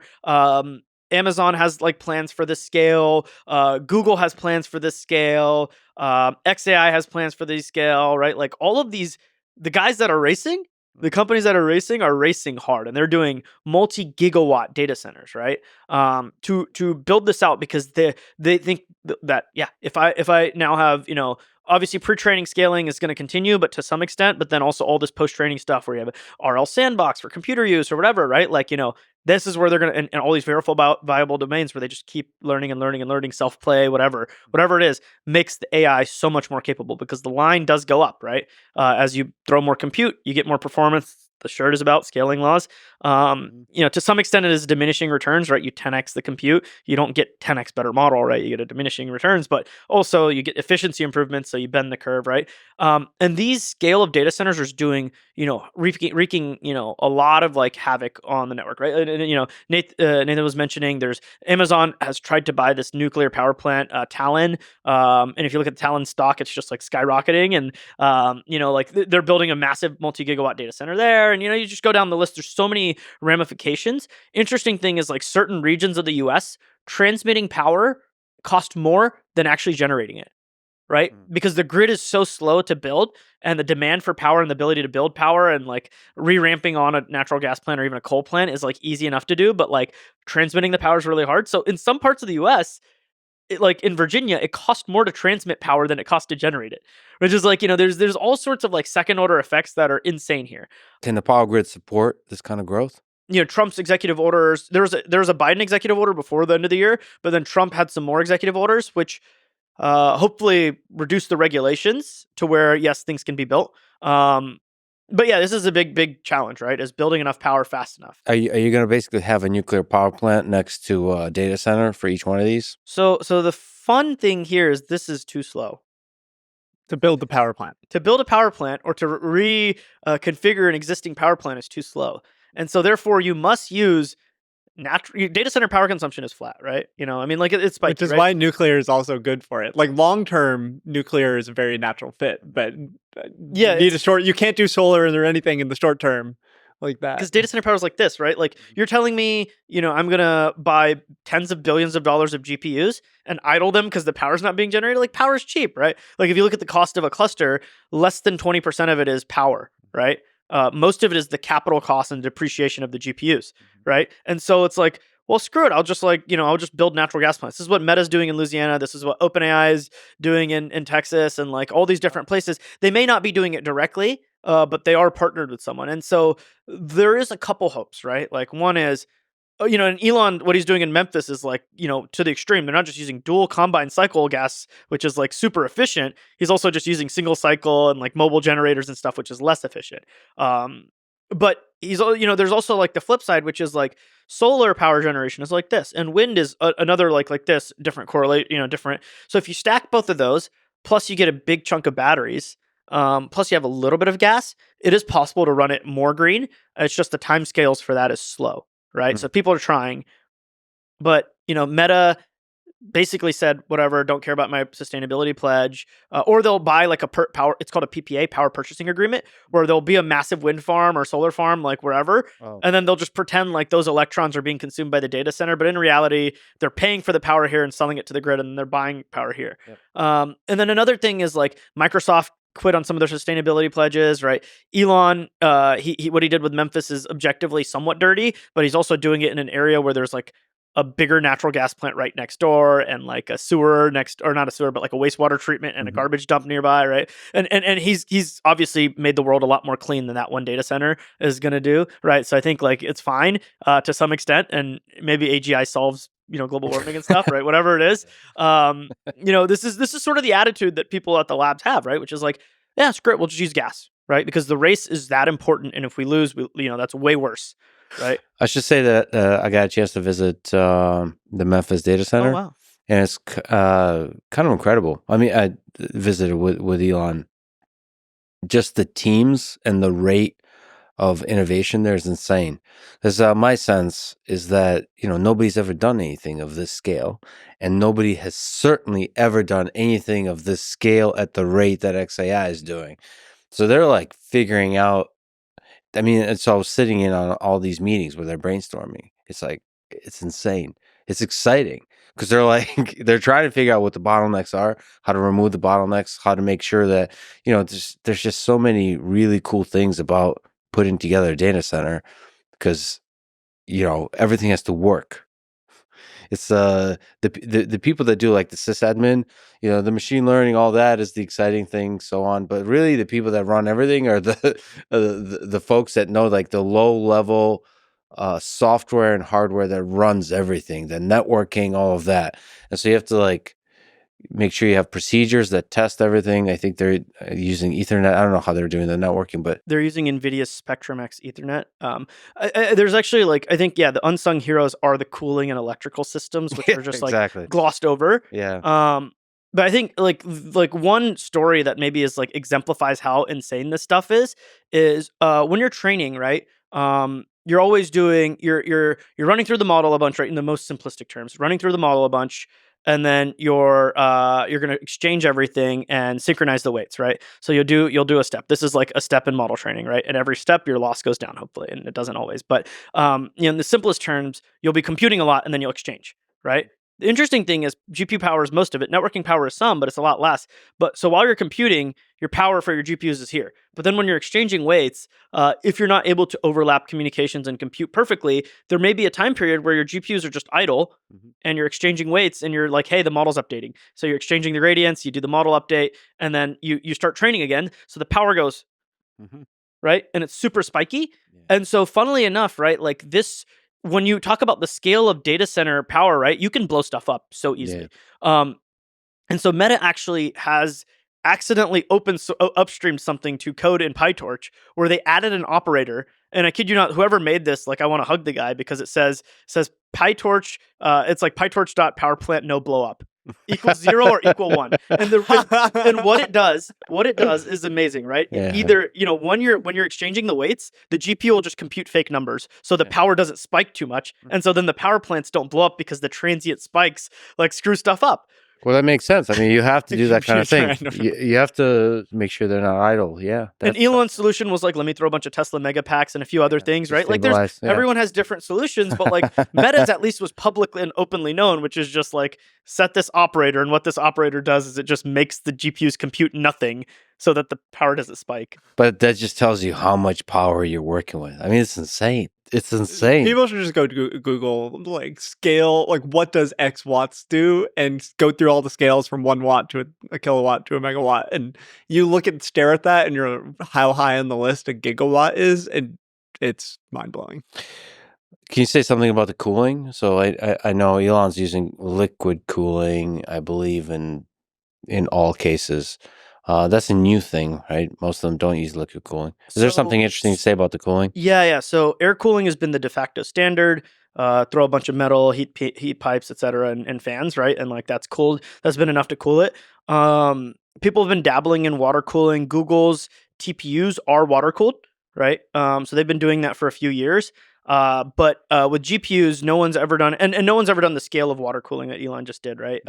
Now, next generation NVIDIA is for the highest end GPU, it is mandatory water cooling. You have to water cool it. But Elon did it on this current generation, and that required a lot of stuff, right? If you look at some of the satellite photos and stuff of the Memphis facility, there's all these external water chillers that are sitting basically. It looks like a semi-truck pod thing. What's it called? The container. But really, those are water chillers, and he has 90 of those water chillers just sitting outside. 90 different containers, right, with water, that chill the water, bring it back to the data center, and then you distribute it to all the chips, pull all the heat out, and then send it back, right? And this is both a way to cool the chips, but also an efficiency thing. All right, and going back to that sort of 3-vector thing, right? There is memory bandwidth, flops, and interconnect. The closer the chips are together, the easier it is to do high-speed interconnects, right? And so this is also a reason why you're going to go water cooling is because you can just put the chips right next to each other and therefore get higher speed connectivity. I got to ask you, so in one of your recent posts, there's a section called cluster measuring contest. So there's another word there, but I won't say it, who's got the biggest now and who's going to have the biggest? Today, individual largest is Elon, right? Elon's cluster in Memphis, 200,000 GPUs, right? Meta has 128,000, OpenAI has 100,000 now. Now, to be clear, other companies have more GPUs than Elon. They just don't have them in one place, right? And for training, you want them tightly connected. There's some techniques that people are researching and working on that let you train across multiple regions, but for the most part, you want them all in one area, right? So you can connect them with high-speed networking. And so, Elon today has 200,000 H100s and 100,000 H100s, 100,000 H200s, right? Meta, OpenAI, and Amazon all have on the scale of 100,000, a little bit less. But this year, people are building much more, right? Anthropic and Amazon are building a cluster of 400,000 Trainium 2, which is Amazon's specific chip, trying to get away from NVIDIA, right? Meta and OpenAI have scales for hundreds of thousands, but by next year, you'll have like 500,000 to 700,000 GPU clusters. And note, those GPUs are much higher power consumption than existing ones, right? Hopper 700 watts, Blackwell goes to 1200 watts, right? So the power per chip is growing and the number of chips is growing, right? Nuts. You think Elon said he'll get to 1 million. You think that's actually feasible? I mean, I don't doubt Elon, right? The filings that he has for the power plant and the Tesla battery packs, it's clear he has some crazy plans for Memphis. Like permits and stuff is open record, right? But it's not quite clear that, what the timescales are. I just never doubt Elon, right? He's going to surprise us. So what's the idea with these clusters? If you have 1 million GPUs, what percentage in, let's say 2-3 years is used for training, and what percent pre-training, and what percent is used for the actual computation? So these mega clusters make no sense for inference, right? You could route inference there and just not train. But most of the inference capacity is being, hey, I've got a 30 megawatt data center here, I've got 50 megawatts here, I've got 100 here, whatever. I'll just throw inference in all of those because the mega clusters, right, multi-gigawatt data centers, I want to train there because that's where all of my GPUs are co-located, where I can put them at a super high networking speed connected together, right? Because that's what you need for training. Now, with pre-training, this is the old scale, right? You would increase parameters, you'd increase data, model gets better. That doesn't apply anymore because there's not much more data in the pre-training side, right? Yes, there's video and audio and image that has not been fully taken advantage of, so there's a lot more scaling. But a lot of people have taken transcripts of YouTube videos, and that gets you a lot of the data. It doesn't get you all of the learning value out of the video and image data, but there's still scaling to be done on pre-training. But this post-training world is where all the flops are going to be spent, right? The model's going to play with itself. It's going to self-play. It's going to do verifiable tasks. It's going to do computer use in sandboxes. It might even do simulated robotics things, right? All of these things are going to be environments where compute is spent in quote unquote post-training. But I think it's going to be good. We're going to drop the post from post-training. Yeah, it's going to be pre-training and it's going to be training, I think. The return of the king. At some point. Because for the bulk of the last few years, pre-training has dwarfed post-training. Mm-hmm. But with these verifiable methods, especially ones that scale really, potentially infinitely, like computer use and robotics, not just math and coding, right, where you can verify what's happening, those infinitely verifiable tasks, it seems you can spend as much compute as you want on them. Especially at the context length increase, because at the end of pre-training is when you increase the context length for these models. And we've talked earlier in the conversation about how the context length, when you have a long input, is much easier to manage than output. And a lot of these post-training and reasoning techniques rely on a ton of sampling, and it's becoming increasingly long context. So there's just your compute efficiency goes down. I think flops is the standard for how you measure it, but with RL, and you have to do all these things where you move your weights around in a different way than at pre-training and just generation, it's going to become less efficient, and flops is going to be less of a useful term. And then as the infrastructure gets better, it's probably going to go back to flops. So all of the things we've been talking about is most likely going to be NVIDIA, right? Is there any competitors? Google, I kind of ignored them. What's the story with TPU? What's the story with TPU? What's the TPU is awesome, right? It's great. Google they're a bit more tepid on building data centers for some reason. They're building big data centers. Don't get me wrong, and they actually have the biggest cluster. I was talking about NVIDIA clusters. They actually have the biggest cluster. Period. But the way they do it is very interesting, right? They have two sort of data center super regions, right? In that the data center isn't physically all of the GPUs aren't physically on one site, but they're 30 miles from each other. Or not GPUs, TPUs, right? They have in Iowa and Nebraska, they have 4 data centers that are just right next to each other. Why doesn't Google flex its cluster size? Go to multi-data center training. There's good images in there, so I'll show you what I mean. It's just SemiAnalysis multi-data center. So this is like, so this is an image of like what a standard Google data center looks like. By the way, their data centers look very different than anyone else's data centers. What are we looking at here? So these are, so if you see this image, right, in the center, there are these big rectangular boxes, right? Those are where the actual chips are kept. And then if you scroll down a little bit further, you can see there's like these water pipes, there's these chiller cooling towers in the top, and a bunch of like diesel generators. The diesel generators are backup power. The data center itself is look physically smaller than the water chillers, right? So the chips are actually easier to like keep together, but then like cooling all the water for the water cooling is very difficult, right? So Google has like a very advanced infrastructure that no one else has for the TPU.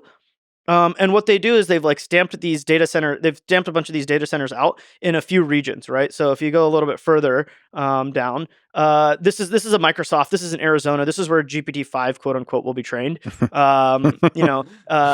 it doesn't exist already. Yeah, if it doesn't exist already. But each of these data centers, right? I've shown a couple images of them. They're really closely co-located in the same region, right? Nebraska, Iowa, and then they also have a similar one in Ohio complex, right? And so these data centers are really close to each other. And what they've done is they've connected them super high bandwidth with fiber. And so these are just a bunch of data centers. And the point here is that Google has a very advanced infrastructure, very tightly connected in a small region. So Elon will always say have the biggest cluster fully connected, right? Because it's all in one building, right? And he's completely right on that, right? Google has the biggest cluster, but you have to spread over 3 sites, and by a significant margin, but you have to go across multiple sites. Why doesn't Google compete with NVIDIA? Why don't they sell TPUs? I think there's a couple problems with it. It's like, one, TPU has been a form of allowing search to be really freaking cheap and build models for that, right? And so like a big chunk of the search GPU purchases or TPU purchases, or big chunk of Google's purchases and usage, all of it is for internal workloads, right? Whether it be search, now Gemini, right? YouTube, all these different applications that they have, ads. These are where all their TPUs are being spent, and that's what they're hyper-focused on, right? And so there's certain aspects of the architecture that are optimized for their use case that are not optimized elsewhere, right? One simple one is they've open sourced the Gemma model and they called it Gemma 7B, right? But then it's actually 8 billion parameters because the vocabulary is so large.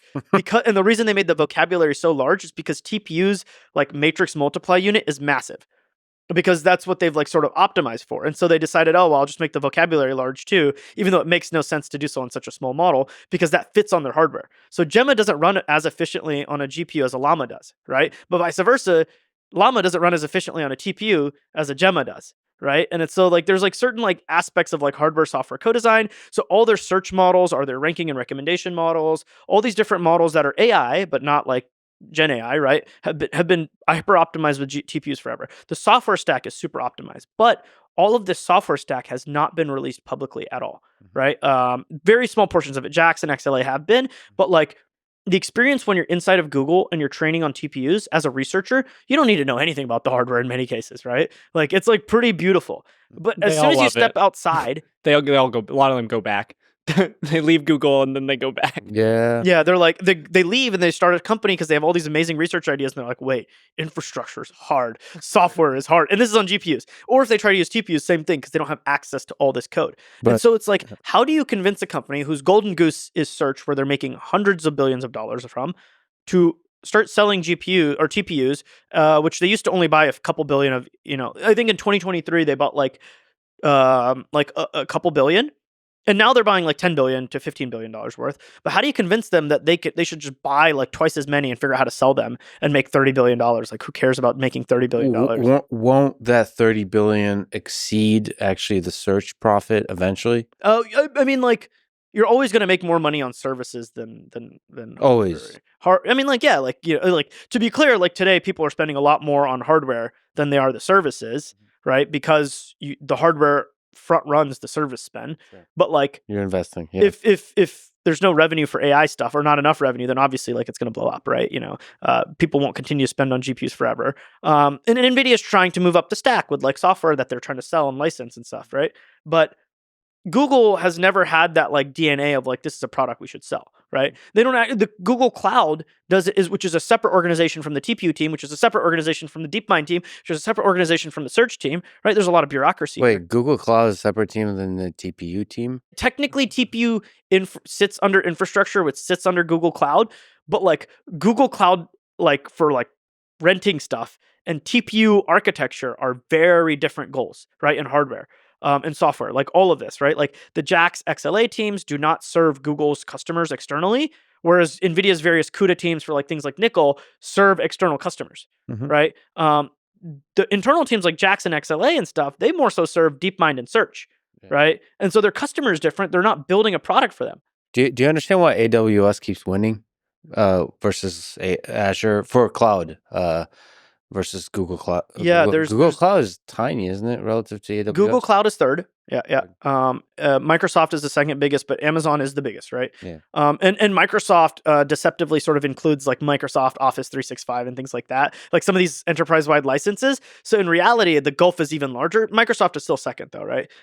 Amazon is way bigger. Why? Because using AWS is better and easier, and in many cases, it's cheaper. And it's first. Yeah. It was first. Yeah, but there's a lot of things that are first.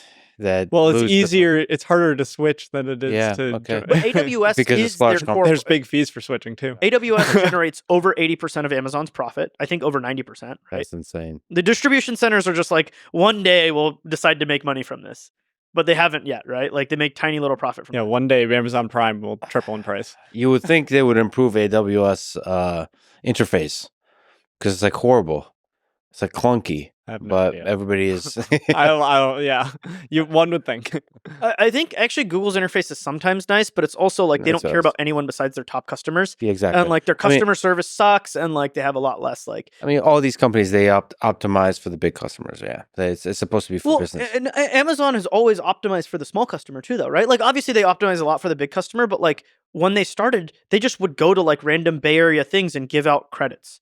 Right. And then they like, or just put in your credit card and use us. Right. Like it's back in the early days. So the business has grown with them. Right. And burgeoned. So like, why is Snowflake all over Amazon? Because Snowflake in the beginning, when Amazon didn't care about them, was still using Amazon. Right. And then of course, one day Snowflake and Amazon has a super huge partnership. But like, this is the case. Like Amazon's user experience and quality is better. Also, a lot of the silicon they've engineered makes them have a lower cost structure in traditional cloud storage, CPU, networking, that kind of stuff than in databases, right? Like, I think like 4 of Amazon's top 5 revenue products, margin products, are like gross profit products, are all database related products, like Redshift and like all these things, right? Like, so Amazon has a very like good silicon to a user experience, like entire pipeline with AWS. I think Google, their silicon teams, yeah, they have awesome silicon internally, TPU, the YouTube chip, some of these other chips that they've made, and the problem is they're not serving external customers; they're serving internal customers, right? NVIDIA's entire culture is designed from the bottom up to do this. There's this recent book, The NVIDIA Way by Take Him,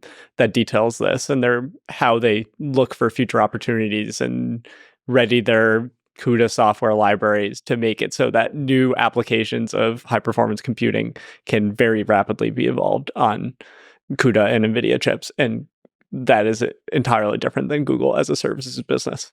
Yeah, I mean, NVIDIA, it should be said, is a truly special company. Like, I mean, they're the culture, everything, they're really optimized for that kind of thing. Speaking of which, is there somebody that can even challenge NVIDIA hardware-wise? Intel, AMD? I really don't think so. We went through a very long process of working with AMD on training on their GPUs, inference and stuff, and they're decent. Their hardware is better in many ways than NVIDIA's. The problem is their software is really bad, and I think they're getting better, right? They're getting better faster, but the gulf is so large, and like they don't spend enough resources on it, or haven't historically, right? Maybe they're changing their tune now, but for multiple months we were submitting the most bugs, right? Like us, SemiAnalysis, right? Like, what the fuck? Like, why are we submitting the most bugs, right? Because they only cared about their like biggest customers, and so they'd ship them a private image, blah blah blah, and it's like, okay, but like, I am just using PyTorch and I want to use the publicly available libraries, and like you don't care about that, right? So they're getting better, but like I think AMD is not possible. Intel's obviously in dire straits right now, and needs to be saved somehow. Very important for national security, for American technology dominance. Can you explain the obviously? So why are they in dire straits? Going back to earlier, only 3 companies can R&D, right? Yeah. Taiwan, Hsinchu, Samsung, Pyongyang, and then Intel Hillsboro.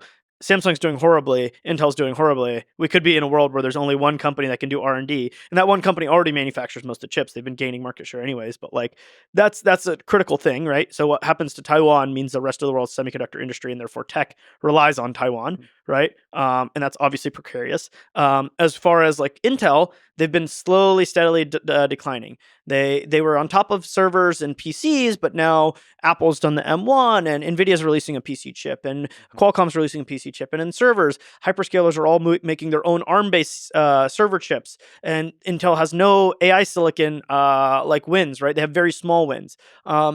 And they never got into mobile because they said no to the iPhone, and like all these things have compounded, and they've lost their process technology leadership, right? They were ahead for 20 years and now they're behind by at least a couple years, right? And they're trying to catch back up, and we'll see if like their 18A, 14A strategy works out where they try and leapfrog TSMC. But like, and Intel's just like losing tons of money anyways, right? And they just fired their CEO, even though the CEO was the only person who understood the company well, right? We'll see. He was not the best, but he was pretty good, relatively. Technical guy. Where does Intel make most of its money? The CPUs still, right? PCs and data center CPUs, yeah. But data center CPUs are all going cloud, and Amazon, Microsoft, Google are making ARM-based CPUs. And then PC side, AMD's gained market share. NVIDIA's launching a chip. That's not going to be a success, right? MediaTek, Qualcomm have launched chips. Apple's doing well, right? Like they could get squeezed a little bit in PC, although PC generally, I imagine, will just stick Intel mostly for Windows side. Let's talk about the broad AI race. Who do you think wins? We talked about Google. The Meta, the default xAI. leader has been Google because of their infrastructure advantage.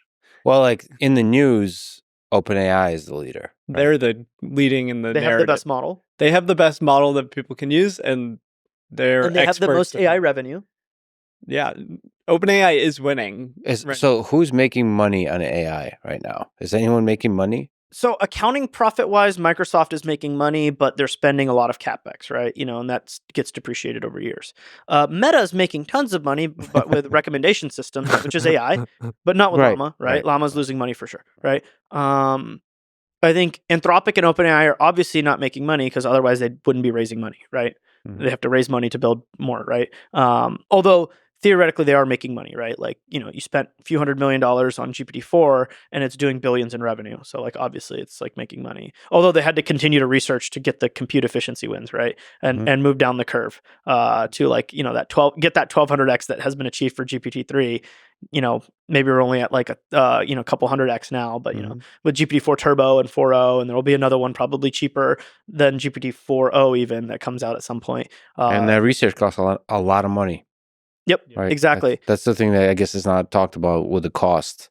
That when you're referring to the cost of the model, it's not just the training or the test runs; it's the actual research, the manpower. To do things like reasoning. Right now that exists, they're going to scale it. They're going to do a lot of research still. I think the people focus on the payback question, but it's really easy to like just be like, well, like. GDP is humans and industrial capital, right? And if you can make intelligence cheap, then you can grow a lot, right? That's the sort of dumb way to explain it, but that's sort of what basically the investment thesis is. I think only NVIDIA is actually making tons of money, and other hardware vendors. The hyperscalers are all on paper making money, but in reality, they're like spending a lot more on purchasing the GPUs, which you don't know if they're still going to make this much money on each GPU in 2 years, right? You don't know if all of a sudden OpenAI goes kapoof, and now Microsoft has like hundreds of thousands of GPUs they were renting to OpenAI that they paid for themselves with their investment in them. That no longer have a customer, right? Like this is always a possibility. I don't believe that, right? I think OpenAI will keep raising money. I think others will keep raising money because the investments, the returns from it are going to be eventually huge once we have AGI. So do you think multiple companies will get? Let's assume. I don't think it's winner take all. Okay. So it's not let's not call it AGI, whatever. It's like a single day. It's a gradual Powerful thing, AI, super powerful AI. but it's a gradually increasing set of features that are useful and make a lot of money. Rapidly increasing set of features. Rapidly increasing set of features. So you're saying a lot of companies will be. It just seems absurd that all of these companies are building gigantic data centers. There are companies that will benefit from AI, but not because they trained the best model. Like Meta has so many avenues to benefit from AI in all of their services. People are there, people spend time on Meta's platforms, and it's a way to make more money per user per hour. Yeah, it seems like Google X/xAI/Tesla, important to say, and then Meta will benefit not directly from the AI, like the LLMs, but from the intelligence, like the additional boost of intelligence to the products they already sell. So whether that's the recommendation system, or for Elon, who's been talking about Optimus, the robot, potentially the intelligence of the robot. And then you have personalized robots in the home, that kind of thing. He thinks it's a 10 plus $trillion business, which Yeah, sure. At some point, maybe. Not soon, but who knows what robotics will let's do a TAM analysis, right? 8 billion humans, and let's get 8 billion robots, right? And let's pay them the average salary, and yeah, there we go, 10 trillion, more than 10 trillion. Yeah, I mean, if there's robots everywhere, why does it have to be just 8 billion robots? Yeah, of course. I'm gonna have like one robot. You're gonna have like 20. Yeah, I mean, I see a use case for that. So yeah, I guess the benefit would be in the products they sell, which is why OpenAI is in a trickier position because all of the value of OpenAI right now as a brand is in ChatGPT, and there is actually not that, for most users, there's not that much of a reason that they need OpenAI to be spending billions and billions of dollars on the next best model when they could just license Llama 5 and for be way cheaper. So that's kind of like ChatGPT is an extremely valuable entity to them. but they could make more money just off that than the chat application is clearly like does not have tons of room to continue, right? Like the standard chat, right, where you're just using it for random questions and stuff, right?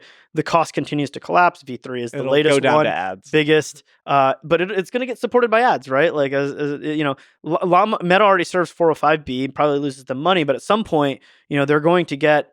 The models are going to get so cheap that they can just serve them for free with ad supported, right? And that's what Google is going to be able to do. And that's obviously they've got a bigger reach, right? So chat is not going to be the only use case. It's like these reasoning, code, agents, computer use, all this stuff is where OpenAI has to actually go to make money in the future. Otherwise, they're kaputs. But X, Google, and Meta have these other products. So isn't it likely that OpenAI and Anthropic disappear eventually?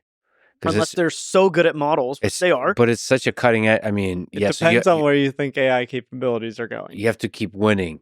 Yes. You have to keep winning as you climb. Even if the AI capabilities are going super rapidly, awesome into the direction of AGI, like there's still a boost for X in terms of data, Google in terms of data, Meta in terms of data, in terms of other products and the money and there's just huge amounts of money. The whole idea is human data is kind of tapped out. We don't care. We all care about self-play, verifiable tasks. So self-play, think about AWS, which is an R&D problem. AWS does not make a lot of money on each individual machine. And the same can be said for the most powerful AI platform, which is even though the calls to the API are so cheap, there's still a lot of money to be made by owning that platform. And there's a lot of discussions as it's the next compute layer. You have to believe that, and there's a lot of discussions that tokens and tokenomics and LLM APIs are the next compute layer or the next paradigm for the economy, kind of like energy and oil was. But there's also like, you have to sort of believe that APIs and chat are not where AI is stuck, right? It is actually just tasks and agents and robotics and computer use. And those are the areas where all the value will be delivered, not API, not chat application. Right. So is it possible it all just becomes a commodity and you have the very thin wrapper like Perplexity? Just joking.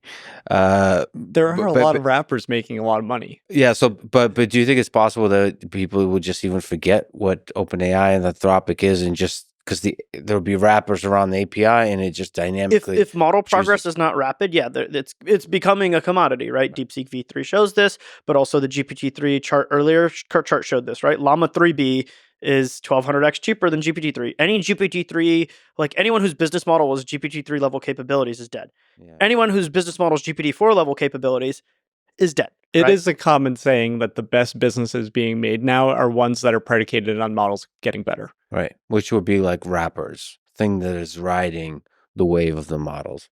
The short term, the company that could make the most money is the one that figures out what advertising targeting method works for language model generations. We have the meta ads, which are hyper targeted in feed, not within specific pieces of content. And we have search ads that are used by Google, and Amazon has been rising a lot on search.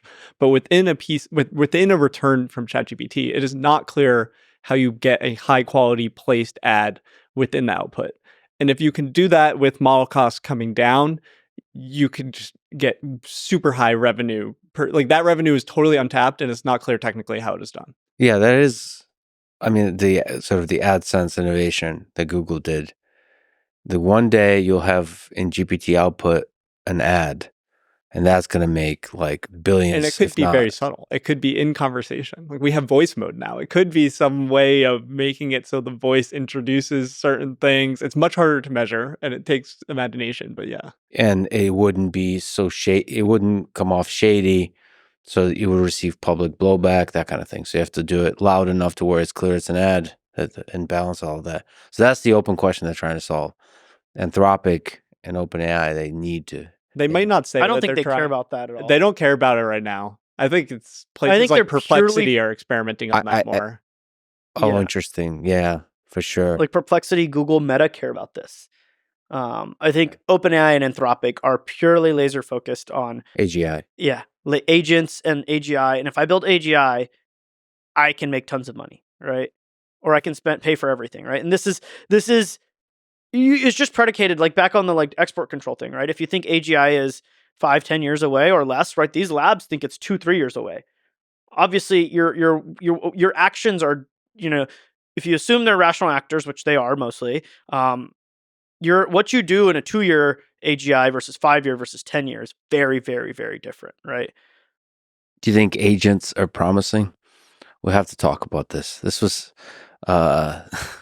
this is like the excitement of the year that agents are going to This is the generic hype term that a lot of business folks are using. AI agents are going to revolutionize everything. Okay, so mostly the term agent is obviously overblown. We've talked a lot about reinforcement learning as a way to train for verifiable outcomes. Agents should mean something that is open-ended and is solving a task independently on its own and able to adapt to uncertainty. There's a lot of the term agent applied to things like Apple Intelligence, which we still don't have after the last WWDC, which is orchestrating between apps. And that type of tool use thing is something that language models can do really well. Apple Intelligence, I suspect, will come eventually. It's a closed domain. It's your Messages app integrating with your photos with AI in the background. That will work. That has been described as an agent by a lot of software companies to get into the narrative. Yeah. The question is, what ways can we get language models to generalize to new domains and solve their own problems in real time? Maybe some tiny amount of training when they are doing this with fine-tuning themselves, or in context learning, which is the idea of storing information in a prompt, and you can use learning algorithms to update that. And whether or not you believe that that is going to actually generalize to things like me saying, book my trip to go to Austin in 2 days, I have XYZ constraints, and actually trusting it. I think there's a HCI problem of coming back for information. Well, what's your prediction there? Because my gut says we're very far away from that. I think OpenAI's statement, I don't know if you've seen the 5 levels, right? Where it's chat is level 1, reasoning is level 2, and then agents is level 3. And I think there's a couple more levels, but it's important to note, right? We were in chat for a couple years, right? We just theoretically got to reasoning. We'll be here for a year or 2, right? And then agents, but at the same time, like, people can try and like approximate capabilities of the next level, but the agents are doing things autonomously, doing things for minutes at a time, hours at a time, etc. Right? Reasoning is doing things for tens of seconds at a time, right? And then coming back with an output that I still need to verify and use and check out, right? And the biggest problem is, of course, like, it's the same thing with manufacturing, right? Like there's the whole Six Sigma thing, right? Like, how many nines do you get? And then you compound the nines onto each other. And it's like, if you multiply, by the number of steps that are Six Sigma, you get to, a yield or something, right? So like in semiconductor manufacturing, tens of thousands of steps, 9999999 is not enough. Right, because you multiply by that many times, you actually end up with like 60% yield, right? Or zero. Really low yield, or zero. And this is the same thing with agents, right? Like chaining tasks together each time.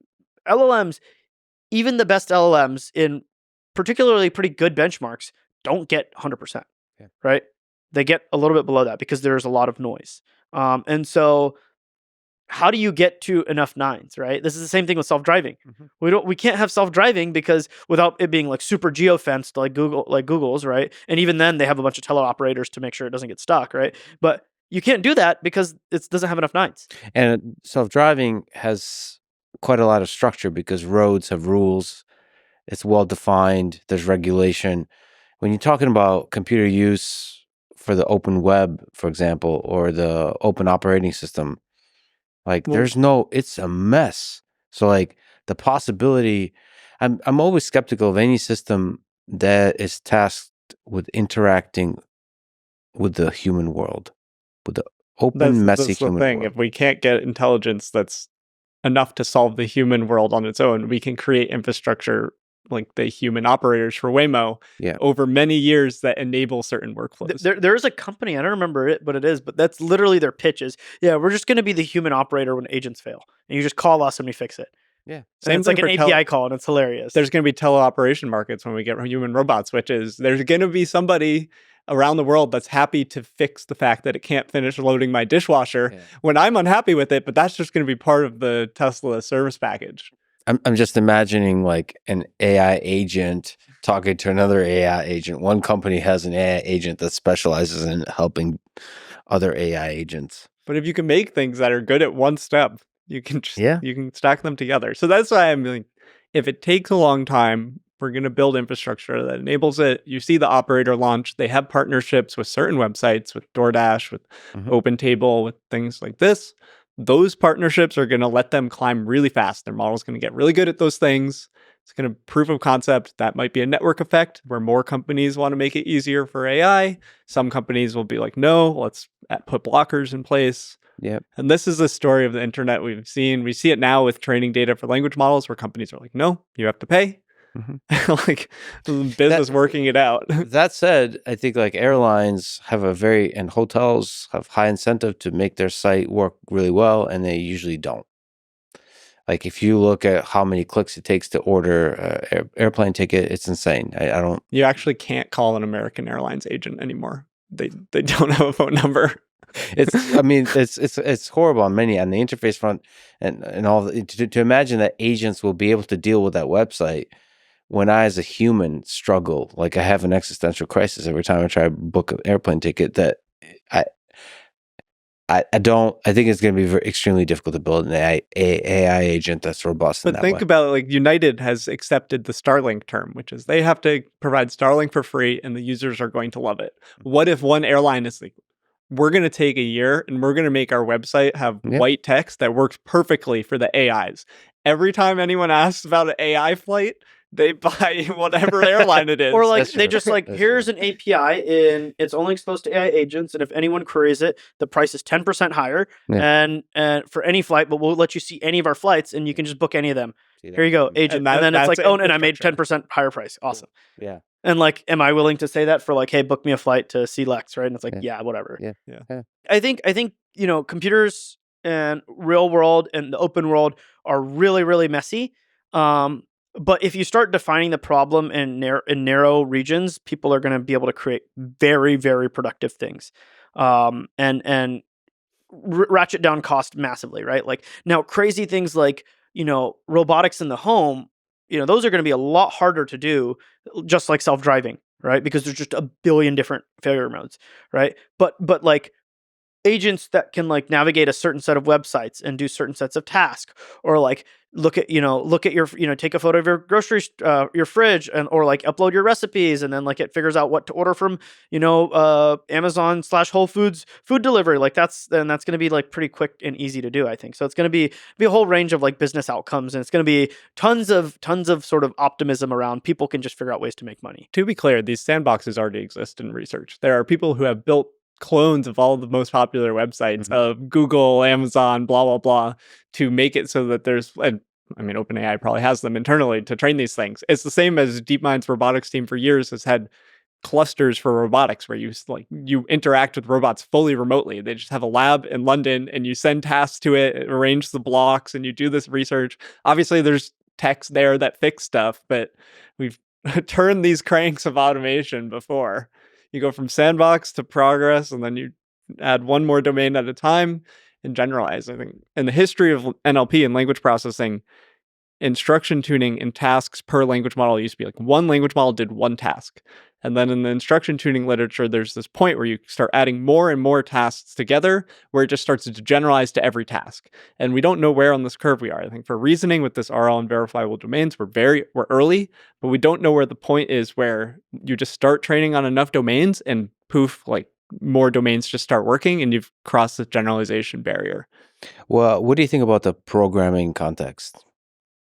So software engineering, that's where I personally, and I know a lot of people interact with AI the most. There's a lot of fear and angst too from current CS students, but there's also that is the area where probably the most AI revenue and productivity gains have come, right?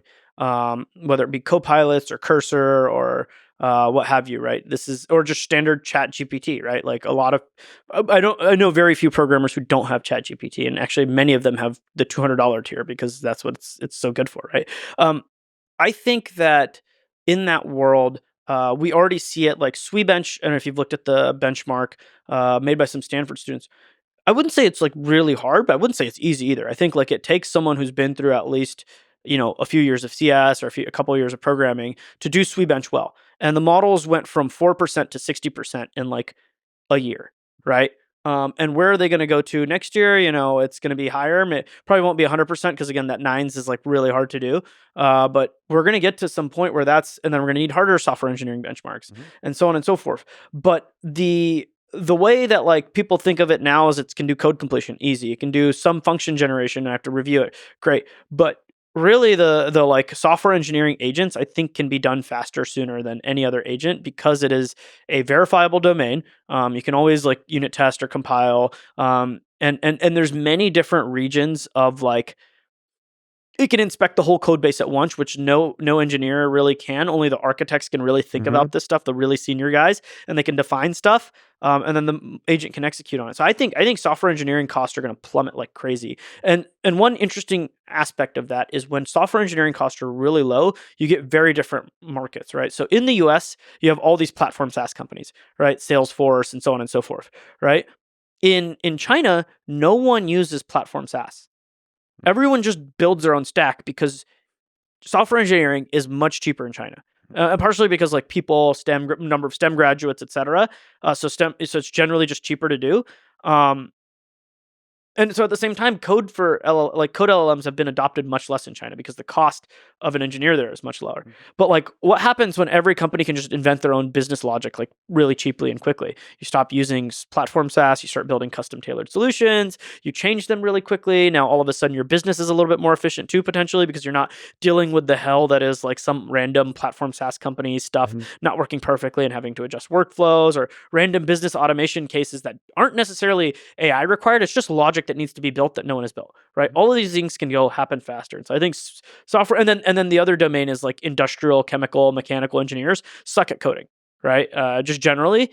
And like their tools, like semiconductor engineers, their tools are 20 years old. All the tools run on XP, including ASML lithography tools, run on Windows XP, right? It's like, and like a lot of the analysis happens in Excel, right? Like it's just like, guys, like you guys can move 20 years forward with all the data you have and gathered and like do a lot better. It's just you need the engineering skills for software engineering to be delivered to the actual domain expert engineers. So I think that's the area where I'm like super duper bullish of generally AI creating value. The big picture is that I don't think it's going to be a cliff. It's like we talked to, I think a really good example of how growth changes is when Meta added stories. So Snapchat was on an exponential. They added stories, it flatlined. Software engineers, been up and to the right.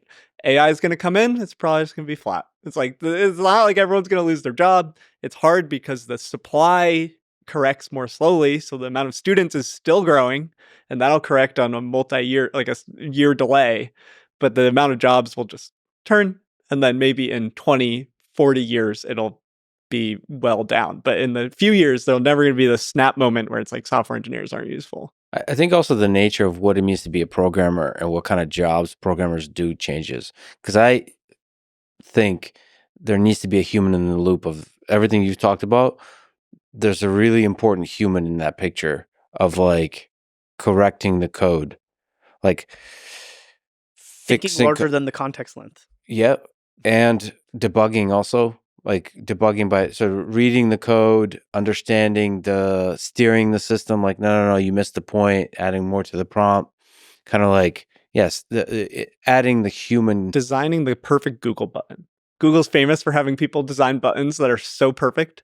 And it's like, how is AI going to do that? Like, it's like they could give you all the ideas. Perfect button. Yeah. I mean, that's the thing. You can call it taste.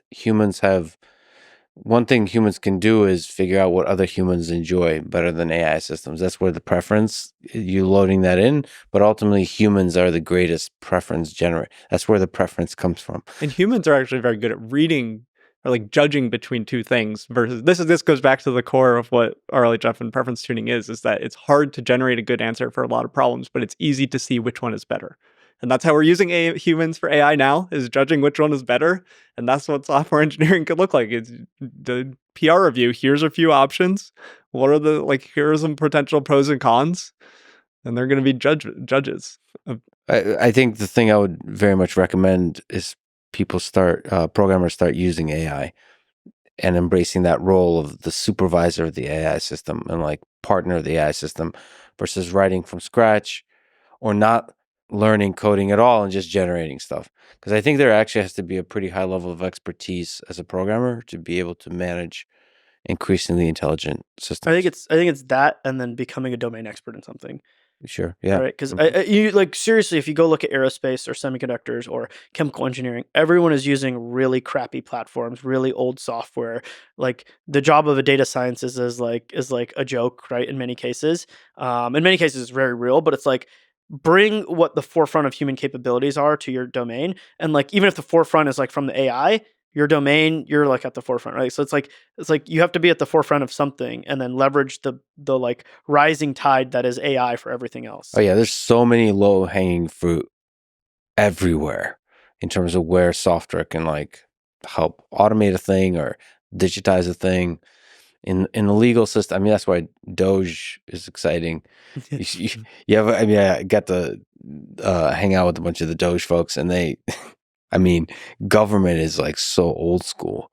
It's like begging for the modernization of software, of organizing the data, all this kind of stuff. I mean, in that case, it's by design because bureaucracy protects centers of power and so on. But software breaks down those barriers, so it hurts those that are holding on to power, but ultimately benefits humanity. So there's a bunch of domains of that kind. One thing we didn't fully finish talking about is open source. So first of all, congrats. You released a new model. Yeah. This is Tulu. I'll explain what a Tulu is. A Tulu is a hybrid camel when you breed a dromedary with a Bactrian camel. Back in the early days after ChatGPT, there was a big wave of models coming out like alpaca, vicuna, etc., that were all named after various mammalian species. So Tulu the brand is multiple years old, which comes from that. And we've been playing at the frontiers of post-training with open source code. And this first part of this release was in the fall where we built on Llama's open weight models, and then we add in our fully open code, our fully open data. There's a popular benchmark that is Chatbot Arena, and that's generally the metric by which how these chat models are evaluated. And it's humans compare random models from different organizations. And if you looked at the leaderboard in November or December, among the top 60 models from tens to 20s of organizations, none of them had open code or data for just post-training. Among that, even fewer or none have pre-training data and code available, but it's like post-training is much more accessible at this time. It's still pretty cheap and you can do it. And the thing is, like, how high can we push this number where people have access to all the code and data? So that's kind of the motivation of the project. We draw on lessons from Llama. NVIDIA had a Nemotron model where the recipe for their post-training was fairly open with some data and a paper. And it's putting all these together to try to create a recipe that people can fine-tune models like GPT-4 to their domain. So to be clear, in the case of Tulu, maybe you can talk about Almo too, but in the case of Tulu, you're taking Llama 345B. Tulu has been a series of recipes for post-training. So we've done multiple models over years. Yeah. And so you're open sourcing everything. Yeah, if you start with an open weight based model, the like whole model technically is an open source because you don't know what Llama put into it, which is why we have the separate thing that we'll get to. But it's just getting parts of the pipeline where people can zoom in and customize. I know I hear from startups and businesses that are like, okay, like I can take this post-training and try to apply it to my domain. We talk about verifiers a lot. We use this idea, which is reinforcement learning with verifiable domain rewards, RLVR, kind of similar to RLHF. And we applied it to math. And the model today, which is like we applied it to the Llama 405B base model from last year, and we have our other stuff. We have our instruction tuning and our preference tuning, but the math thing is interesting, which is like it's easier to improve this math benchmark. There's a benchmark, MATH, math, all capitals. Tough name. When the benchmark name is the area that you're evaluating, we're researchers. We're not brand strategists. And this is something that the DeepSeek paper talked about as well, is like at this bigger model, it's easier to elicit powerful capabilities with this RL training. And then they distill it down from that big model to the small model. And this model we released today, we saw the same thing. We're at AI2, we don't have a ton of compute. We can't train 405B models all the time. So we just did a few runs and they tend to work. And it's like, it just shows that there's a lot of room for people to play in these things. And they crushed Llama's actual release, right? Like they're way better than it. Yeah, so our eval numbers, I mean, we have extra months in this, but our eval numbers are like much better than the Llama instruct model that they released. And then you also said better than DeepSeek-V3. Yeah, on our eval benchmark. The most DeepSeek-V3 is really similar. We have a safety benchmark to understand if it will say harmful things and things like that, and that's what draws down most of the way. It's still like, it's like an amalgamation of multiple benchmarks, or what do you mean? Yeah, so we have a 10 evaluation. This is standard practice in post-training, is you choose your evaluations you care about. In academics and smaller labs, you'll have fewer evaluations. In companies, you'll have a really one domain that you really care about. In frontier labs, you'll have 10s to 20s to maybe even like 100 evaluations of specific things. Mm-hmm. So we choose a representative suite of things that look like chat, precise instruction following, which is like respond only in emojis. Like, does the model follow weird things like that? Yeah. Math, code, and you create a suite like this. So safety would be 1 of 10 in that type of suite where you have like, what does the broader community of AI care about? And for example, in comparison to DeepSeek, it would be something like our average eval for our model would be 80, including safety, and similar without. And DeepSeek would be like 79% average score without safety, and their safety score would bring it down to like 76. Oh, so you beat them even ignoring safety. Yeah, so this is something that internally, it's like, I don't want to win only by like how you shape the eval benchmark. So if there's something that's like people may or may not care about safety in their model, safety can come downstream. Safety can be when you host the model for an API. Like, safety is addressed in a spectrum of locations in AI applications. So it's like, if you want to say that you have the best recipe, you can't just gate it on these things that some people might not want. Mm-hmm. And this is just, it's like the time of progress. We benefit if we can release a model later. We have more time to learn new techniques, like this RL technique. We had started this in the fall. It's now really popular with reasoning models. The next thing to do for open source post-training is to scale up verifiers, to scale up data to replicate some of DeepSeek's results. And it's awesome that we have a paper to draw on, and it makes it a lot easier. And that's the type of things that is going on among academic and closed frontier research in AI. Since you're pushing open source, what do you think is the future of it?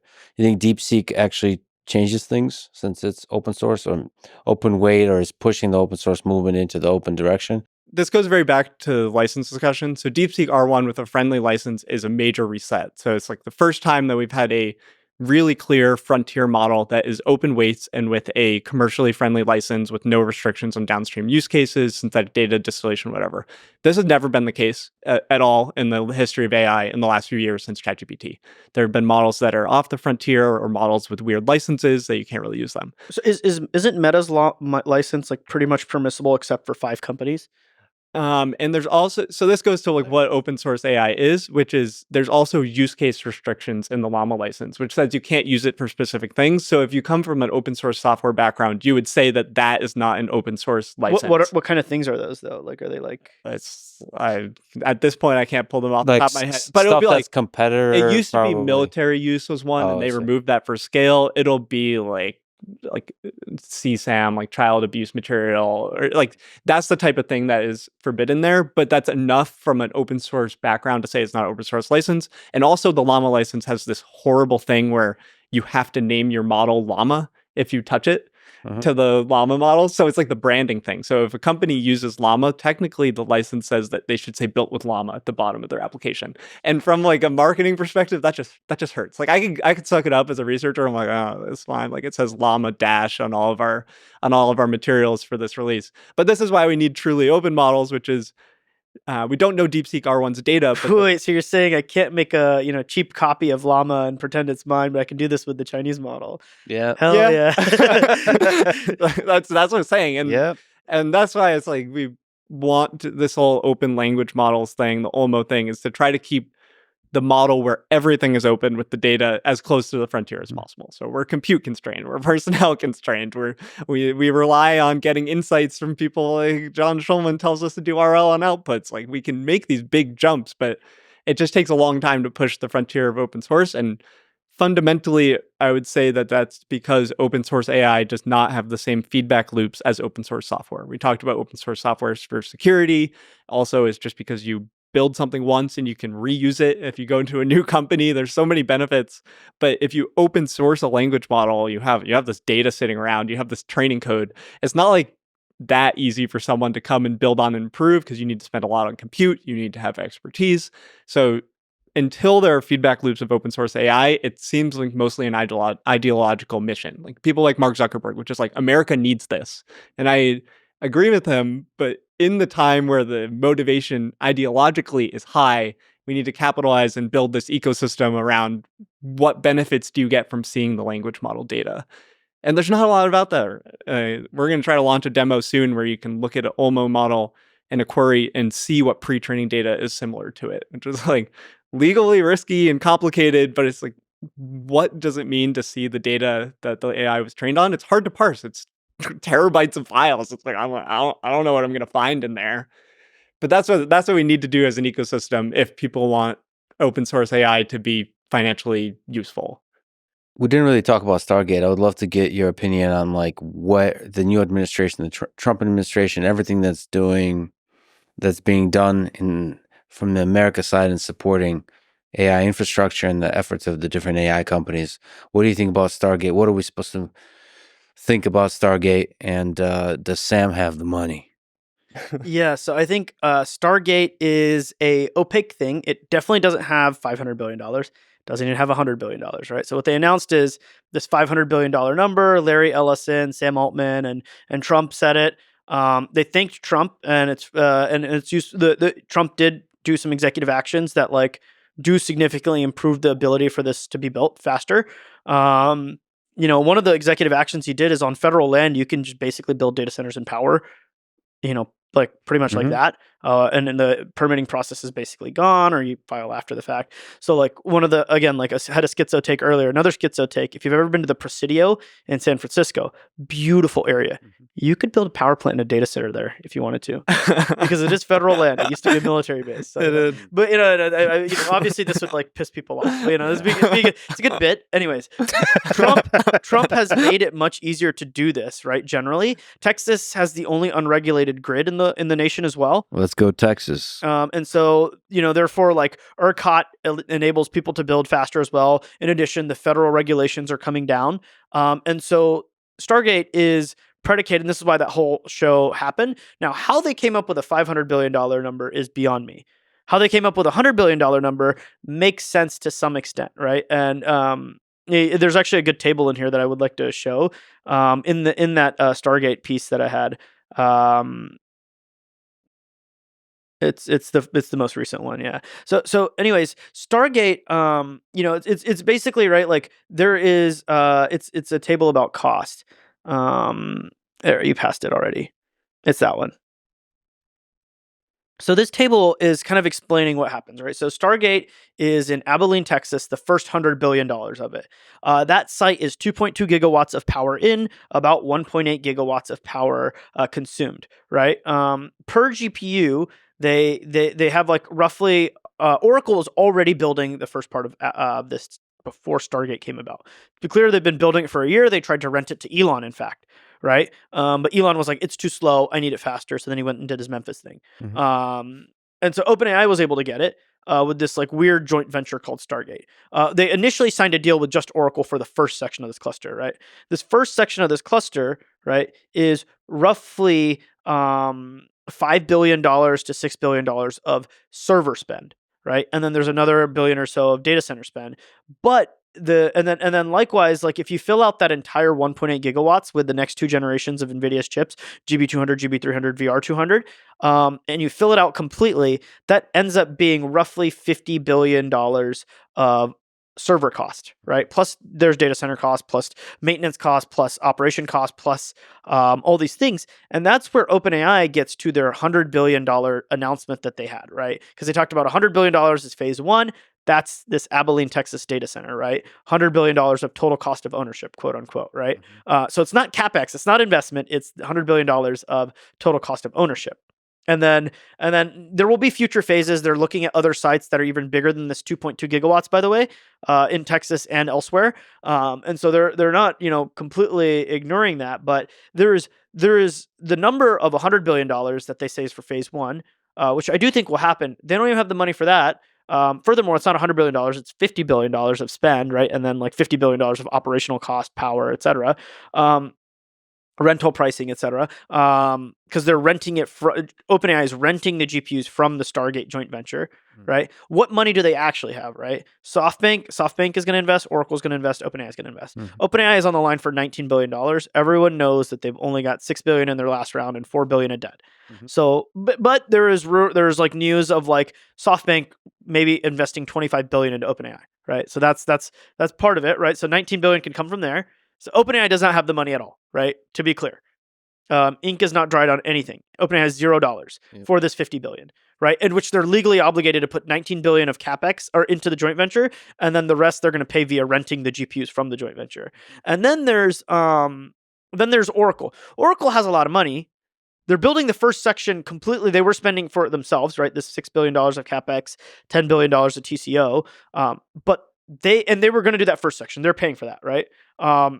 As far as the rest of the section, I don't know how much Larry wants to spend, right? At any point he can pull out, right? Like this is like completely voluntary. So at any point, there's no signed ink on this, right? But he potentially could contribute tens of billions of dollars, right? To be clear, he's got the money. Oracle's got the money. And then there's like MGX, which is the UAE fund, which technically has $1.5 trillion for investing in AI. But again, like I don't know how real that money is, and like whereas there is no ink signed for this. SoftBank does not have $25 billion of cash. They have to sell down their stake in ARM, which is the leader in CPUs, and they IPO'd it. This is obviously what they've always wanted to do. They just didn't know where they'd redeploy the capital. Selling down the stake in ARM makes a ton of sense, so they can sell that down and invest in this if they want to, and invest in OpenAI if they want to. As far as like money secured, the first 100,000 GB200 cluster is like can be funded. Everything else after that is up in the air. Money's coming. I believe the money will come. I personally do. Just it's a belief. Okay. It's a belief that they are going to release better models and be able to raise more money, right? Yeah. But like the actual reality is that Elon's right. The money does not exist, right? What does the U.S. government have to do with it? Anything? What does Trump have to do with everything? He's just a hype man? He's reducing the regulation so they can build it faster, right?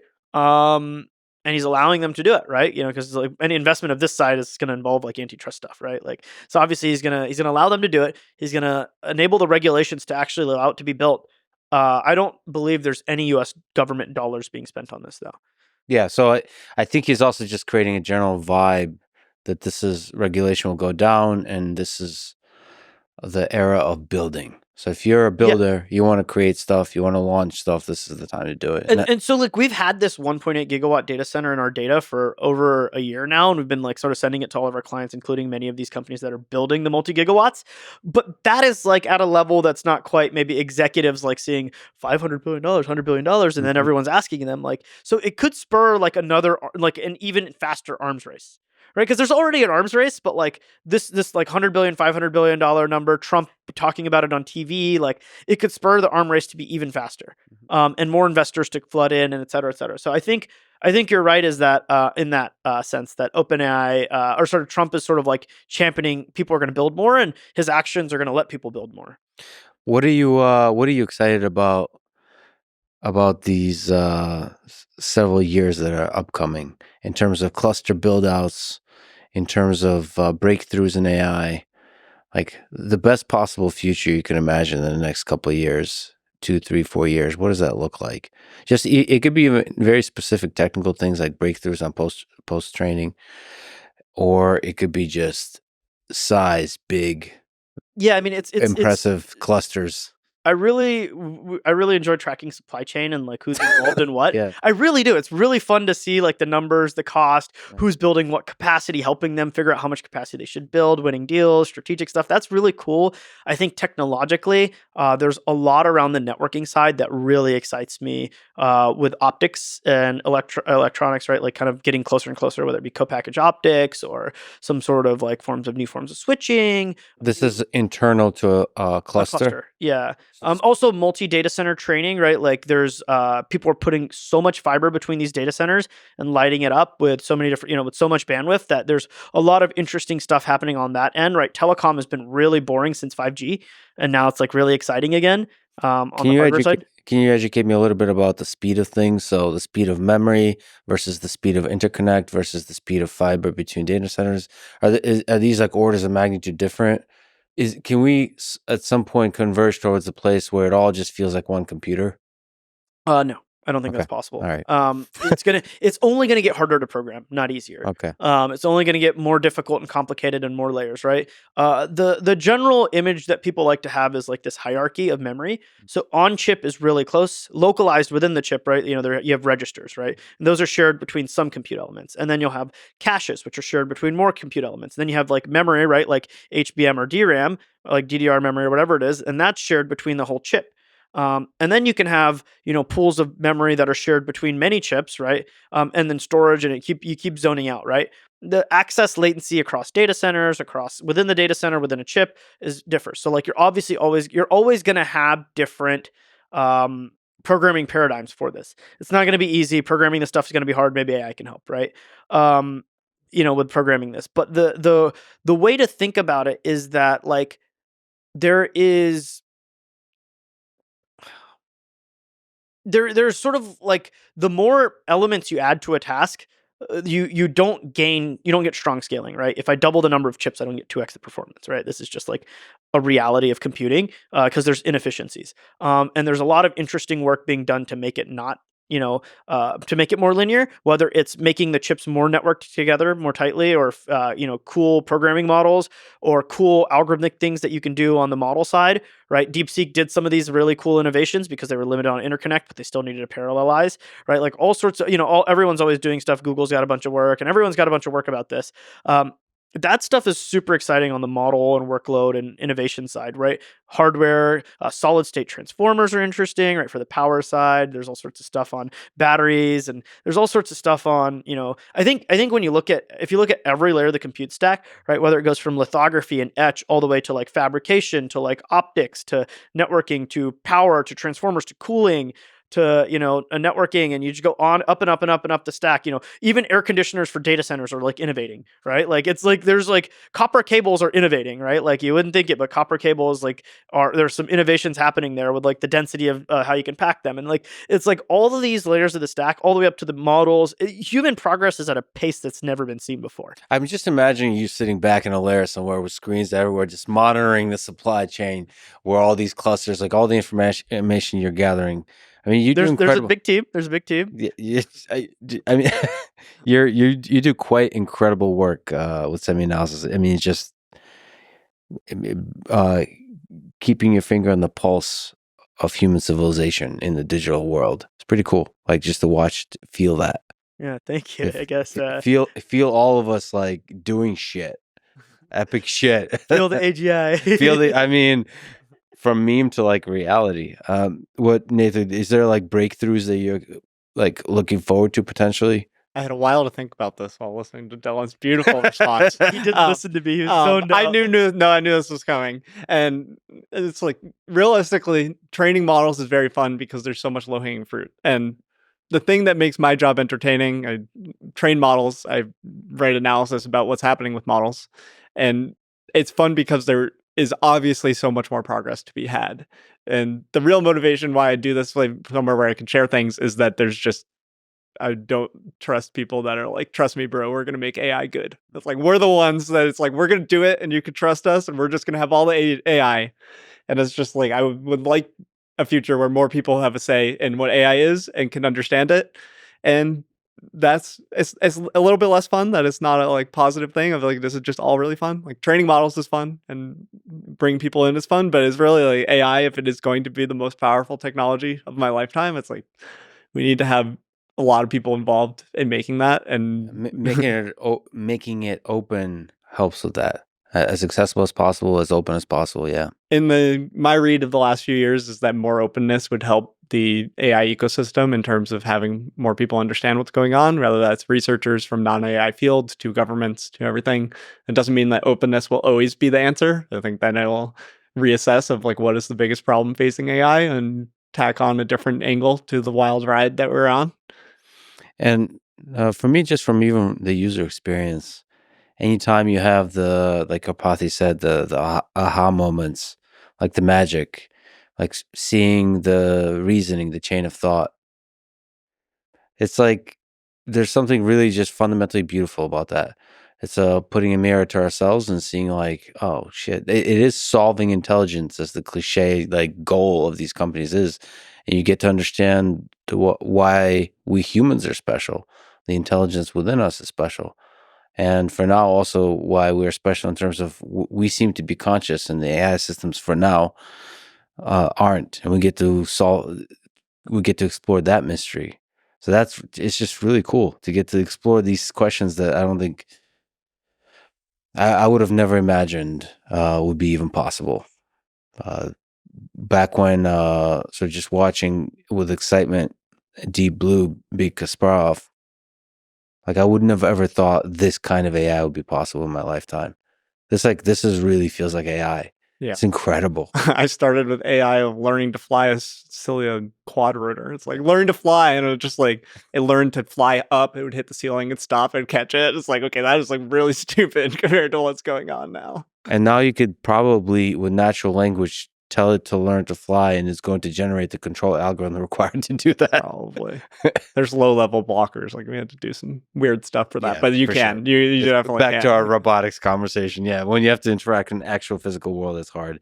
What gives you hope about the future of human civilization? Looking into the next 10 years, 100 years, 1,000 years, how long do you think we'll make it? You think we got 1,000 years? Humans will definitely be around in 1,000 years. I think there's ways that very bad things could happen. There will be way fewer humans, but humans are very good at surviving. There's been a lot of things that is true. I don't think we're good at long-term credit assignment of risk, but when the risk becomes immediate, we tend to figure things out. And for that reason, I'm like, there's physical constraints to things like AGI, recursive improvement to kill us all type stuff. For the physical reasons and for how humans have figured things out before, I'm not too worried about it. AI takeover. There are other international things that are worrying, but there's just fundamental human goodness and trying to amplify that. And like we're on a tenuous time, and I mean, if you look at humanity as a whole, there's been times where things go backwards. There's times when things don't happen at all, and we're on what should be very positive trajectory right now. Yeah, there seems to be progress, but just like with power, there's like spikes of human suffering, and we want to try to minimize the amount of spikes. generally humanity is going to suffer a lot less, right? I'm very optimistic about that. I do worry of like techno-fascism type stuff arising as AI becomes more and more prevalent and powerful, and those who control it can do more and more. Maybe it doesn't kill us all, but at some point, every very powerful human is going to want a brain-computer interface so that they can interact with the AGI and all of its advantages in many more ways and merge its mind with, sort of like, and its capabilities, or that person's capabilities can leverage those much better than anyone else, and therefore be, it won't be one person rule them all, but it will be, the thing I worry about is it'll be like few people, hundreds, thousands, tens of thousands, maybe millions of people rule whoever's left, right? And the economy around it, right? And I think that's like the thing that's probably more worrisome is like human machine amalgamations. This enables an individual human to have more impact on the world, and that impact can be both positive and negative, right? Generally, humans have positive impacts on the world, at least societally, but it's possible for individual humans to have such negative impacts. And AGI, at least as I think the labs define it, which is not a runaway sentient thing, but rather just something that can do a lot of tasks really efficiently, amplifies the capabilities of someone causing extreme damage. But for the most part, I think it'll be used for, profit-seeking motives, which will increase the abundance and supply of things and therefore reduce suffering, right? Yeah, that's the goal. Scrolling on a timeline, just dropping scrolling a is dopamine. stasis. Scrolling holds the status quo of the world. That is a positive outcome, right? Yeah. Like, it's like if I have food tubes and like I'm scrolling and I'm happy, that's a positive outcome. While expanding out into the cosmos. Well, this is a fun time to be alive. And thank you for pushing the forefront of what is possible in humans. And thank you for talking today. This was fun. Thanks for having us. Thanks for having us.